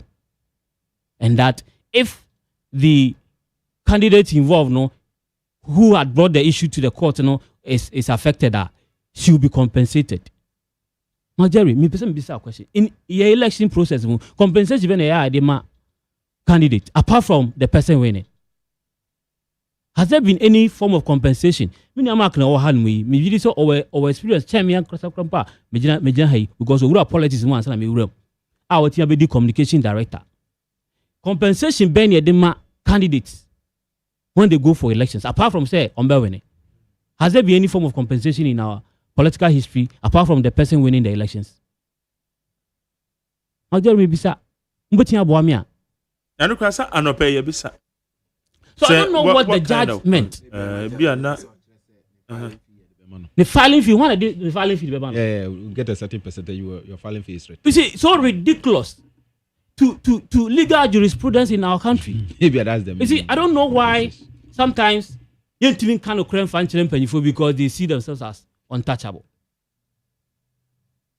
They say to err is human. I believe that the judge erred big time, and so I would.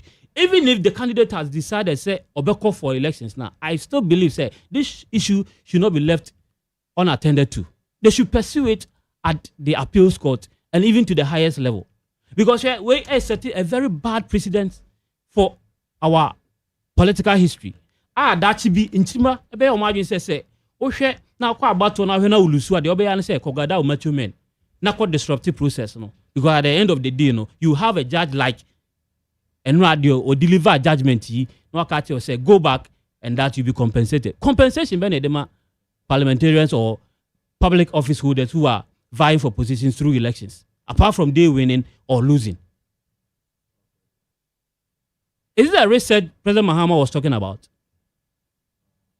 Reset Nana President Mahama no can once no. E bini say ya di asem kokota na ya di Neutral kana judge akacho say ko na e be compensate too. Is it going to be from the pocket of the judge, from the state, or from who? I believe that the era when I use military for, immigration service for, fire service for, plus the police, all in the process of our elections, should be brought back. Because civilian to me the tuition who call polling station, echo to the disruptive process there. Why not empowering the state security to keep these happenings in our police? Because I believe Sanka, you're running elections is free and fair. Ya to a baby ya can polling stations. The returning officer aposti and as apesti results at the polling station.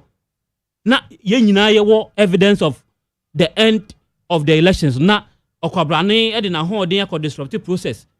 Na ene ye same kwa rerun there. It is going to encourage others to follow this impunity, and I don't think that is the end we all want to achieve.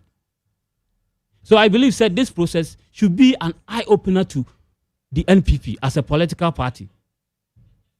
And like I've said, our leaders must be up and doing and still fight this issue to the end.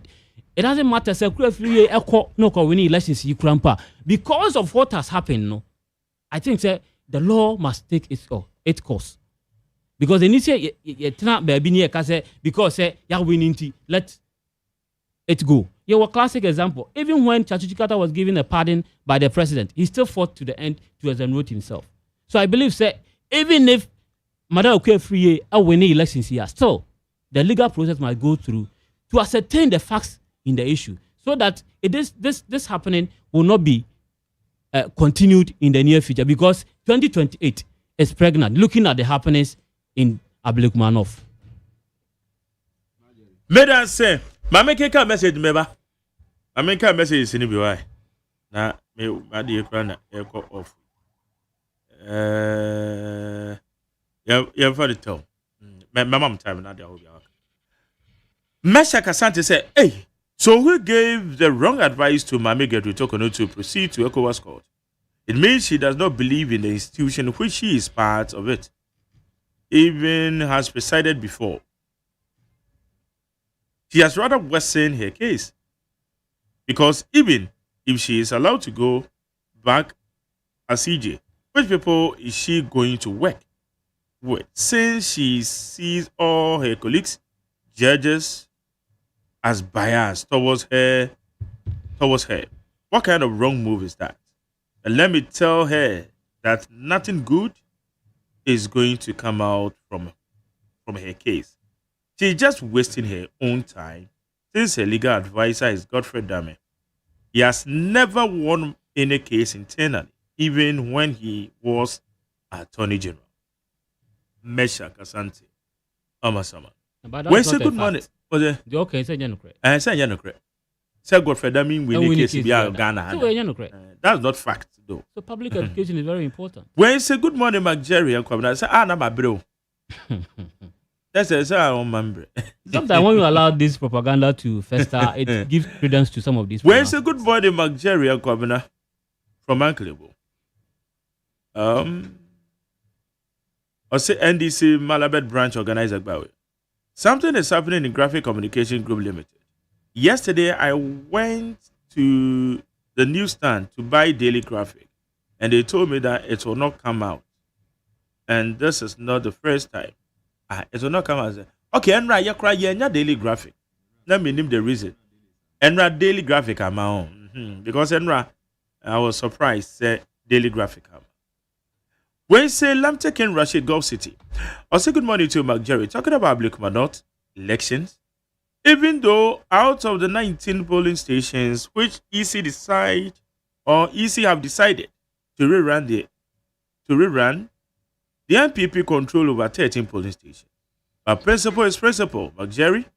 Every child born today, 10 July, knows the NPP Okwefriye won the seat. But yesterday I was surprised when I heard the High Court dismissed the NPP injunction. Nti onoso ne dia odi abani. When you need wala, also tomorrow's rerun in Ablekuma is a chance to break NPP's dominance over the Ablekuma constituency, despite their sudden withdrawal. We must turn out in full force to vote for Honorable Rabina Oben. The NPP failed us on jobs, prices, and corruption. Now let's send a clear message to Ablekuma. Ni wala. Or the Prince Alai Baba said, Ghana should be very careful with the team for your double standards posture. E-levy was in court, but Nanado signed the bill. Nanado uses LGBTQ in court and refused to sign that bill, which in Team Forjo was silent and couldn't challenge the E-levy president to settle the LGBTQ for good. The name in Team Forjo talk about seriously. I said the same in Team Forjo, talking about seniority first in the military and chief of defense. But was quietly enough when Nanado bypassed. But I like Babe, the African, that's the reason the MPP were opposition. It is a if set is a LGBTQ, it's a can't be. And no crazy show you, baby, I'm going away, judge crazy way. And Okasamakis is a hooray. The court has cleared the way for the Ablekuma rerun. And the great NDC is winning the seat hands down. Ambisco Spelele say, in fact, the EC told Ghanaians that Honorable Okwefriye was leading with just 3 polling stations to win the Ablekuma seat. But EC no ekasa away. So what exactly has changed for the same EC to run 19 polling stations. Amisco Spelele, Mante da say EC Nika say Ekuya Free was leading. There was 3 outstanding polling stations. Dome Kwabenya Komesa Dome Peletu say Ekuya Free is the winner. Ablikuma North, Kukrudu. No rerun. Special greetings to Hadia Safia Muhammad. Momoti Tifi na masending no rerun. Candidate na Monzu so no jerem. Also can say no rerun. Eric Wakubu, the patriotic voice, said President Mohammed and NDC have scammed Ghanaians. The NDC party lied to get power, and what they promised is not what they are delivering. It's no more a Japa deal, but a Busunya in Chemfa now. Eric Wakubu, I did not know. Where's Mark Jerry? Today, Kwabramafu is a musician on LGBTQ under President Mahama, but he was a preacher under ex-president Akufo-Addo's time. Where is Sam George? Good Ghanaians have heard their Kofi Adjumani Ibrahim Blue. That's so funny. Where is it? Please do not mind that NDC. MPP, please do not mind what NDC is doing. They are just frustrating the court proceedings. Please do not send any polling official when they start to operate. They will likely be the loser. Isaac Inyansa. Message. Message in Akekambo. Where's Mark Jerry? My name is Ebenezer. If I may ask, as the MPP injunction, if the injunction processes had been thrown away by the court, would they still boycott the rerun? They should come clear because the EC will not backtrack its decision from the rerun. Wait a year, Ebenezer. When say hooray, National Cathedral is going to be continued to the glory of God, and once again, God has shaped the NDC evil spirit of gayism in Ghana. Long live Ghana, long live Dr. Baumia. When say NDC says you packed judges at the Supreme Court, therefore, you also packed his own judges at the Supreme Court. Has managed to sack the Chief Justice. So does the MPP mean winning any case at Supreme Court? When the MPP is an Azar party, they are twisters. Are they? Twisters. Tricksters and Ghana twisters. I'm fancy where. Where's the Mark Jerry? Please, I really need help. Oh, Afra. Okay. Felix, Papa Felix. Marjorie. Yes. MPP4. The party in the they should take a firm decision that promotes democracy. For me, position we're taking a lot of thinking has not gone into it. Position Matiki said they are not going for the rerun. I don't think a lot of thinking has gone into it because it's Mwa party nankasa. Yes, you may assume say you won the election, you did whatever thing you want to do, and you won clearly. But where we are now, controversy about it was specific polling stations. That is basic.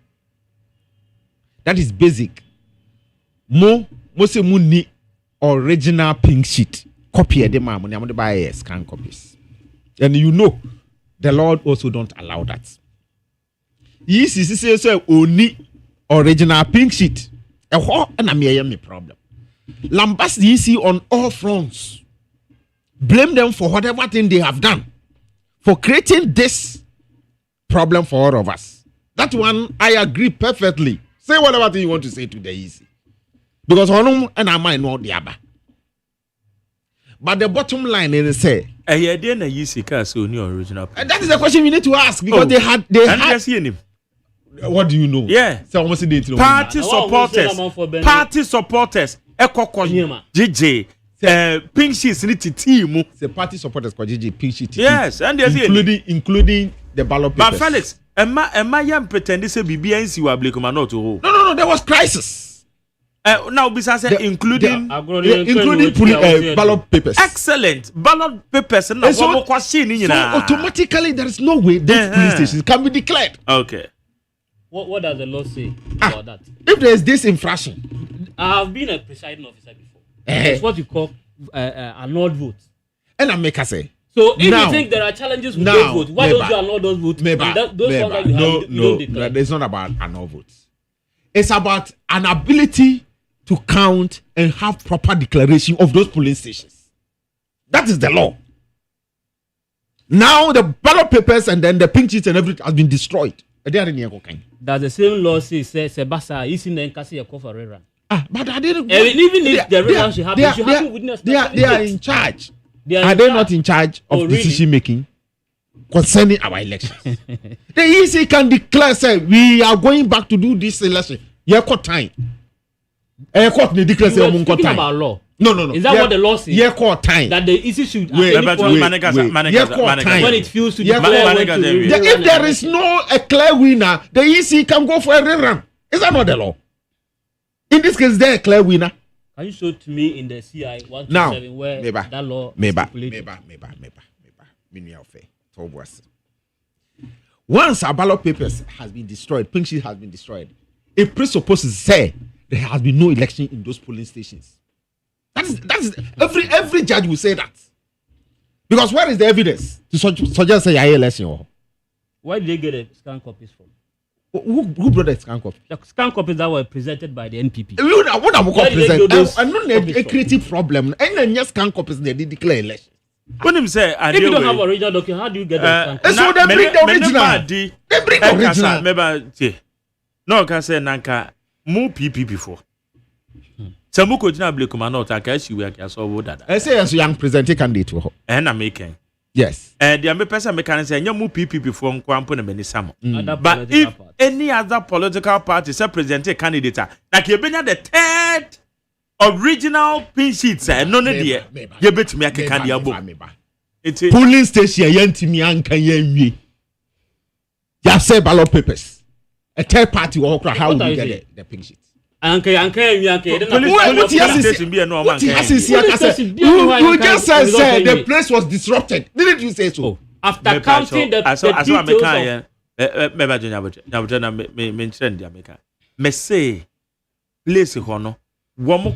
statement of polls at the team. Sabre no ma count where we are recording BBA. Say you be at the team my brand is saying. Now you man record BBA the yes must have the original. Yes, Guamaji yes the na team. The team now other party there they are the team. And because you third party as well they for to be a mwebusia. It's not in the annual no. As the bio say omo ya kesefo no. Omo dey agya team. No, the argument doesn't hold. The point must be made clear. So, records ni ho. Physical records ni ho. There's no way we can declare those resources. Can we? And so we share data now, like the population in those polling stations for now. Well, the voter account also. The law says say you share. Na say all the other police stations in Babel come back for who. Na say any significant impact. That is why we can declare. Is that not the law? Is that not the law? But if we can have significant impact, we go for a rerun. That is the law. And if that is the law, na say 19 police stations, even say 3 crop na say benya impact. Our resource no ho. Those 3 we will go for a rerun. So I think say MPP, our members there, the people in MPP should take a decision here. Think it through properly. No one will say, what is going to be the side effect at the end of the day? What is going to be the impact on our people going forward as a political party in that constituency? Don't disappoint the people in the constituency. Look through the hourglass now. What is the mood of our people on the grounds? What is the mood? Since you're not my minister of contest. Are they not the grassroots? So what is there contradiction? National and then the grassroots people at the constituency. Gauge the move at the constituency because I'm going to abandon. And then go forward and take your decision. Don't just sit at the top there and think, easy, way, and then it's as if they are people want to cement their job and then secure their position. They don't want anything to come to them, so they want to do the bidding of the government. No. And there's some dispute. They should not go that my stand remains same. So because say easy, you go chinchim or microphobia chinchimino. They shouldn't go that route. Name rather go for. Go to the drawing board. Okay. And because they're not now an election. 19 polling stations. Matratra why to be sir. Says you are taking decisions more coalition now. What kind of campaign are you going to do? Okay. So they should act fast. Sanfa. We are sending messages. Say, "Oh, bono na can end the pan. Jam tama." Me just was any part of bono ni. Ageri. Yes. Say, yeah, say, mami, onam hoye campaign MPP ni no. Oye campaign. Some crofo twa ne ho ahia say gidi. Oye campaign. Enti no babi a ayi offense say be general secretary di ni nam no de.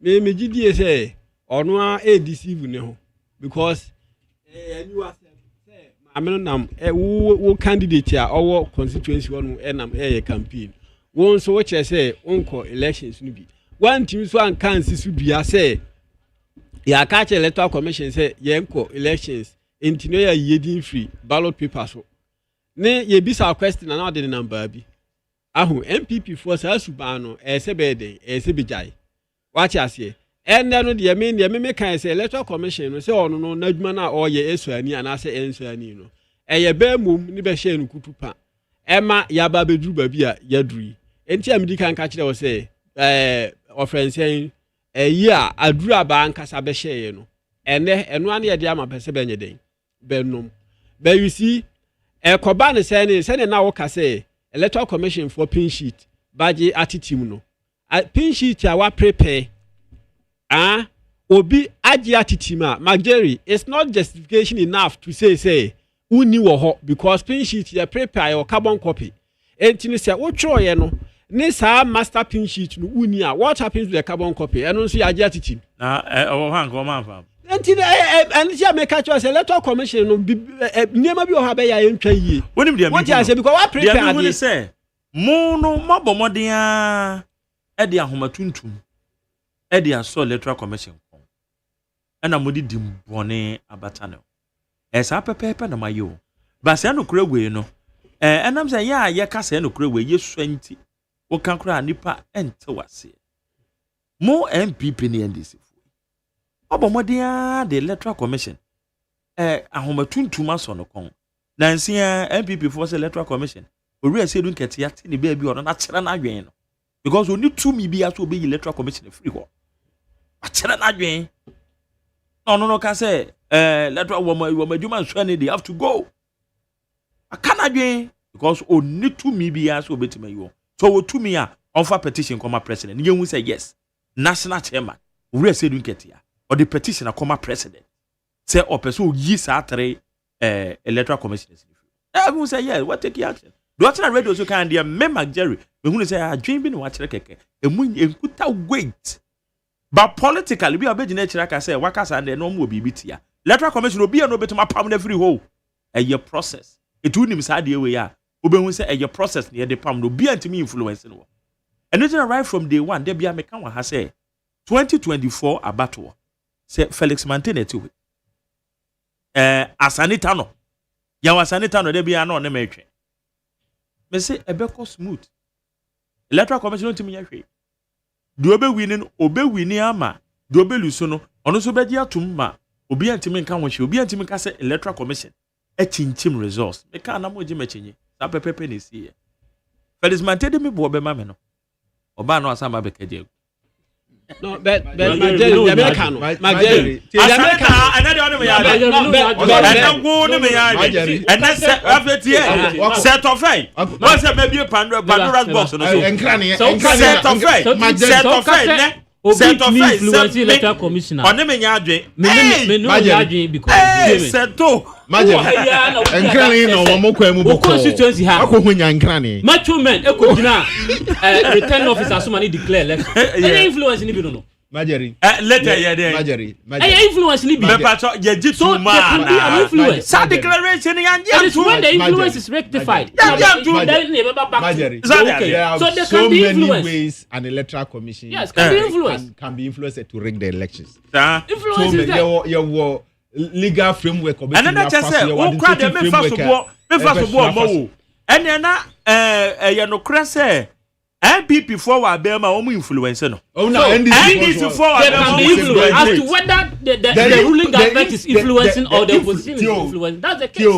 But you can't say there cannot be any influence. There can be an influence. The procedure no to me alone. Oh baby are the free ban academics. Oh that is the reality. And that is what happens. And that is the research you say. Yes, it's a way. And now you yeti to ya hu ni omo ye.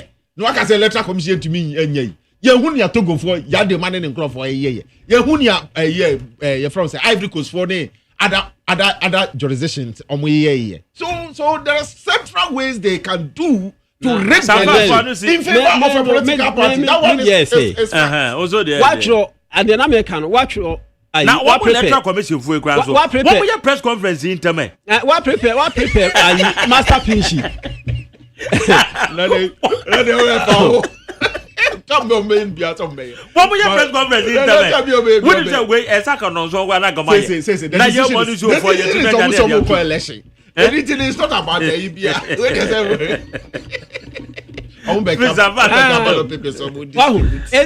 first I say Bisabe say master pin sheet ni agi atitima carbon copy no so the carbon copy say parties for no ho and am musimuni but the same way most of the way Dabu Mageri say ye ni wo honoma because as a referee no so what you walk o carbon copy I remember what I say when ya agi team no ya agi team no one ma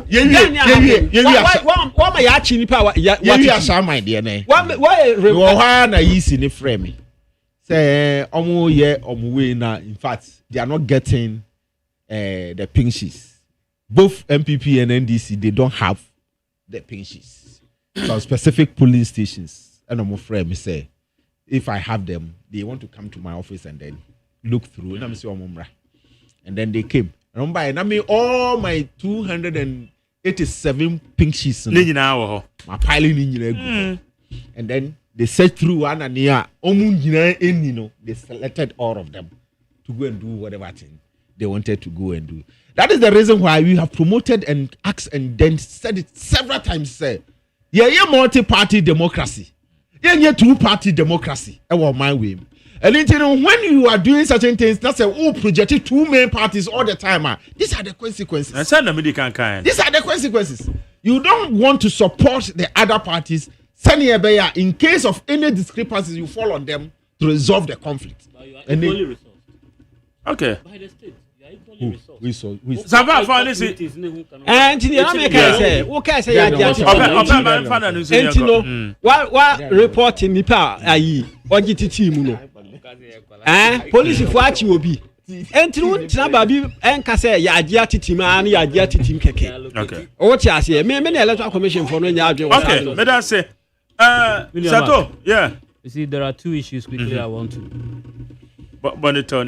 One, my condolences to the family of honorable member, unfortunately, Waka baby. Me send you a message, I'm saying an answer. But unfortunately, yes. Me point, yes. And I mean, true.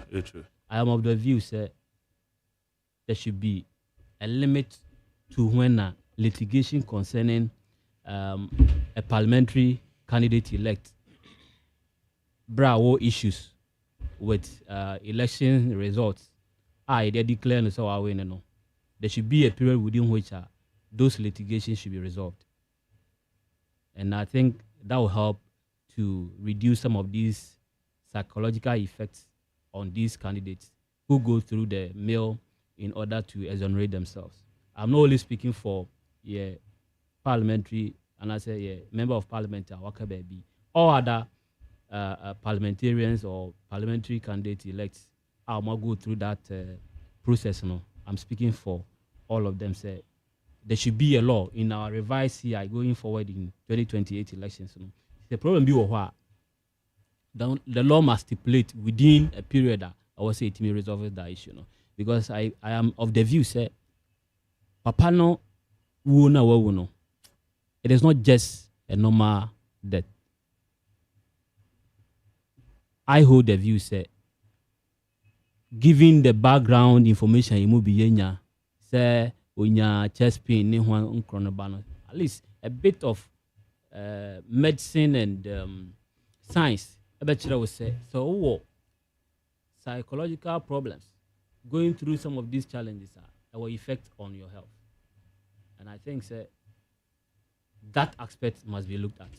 So the bear go through these processes no between free month and who tama or say the free star or hanum because share intimidation I did papa way fair ma now get only be agent say yan treat papa ni ya come patwai only be agent say papa ni yan treat ni na no kra ni emphasize be kentia intime. That's my simple view. All right, last one here this fiasco. Yeah, US restriction no the man no. Yeah, foreign minister. Say 5 years in the enya biem. At the international radical abre diplomatic community. We are international radical disgrace. Perpetrated by are they not here? Perpetrated by the talkative foreign minister. Then in opposition. Sabi no adan no say Bukuman in our local panel said yeah yen you know more if you better asin no that no who Bukuman can be able to free station no take details a report on how why you see international diplomacy enye de na or yen no opposition no na US dey e fa na ho international diplomacy enye de na or yen no opposition no and this amano the number one diplomat position in this country you should behave as such because so sure okudeto ni ya or the two opposition no. There's a thin line between the Sudan or the opposition and now you're elevating from just an ordinary citizen to an MP to a minister, and not just any minister. And I say, why foreign affairs minister. Engagement and exchanges on social media with this diplomats. Do things say a normal, but Jerry, you see, you're kind of trying no. What effect on our economy? What's the basis for the revocation of the 5 year or that kind of relationship? What effect on our economy? You see, businessmen are on the two coin will be affected. Young crop for Quabruchira, especially students. That's the communique from the US. And that's the major. When you look at the other countries, you know, one more money laundering, I mean, we terrorists. What my sponsor terrorism? Bagana terrorism. The young man because sponsor. Now, mum, yet the yano. And you bullet three. I see a student. Say, one more. And your students in the one. No mum, majority in your students. With international relations and a proper relationship with a state like the US. This issue could have been resolved through proper diplomacy. If a none complains, because and yet serious threat to the US. It's not a serious threat to the US. You get it. And you know, if you have proper diplomacy and proper relationship and negotiations, I think we should have bargained. Now, more also good to Anyari. I dare say by any by you. But because some of these things about 33 international relations African countries, Ghana shouldn't have been part of this US in the 2 years, so a single entry 3 months.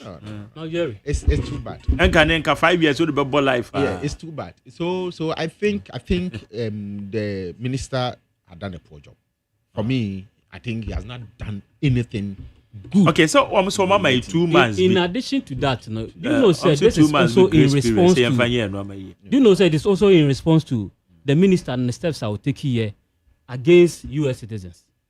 That the previous 5 years and yesterday the more citizens now. Honestly, chemu ebe 3 months. Aye, okay, so as if you are with single entry. Into say a baby idea about 30 and way they mean preview, but I'm not privy. I'm not just speaking. You go to the US site, embassy site, who said these documents were here. I buy the boat in the in Jan to Obra Banso and misbehave you.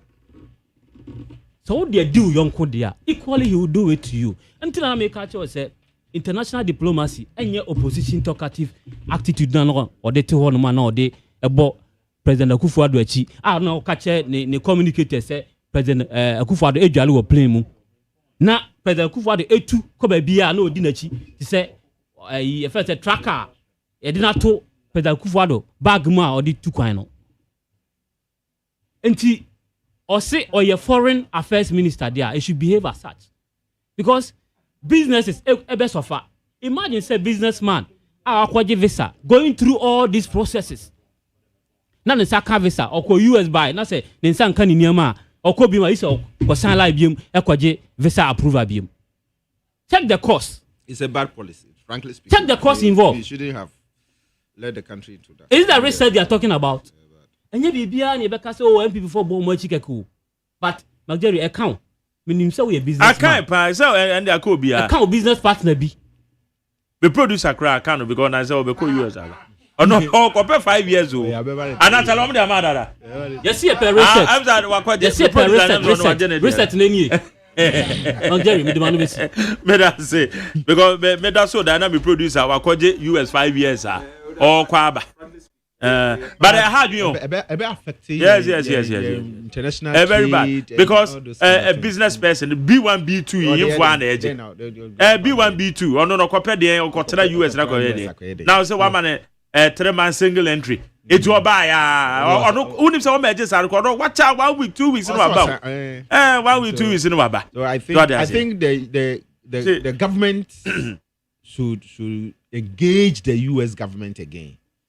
But still, you have room for negotiations and no, they just have to. Yeah, one friend say they just have to. They just have to. Even if Senkebe 3 years cry, understandable.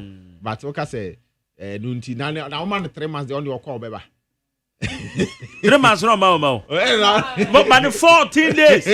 Now the 14 days. I don't know. And that doesn't change anything. Now, I don't know. One more ever so funny, genuinely. One more genuine people never so funny. And I don't know how money that person. Oh, man, 2 hours or ma. Trump is building a whole lot of enemies around the US. Okay, Mamiko na be fa at your phone. 0302257902 0302257902 0302243540. Na yenu adwenture Abdullah Sakra also make am so chiamwa. As Abdullah Sakra tetebe bi na what send the messages? I send it. Oh, message one far way and can wo. Like I was sending the animal who said, your number has been received with okay,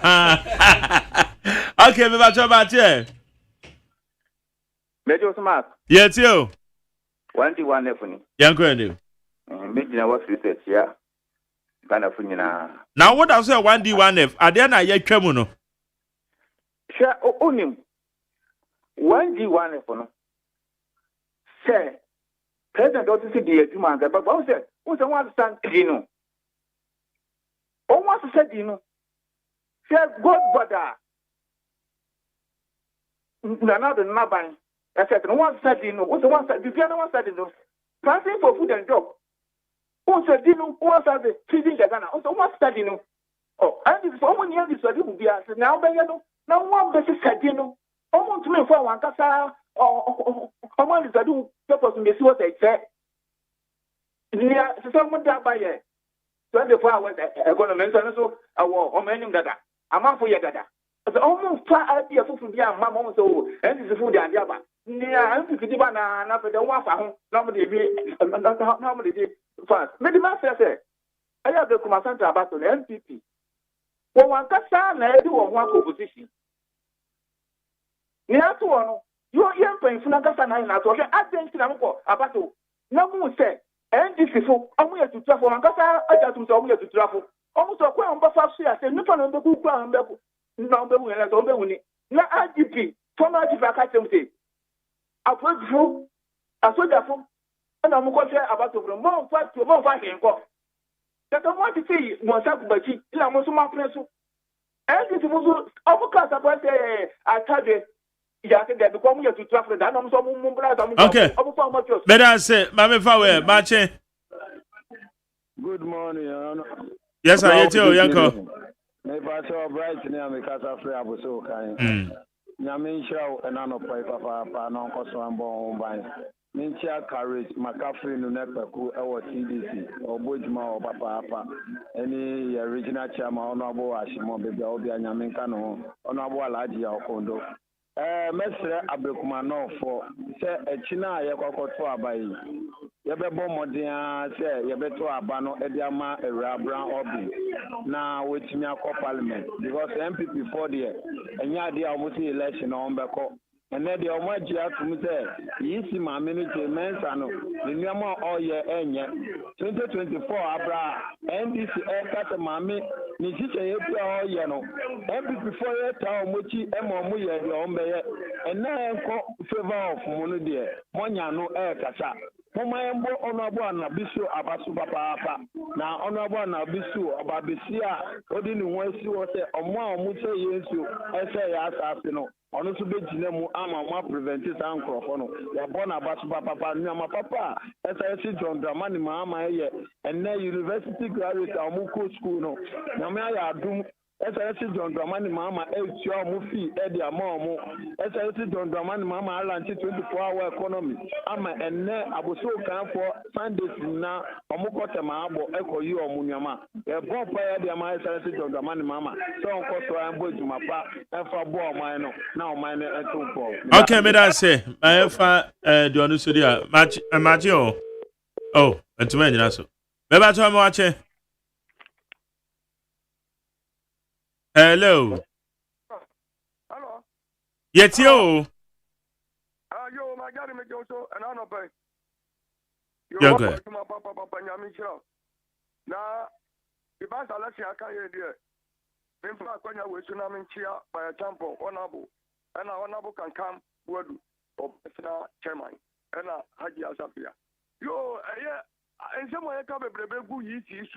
One so my making a real way, dear, or show ya. Ya kan se mu gunu suwe omra makasa na ya ni na so bi emra wa ya di nsema ya kan nyina wa bubu na ya kan se mu ba to ma me yina no meka bibi nchiranze enka se ebi ampa se ni na tie na se ntokwa bi sia ya de be sha wan ndi ni cha ba na de de ko wa boto do ba yini wo ma gad wo di adan se Mamia Kwefri, who said, a project man, Yanni Lanchino, a campaign pa man, who radio so near the Akama. And this is a Pabata, who we need now a Yibi Bamwa, a Bayum, and the easy one year, the ambassador Wamono. Bye bye. Okay, also, Madame say, Mamma Fadio, dear, Mebato, me watch it. Major, Maria, Letitia, because I feel the cost Chatham. Majari, Mamincha, what you fina, Mincho, Muyan for our Kunsi, and your board general secretary. Majari, and this in Mikuni, you know, of Victoria, or Cabonesano. Our Macam crew, the channel for Papa, and the Dice, Negma Pantin and Dice for Nabaonum. I imagine Yamakan said, a batuano, who is in Sanso, the best a book man for Sierra Cotuabano, and I young Coto, Yamama Soboqua, a Coto. I'm coming, you know. Oshe one district one yina and this is sana na mitino mpin fu ba ko kase already to na mo wakaka se obisa na osi the MPP aye no omo be to aso na bi wo ha de omo wi no beye na osha ayedini na no masesa fine so mbasesa no mayini ya mini problem ba oshe nyama and this 4 years na MPP 4 mum de yenim binum de mu se my mistake ke nyama bibiri wan DC4 omo ya se omo de ko parliament na ko yemra yen free education yen man fa ko parliament ko yemra one district one dam yen man fa parliament ko yemra nti yututu ntukuru ye besere MPP4 mistake aya in 2028 my yes mistake no majel misi fon kura o hwe the way ya gay wan sem ba pa ye ka wa Ghana ha ne ye papa andisi fo no okoto aba ye man ko tunu wan ko to yes ye gina wari bi ni jesa japadi bi ni ye ta ye jibiu obi na beto amaye na se poni o se papa o ye di ho akochim na ye hwa sorofo no mo kasa gesi ye hwe kamufo no mo kasa gesi ene mu nyama idi okay ye hwenu nyame de beko ne bitobia ba bitobia mpanfo ka dampoyem ne mu ya hwenu ya etwa sa na koda ho because si abato okoko 2012 no omo ka se abato ye new police station afi na se Ghana fo bi hu papa ndi se wuye MP na ko petu media na se obo anka so security fo o power yi fo anya sa so a magere ebe hu papa me die me da wase Bedase. Mame fa de ono so di ampa cho ba che. Mege so. Eti o toto ba che. Ashimo so kanavle. Bra me pa chompo mtese. Nyakopa do. Bra kache o panelist for ne se omo kasa wi omo nye di no omo nya so ntie because they do background meaning say o producers so na kasa dia. Because se ni di o matem famu a omo beti nti omo nye di no omo ntie dia be kana. Why? Where Casabu, you know, me did kind. Penisa or Kraman Penadiania on Casa and Coco Mesuso. In China, Ablikumanov, NDC, the militants, we are coming there right away. You have a booby be a home by a man every pair. The apostle meaning and Penisa or Cotrepani or Cotresedin, and so do no more one set. In Timemania MPP Nibia said. MPP for na aye adebi ana matu di na yen ya sesa di nu sede endien fine e betuma ba se ese e wo dwumadi mu be ba nyansan ye de kon dia e differs e dance kura nti mu nya sasem ne ka unim je mensa di ahurahuri obekwa kotojem na bo akoto de ni breso de enso awu na pre na ye ka se maame no enye competent for dwuma we no MPP fo ye no mo say a politics ye tamame no na ye ni brefo ye Ghana to the sense almost say ye threat to democracy ene odu afrempon omo te wo se omo ne yen ye agene se maame ne ni madwuma nti o free wo wonim enye omo kra na be kire ndi sinyansa ye de bia no we take several steps ahead of them ni say ntini say yen ye gi democracy too e wa bra ni ekutatu ene ye de to from say ye ko round table ni ankasa nti sene ke betuma ye bibia se ye di atete intimidation man so asi ye hunu boni bi ni ye kan momote wo eto mo pa because of pesamin kuminya na woni say ye di nipa na edi to me sagana focus there be who is electoral commission who is president nti so mo ma jatum say yifi nye nti ye to ni ntwene ho press conference na oba be ye no onkasa abato we kwa ye nkoto onya no popular acclamation ofa sit in ma rabira obin na ontena so na ye save Ghana scan ahode ni adaje no na ye fanya dwuma papa bi se na be asomdwe be ba na ochina bi be 40 years back MPP nya time ba abamu bi ma on be tie Ghana fo anu asem no ma tie om fie nyansa no mo dia bo ma mamu no mo Medan say and also the idea back Beba Tomache Me pastor me Joseph Jerry. Yes sir it's you Pastor you me da say eni kwanya de ma we Dr. Numa de ma committee tu nam ka se free. Ntia MPP ni na ho no ba wa kasa papa butu mu nyansa mu ni ndie mu wa kasa ma to so mu wa kasa ma 14 voters so adi na sem na di atum papa. E ma ntia eye Mr. Dombodu na ntia eye onabo me bisa wa kunsen na ke na kese na fe so JFK dina secretary ni onabo putozo am show na. Emi na be ma me say NDC by say and na mo say UC MPP ni ko na kana na ene o na ba say na de mo so mo ko na kana na wada na echi de MPP kana mo kan say na woni MPP na ko na de ba say na de mo so mo na ekoi e de na ko ba ye de na ti ba la hu me mama ba la mo kese so that all you for stand na wa show sta o program na wa say hwe na kwa nya wo susu kura susu ya no na be jango pa say obesusu jama wo adwa wo dwene ye no na atene na ko ba se woni yisi ko benkro mu no Sadina na ese be drama mo se na mo si ye yisi ko be kru no. What I say, yet to memo adia sushi ye the institution omo any political party biafa. No mo ye no it is for ka set just ma judiciary na o ka set ya attack omo. First time attack a Supreme Court judges. What I say, no how na mo sam ko and no mo ruma mo na amani age. Say na the judiciary na dia omo mo dia na ba na say. And then omo di hormone omo ye this for. And omo ye duma Ghana. And omo ye duma ma no law. Yeah, also mo ko sia so federal ban no. And no mo implement ama Ghana. Okay. Mr. Mike, before I you know, Breakuma, elections, no. Mr. People for we can say because I did almost an easy, why you contradicted. But can then what our carry? One year I was truly my as the more canoe and a criminal of my was a tray. I feel like say, and I combine 19. 19, I haven't got to know, including 3, yes, any more on Crabono. Mafaka, some 3 months, no, Mafaka, a funny got to all. Even a beja to move. You carry more man. Where somebody will never bad that. It is for the Omaya to do my shout, all the cock of your room. Or no, my gun now. I know my year didn't pay. Every people told a bomb to prevent and never knew about Bob and Ghana. I bet you ain't happy if you want more money, they put to the form of the Edisaba. David, oh, my do something about someone can say, cross some calling on the chair. You got a year container, I was more got you more. I found what you fear. Well, what I'm going to fear. Well, come on to my funny and I damn you process the Omanaso. Sunday, okay. May I say, my main fa, do you have marching? Good morning, Brahma. Good morning, I say. Nyamia do me to you. Asante Amasama. Brahma, oh, Yana Yaka, MPP for Samoa. Yana, amount of this kind of Ghana for town, Mokake. As Percy. Bibia Jesu mani apere. Semu jebe ku. Semu jeli fa. Party national executive aba beka se election e cross public man of omo. Meanwhile, so candidate our grounds our year juma de tente. It is such a party. They are talking about the bomb. And now, Reverend Gabi, Asumi Kabi. Why was it? For the Omo Gada Dantuma.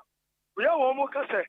Omo kono ube komno omo ye e form nyema enuti abekwa no for what press conference MPP led by Obedient Secretary omo so omo nko nti aba no a okoto mo koto dia ma awurabra obi enko a ana bra ma ke bio eye sobo MP glorious oba no ye ana ba me ke fiye we kurani ai obi anka so bi nyekura eso bra etu ye kurani a just a from Bank of Ghana, I didn't know Diana.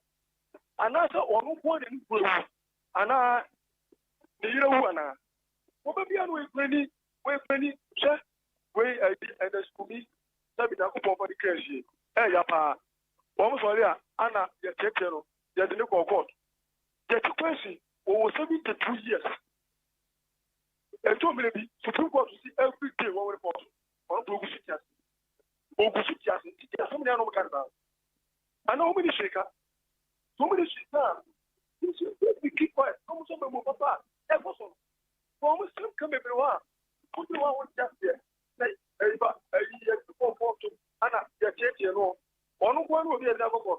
okay, may I say, I mean, come home. Maybe I talk about you. Yes, sir, Mr. Rukrasa, it's you. Because Africa, so maybe I want to contain any to Abu Boom.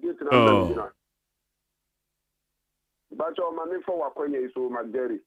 Namentia, a year Deputy National Communication Officer. Of Bon Humodin, the best excellency gentleman Mahama said, the best Nara on Kaimo, na on Pebedi and Fanisha. Because the modern extra ni papa akuga or bon homodin is the best of my pension kai akuga deputy national communication. Amicia ni namwali ono zubedi ubi nyamenka no ana alaji kwando the chialapa. MPP wonya nyachum na emwa omne emwa motina.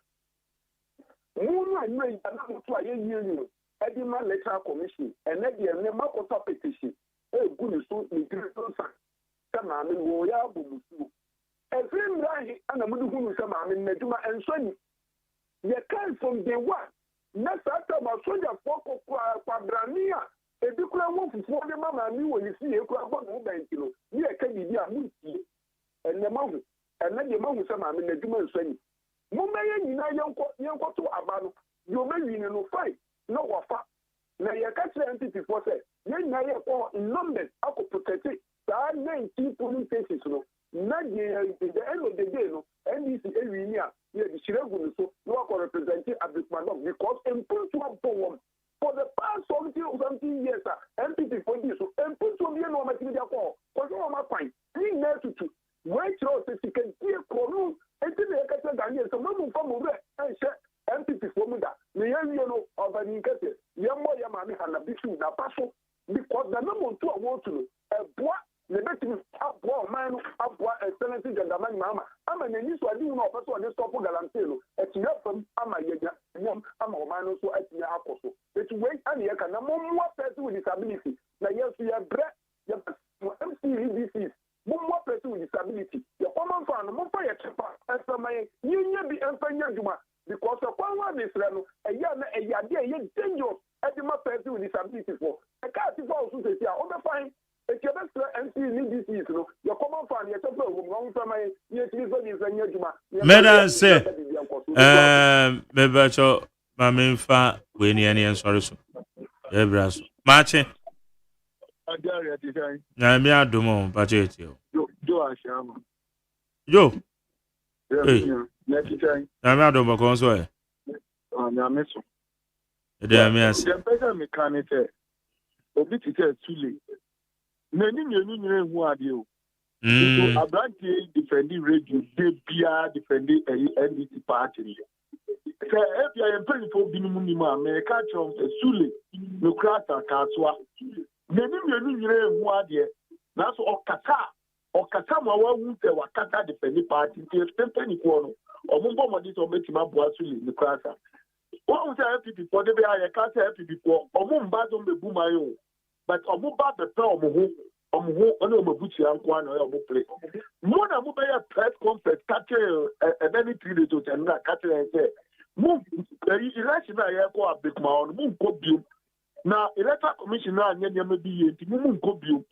And na mo say twa mo je mo jo ya campaign say mo nko abato ni.